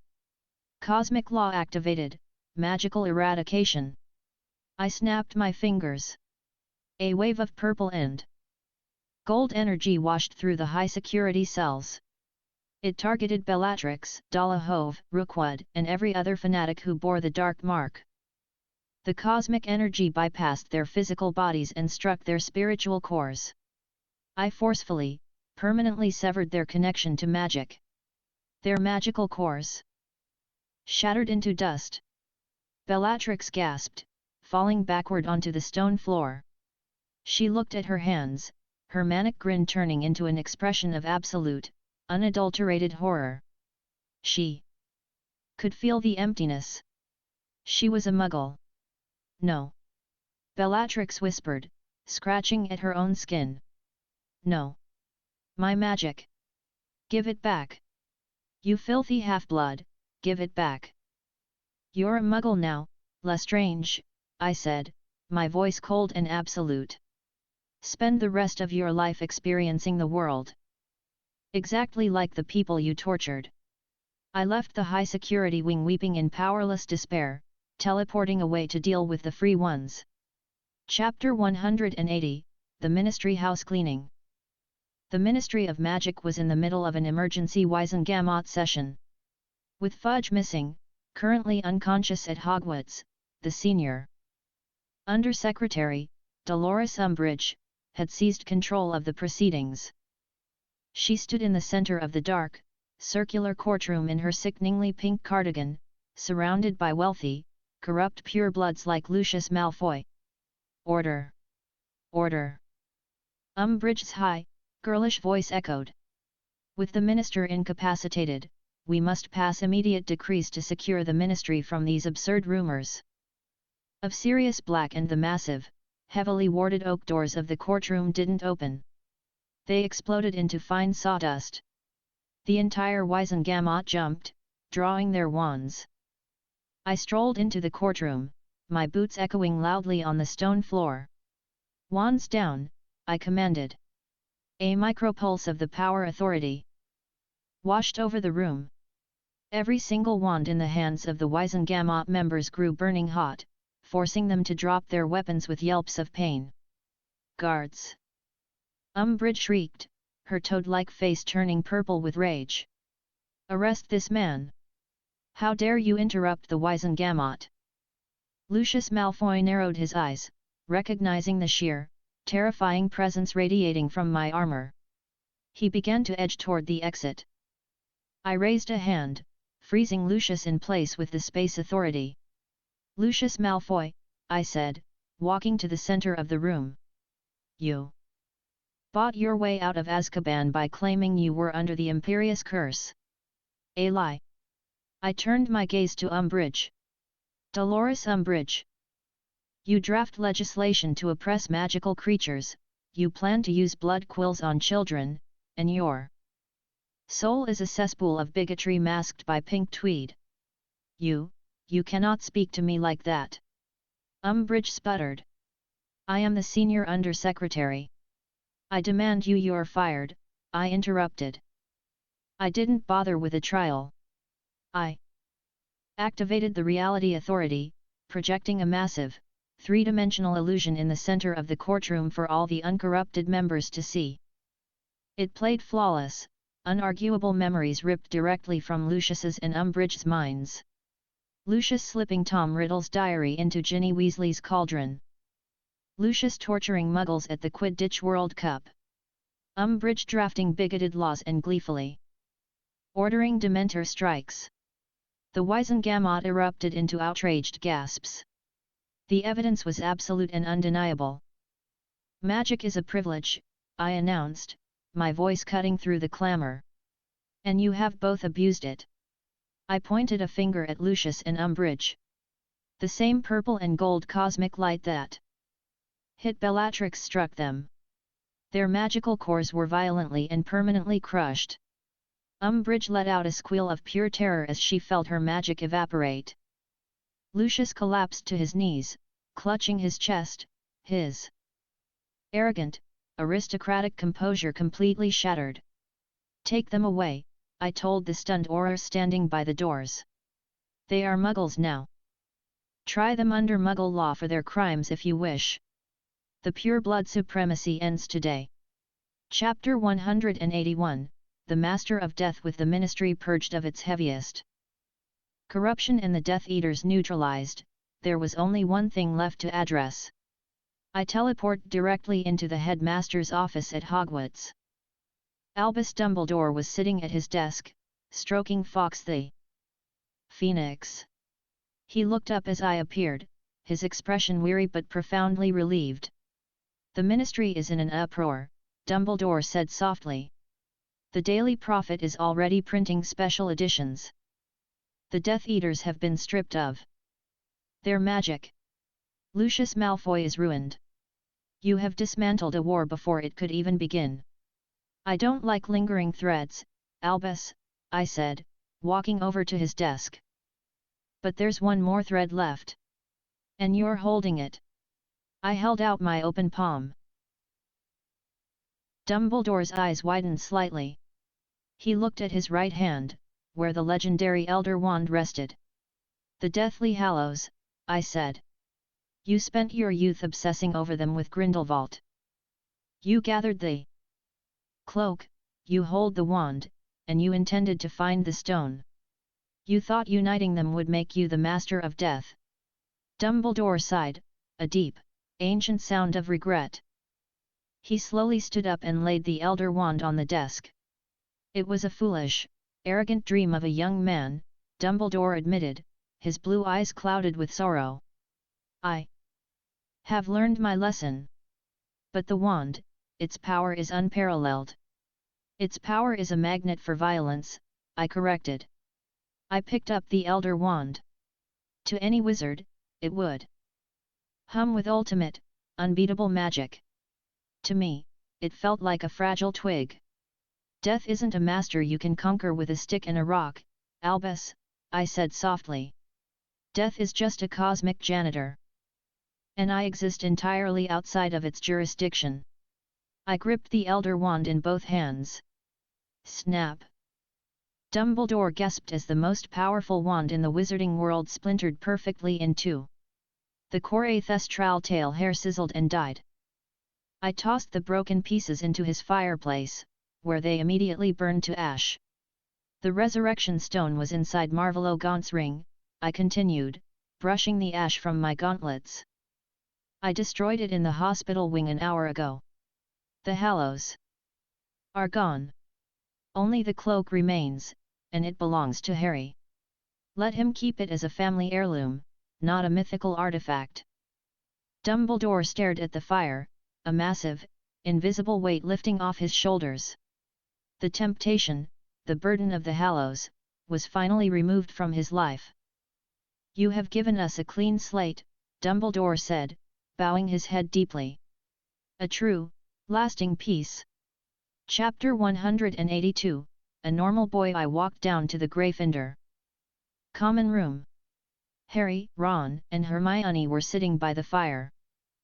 Sirius Black was sitting next to Harry, a massive grin on his face, looking healthier than he had in 12 years. When I entered, the Golden Trio jumped up. Sir! Harry said, his green eyes shining. Dumbledore said, he said the prophecy is gone. Voldemort is really gone forever. He is, Harry, I smiled, crossing my arms. No more destiny. No more Dark Lords hunting you down. You're just a normal wizard. Now, you get to worry about passing your potions exams and playing Quidditch instead of saving the world. Hermione looked at me, her brilliant mind spinning. But, the fundamental laws of magic. Surviving the killing curse, erasing magical cores, it defies everything in Hogwarts, a history. There's a lot of things not in that book, Hermione, I chuckled. I looked at Sirius. Take care of your godson, Padfoot. Buy him a proper broom. I will, Sirius said, standing up and offering his hand. I owe you my life, my freedom, and my family. Thank you. I shook his hand.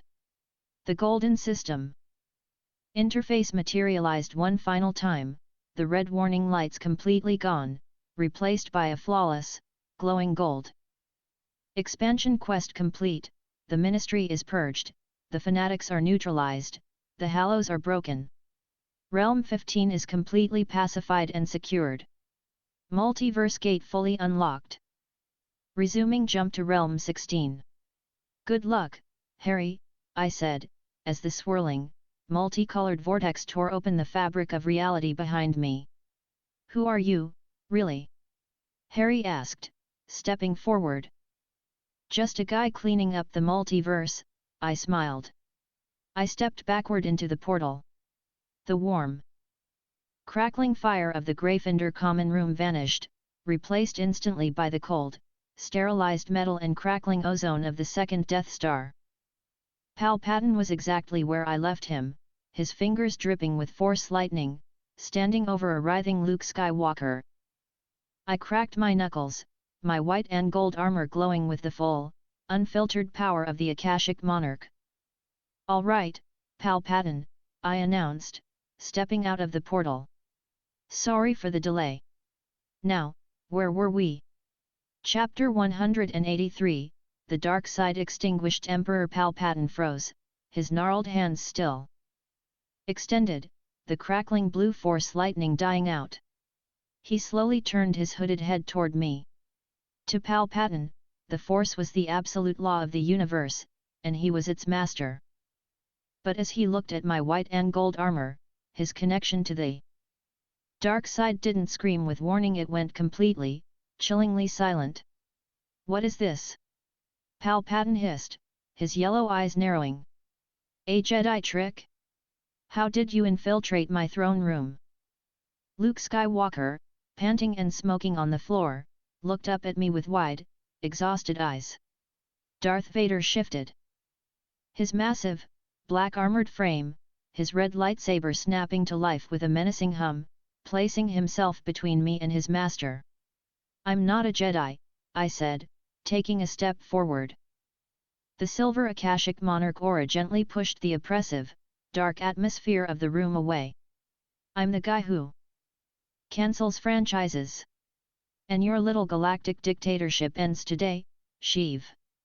Palpatine's face twisted into a mask of pure, unadulterated rage. "Insolent worm!" Palpatine shrieked. "You will experience the full power of the dark side." He thrust both hands forward. A torrent of blinding, jagged purple and blue lightning erupted from his fingertips, infinitely more powerful than what he had used on Luke. It was a storm of dark side energy meant to reduce my bones to ash. I didn't draw eclipse. I didn't even raise my hand. I just kept walking. The Sith lightning struck my chest plate. The moment the localized, microscopic magic of the Force met the infinite, cosmic reality authority of my soul, it didn't just deflect. It was completely nullified. The lightning washed over me like a gentle static breeze and vanished into nothingness. Palpatine gasped, pushing harder, pouring decades of hatred and dark side mastery into the attack. "Die! Die! The Force is just a microscopic energy field created by life," I said, stopping a few feet away from him. "But I own the cosmos." Palpatine, realizing his lightning was useless, reached out with his mind. He attempted to use the Force to crush my internal organs, a technique that had crushed the life out of thousands. My Akashic Monarch skill didn't even register it as a threat. The kinetic grip of the Force shattered instantly against my infinite physical durability. "If that's all you have," I whispered, my eyes glowing with silver light. Palpatine, the mastermind who had orchestrated the fall of the Republic, suddenly felt true fear. He attempted his final trump card, essence transfer. He tried to throw his dark spirit out of his decaying body and forcefully hijack my soul. I smiled. "Soul authority, reject and erase." The moment Palpatine's spirit touched my infinite consciousness, it was like a matchstick thrown into a black hole. His soul shrieked in absolute, cosmic agony as it was instantly crushed, deleted, and permanently erased from the fabric of the universe. He would not be returning somehow. Palpatine's physical body, devoid of the dark side energy holding it together, instantly dissolved into a pile of grey ash and empty robes on the floor of the throne room. The Emperor was dead. Chapter 184, The Return of Anakin. The throne room was dead silent, save for the rhythmic, mechanical breathing of Darth Vader. Vader stared at the pile of ash that used to be his master. The chains that had bound him for decades were suddenly gone, but the conditioning remained. He raised his red lightsaber, pointing it at me, his presence in the Force swirling in a chaotic storm of confusion, relief, and defensive aggression. "Vader," I said softly, my voice completely devoid of hostility. "You killed my master," Vader's deep, synthesized voice rumbled. "I killed a parasite who manipulated you since you were a child," I corrected, taking a step toward him. Vader swung his lightsaber at my neck. I reached up and grabbed the plasma blade with my bare, armored hand. The reality and power authorities contained the superheated plasma perfectly. I squeezed, and the kyber crystal inside the hilt overloaded. The red blade sputtered and died, the hilt shattering in his mechanical grip. Vader staggered back, looking at his empty hand in shock. "You've worn this iron lung long enough, Anakin," I said. I raised my right hand, the emerald light of the time. Authority glowing brilliantly, blending perfectly with the golden hue of the reality authority. "Father!" Luke weakly called out from the floor, clutching his ribs. I projected a beam of cosmic energy directly into Vader's life support suit. I didn't just heal him, I rewound his biological clock while rewriting his physical reality. I targeted the horrific burns on Mustafar. I targeted the severed limbs. Underneath the black armor, synthetic flesh dissolved and was replaced by real, living muscle, bone, and skin. The scorched, ruined lungs expanded, healing. Instantly, Vader dropped to his knees, gasping. But for the first time in 23 years, it wasn't a mechanical, synthesized gasp. It was the sound of a human man taking a deep, desperate breath of real air. He reached up with two flesh and blood hands, not mechanical prosthetics, and grabbed the heavy, black helmet. With a hiss of depressurization, he pulled the mask off. Anakin Skywalker looked up at me. His skin wasn't pale and scarred. He looked exactly as he had before his fall to the dark side, handsome, strong, with golden blonde hair and clear, brilliant blue eyes. Anakin whispered, his voice his own again. He looked at his human hands, clenching them into fists.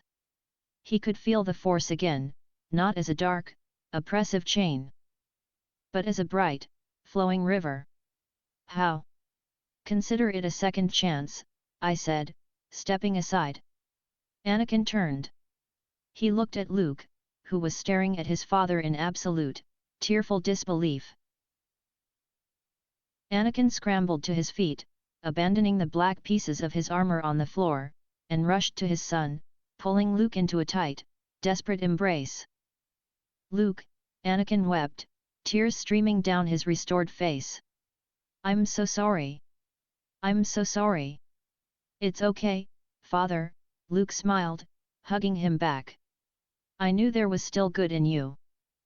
Chapter 185, The Rebel Fleet Saved. I turned my attention away from the family reunion and walked over to the massive viewport overlooking the space battle. Outside, the Rebel Alliance was being massacred. The Imperial Star Destroyers had trapped them, and the second Death Star's super laser was charging up, a massive green glow gathering in the dish, preparing to vaporize the Monday Calamari cruiser Home 1.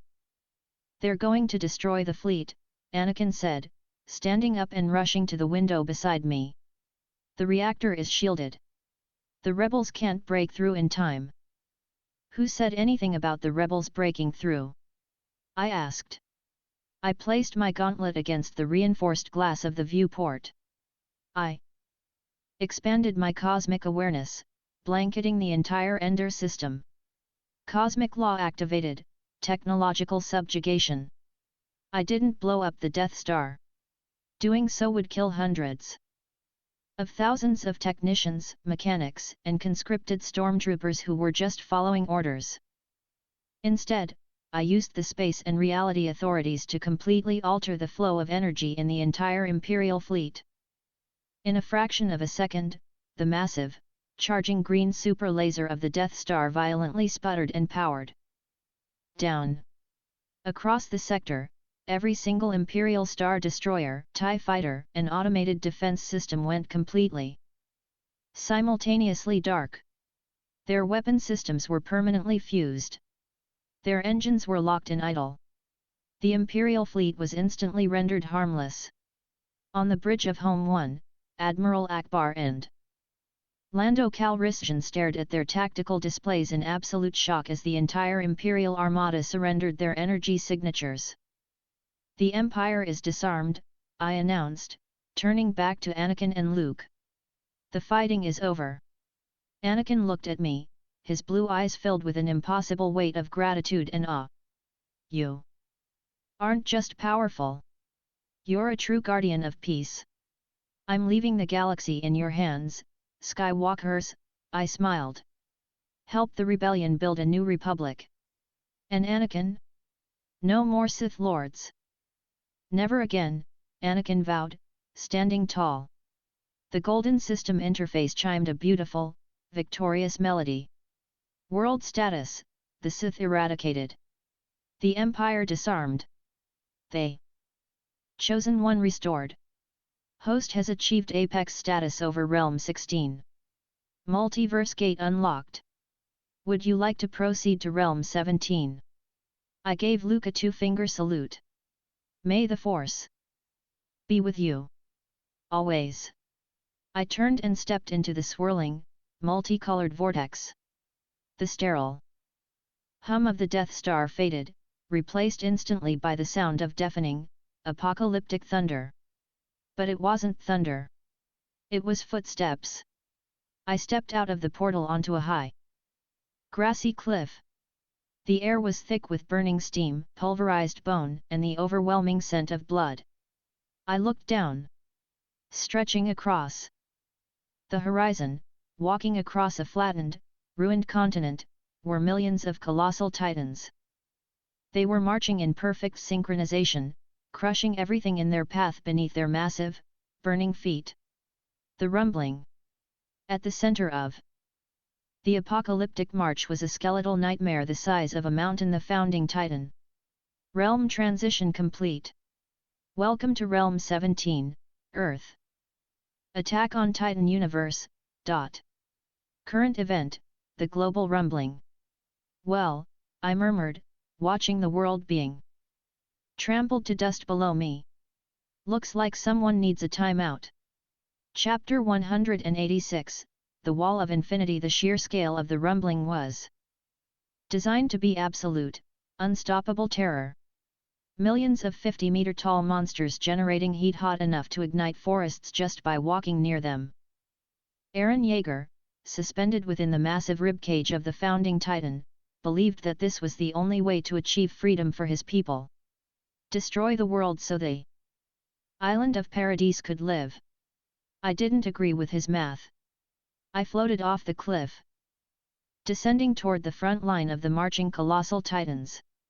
Down below, the remnants of the global Allied fleet had just been vaporized. They surviving soldiers on the cliffs of Marley were weeping, dropping their rifles, waiting to be crushed into paste. I landed directly in the path of the marching wall of titans. I didn't draw eclipse. I didn't power up a massive energy beam. I simply stood in the dirt, directly in front of the leading colossal titan, and planted my boots. The giant, skinless foot of the colossal titan weighing thousands of tons and radiating steam hot enough to melt iron stepped down directly on top of me. To the soldiers watching from the distant cliffs, it looked like the glowing man was instantly crushed. But the foot never hit the ground. Boom! A shockwave of kinetic force rippled outward. The colossal titan's massive foot stopped completely, suspended in midair, resting against my single, upraised armored hand. I didn't even bend my knees. The immense heat of the titan washed over my Akashic Monarch aura and felt like a mild, warm breeze. You're stepping on my boots, I said. I channeled a fraction of my infinite strength and flicked the bottom of the titan's foot. The kinetic transfer was apocalyptic. The 50-meter-tall titan didn't just fall backward, it was violently launched into the air like a ragdoll, crashing backward into the ranks of the other colossal titans behind it, knocking dozens of them to the ground in a massive tangle of steam and crushed limbs. The march of the rumbling in my immediate sector completely halted. I floated up into the air, rising above the steam, making sure my white and gold armor was visible to the massive, skeletal monstrosity miles away. Eren Yeager.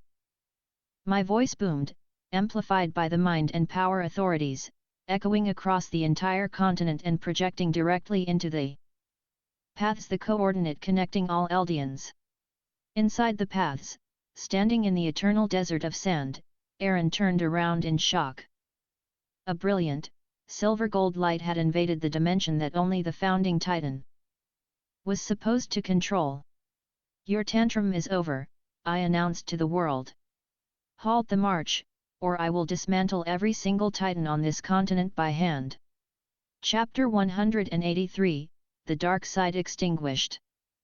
Emperor Palpatine froze, his gnarled hands still extended, the crackling blue force lightning dying out.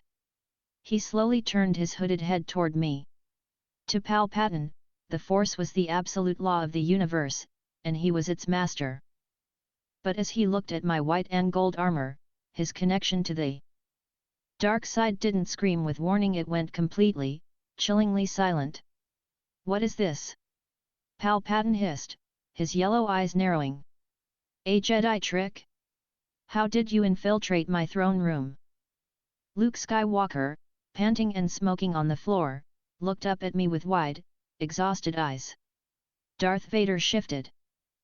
His massive, black-armored frame, his red lightsaber snapping to life with a menacing hum, placing himself between me and his master. "I'm not a Jedi," I said, taking a step forward.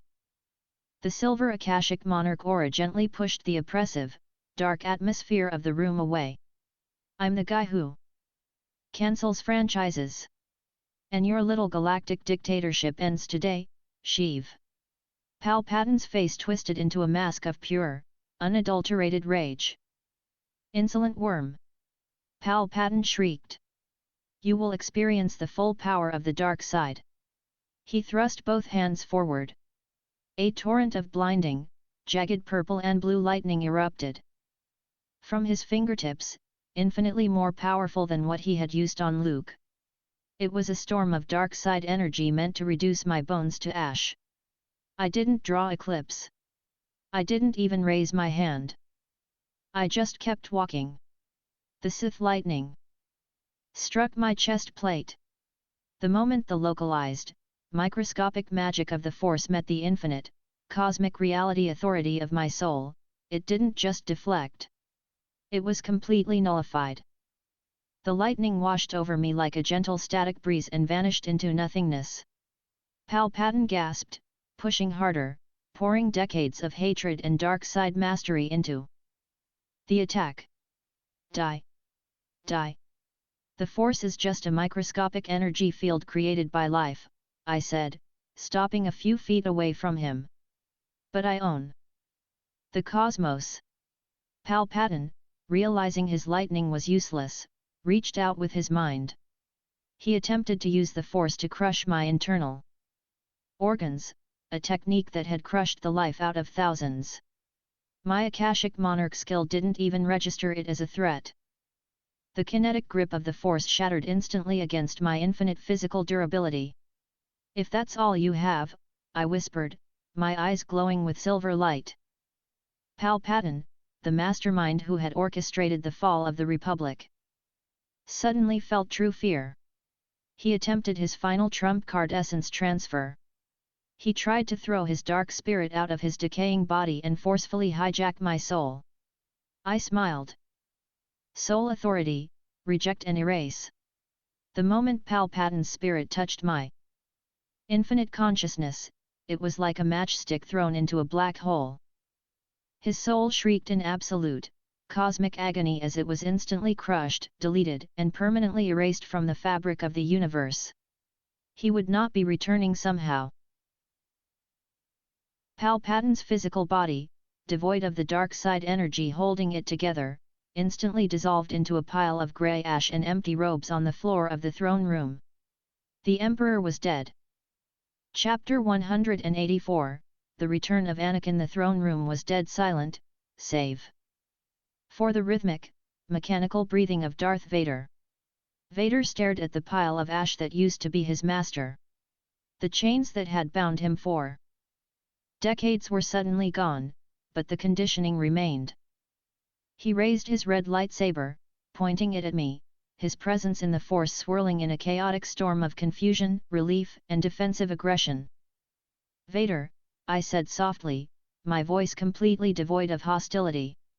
You killed my master, Vader's deep, synthesized voice rumbled. I killed a parasite who manipulated you since you were a child, I corrected, taking a step toward him. Vader swung his lightsaber at my neck. I reached up and grabbed the plasma blade with my bare, armored hand. The reality and power authorities contained the superheated plasma perfectly. I squeezed, and the kyber crystal inside the hilt overloaded. The red blade sputtered and died, the hilt shattering in his mechanical grip. Vader staggered back, looking at his empty hand in shock. You've worn this iron lung long enough, Anakin, I said. I raised my right hand, the emerald light of the time authority glowing brilliantly, blending perfectly with the golden hue of the reality authority. Father! Luke weakly called out from the floor, clutching his ribs. I projected a beam of cosmic energy directly into Vader's life support suit. I didn't just heal him, I rewound his biological clock while rewriting his physical reality. I targeted the horrific burns on Mustafar. I targeted the severed limbs. Underneath the black armor, synthetic flesh dissolved and was replaced by real, living muscle, bone, and skin. The scorched, ruined lungs expanded, healing. Instantly, Vader dropped to his knees, gasping. But for the first time in 23 years, it wasn't a mechanical, synthesized gasp. It was the sound of a human man taking a deep, desperate breath of real air. He reached up with two flesh and blood hands, not mechanical prosthetics, and grabbed the heavy, black helmet. With a hiss of depressurization, he pulled the mask off. Anakin Skywalker looked up at me. His skin wasn't pale and scarred. He looked exactly as he had before his fall to the dark side, handsome, strong, with golden blonde hair and clear, brilliant blue eyes. Anakin whispered, his voice his own again. He looked at his human hands, clenching them into fists. He could feel the Force again, not as a dark, oppressive chain, but as a bright, flowing river. How? Consider it a second chance, I said, stepping aside. Anakin turned. He looked at Luke, who was staring at his father in absolute, tearful disbelief. Anakin scrambled to his feet, abandoning the black pieces of his armor on the floor, and rushed to his son, pulling Luke into a tight, desperate embrace. Luke, Anakin wept, tears streaming down his restored face. I'm so sorry. I'm so sorry. It's okay, Father, Luke smiled, hugging him back. I knew there was still good in you. Chapter 185, The Rebel Fleet Saved. I turned my attention away from the family reunion and walked over to the massive viewport overlooking the space battle. Outside, the Rebel Alliance was being massacred. The Imperial Star Destroyers had trapped them, and the second Death Star's super laser was charging up, a massive green glow gathering in the dish, preparing to vaporize the Monday Calamari cruiser Home 1. They're going to destroy the fleet, Anakin said, standing up and rushing to the window beside me. The reactor is shielded. The rebels can't break through in time. Who said anything about the rebels breaking through? I asked. I placed my gauntlet against the reinforced glass of the viewport. I expanded my cosmic awareness, blanketing the entire Ender system. Cosmic law activated, technological subjugation. I didn't blow up the Death Star. Doing so would kill hundreds of thousands of technicians, mechanics, and conscripted stormtroopers who were just following orders. Instead, I used the space and reality authorities to completely alter the flow of energy in the entire Imperial fleet. In a fraction of a second, the massive, charging green super laser of the Death Star violently sputtered and powered down. Across the sector, every single Imperial Star Destroyer, TIE Fighter, and automated defense system went completely simultaneously dark. Their weapon systems were permanently fused. Their engines were locked in idle. The Imperial fleet was instantly rendered harmless. On the bridge of Home 1, Admiral Akbar and Lando Calrissian stared at their tactical displays in absolute shock as the entire Imperial Armada surrendered their energy signatures. "The Empire is disarmed," I announced, turning back to Anakin and Luke. "The fighting is over." Anakin looked at me, his blue eyes filled with an impossible weight of gratitude and awe. "You aren't just powerful. You're a true guardian of peace. I'm leaving the galaxy in your hands, Skywalkers," I smiled. "Help the rebellion build a new republic." "And Anakin? No more Sith Lords." "Never again," Anakin vowed, standing tall. The golden system interface chimed a beautiful, victorious melody.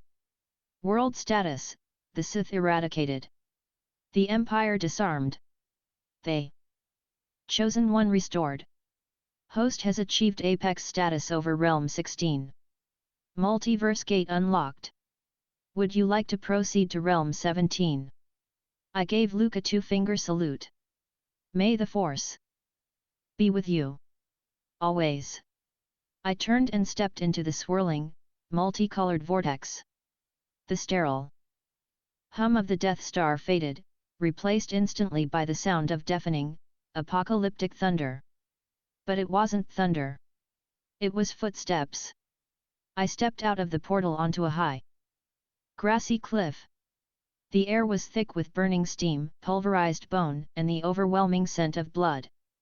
I looked down. Stretching across the horizon, walking across a flattened, ruined continent, were millions of colossal titans. They were marching in perfect synchronization, crushing everything in their path beneath their massive, burning feet. The rumbling. At the center of the apocalyptic march was a skeletal nightmare the size of a mountain, the founding titan. Realm transition complete. Welcome to Realm 17, Earth. Attack on Titan Universe. Current event, the global rumbling. "Well," I murmured, watching the world being trampled to dust below me. "Looks like someone needs a timeout." Chapter 186, The Wall of Infinity. The sheer scale of the rumbling was designed to be absolute, unstoppable terror. Millions of 50-meter-tall monsters generating heat hot enough to ignite forests just by walking near them. Eren Yeager, suspended within the massive ribcage of the founding titan, believed that this was the only way to achieve freedom for his people. Destroy the world so the island of Paradise could live. I didn't agree with his math. I floated off the cliff, descending toward the front line of the marching colossal titans.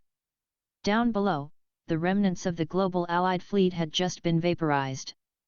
The surviving soldiers on the cliffs of Marley were weeping, dropping their rifles, waiting to be crushed into paste. I landed directly in the path of the marching wall of titans. I didn't draw eclipse. I didn't power up a massive energy beam. I simply stood in the dirt, directly in front of the leading colossal titan, and planted my boots. The giant, skinless foot of the colossal titan weighing thousands of tons and radiating steam hot enough to melt iron stepped down directly on top of me. To the soldiers watching from the distant cliffs, it looked like the glowing man was instantly crushed. But the foot never hit the ground. Boom! A shockwave of kinetic force rippled outward. The colossal titan's massive foot stopped completely, suspended in midair, resting against my single, upraised armored hand. I didn't even bend my knees. The immense heat of the titan washed over my Akashic Monarch aura and felt like a mild, warm breeze. "You're stepping on my boots," I said. I channeled a fraction of my infinite strength and flicked the bottom of the titan's foot. The kinetic transfer was apocalyptic. The 50-meter-tall titan didn't just fall backward, it was violently launched into the air like a ragdoll, crashing backward into the ranks of the other colossal titans behind it, knocking dozens of them to the ground in a massive tangle of steam and crushed limbs. The march of the rumbling in my immediate sector completely halted. I floated up into the air, rising above the steam, making sure my white and gold armor was visible to the massive, skeletal monstrosity miles away. Eren Yeager. My voice boomed, amplified by the mind and power authorities, echoing across the entire continent and projecting directly into the paths, the coordinate connecting all Eldians. Inside the paths, standing in the eternal desert of sand, Eren turned around in shock. A brilliant, silver-gold light had invaded the dimension that only the founding Titan was supposed to control. "Your tantrum is over," I announced to the world. "Halt the march, or I will dismantle every single Titan on this continent by hand." Warning, empty page.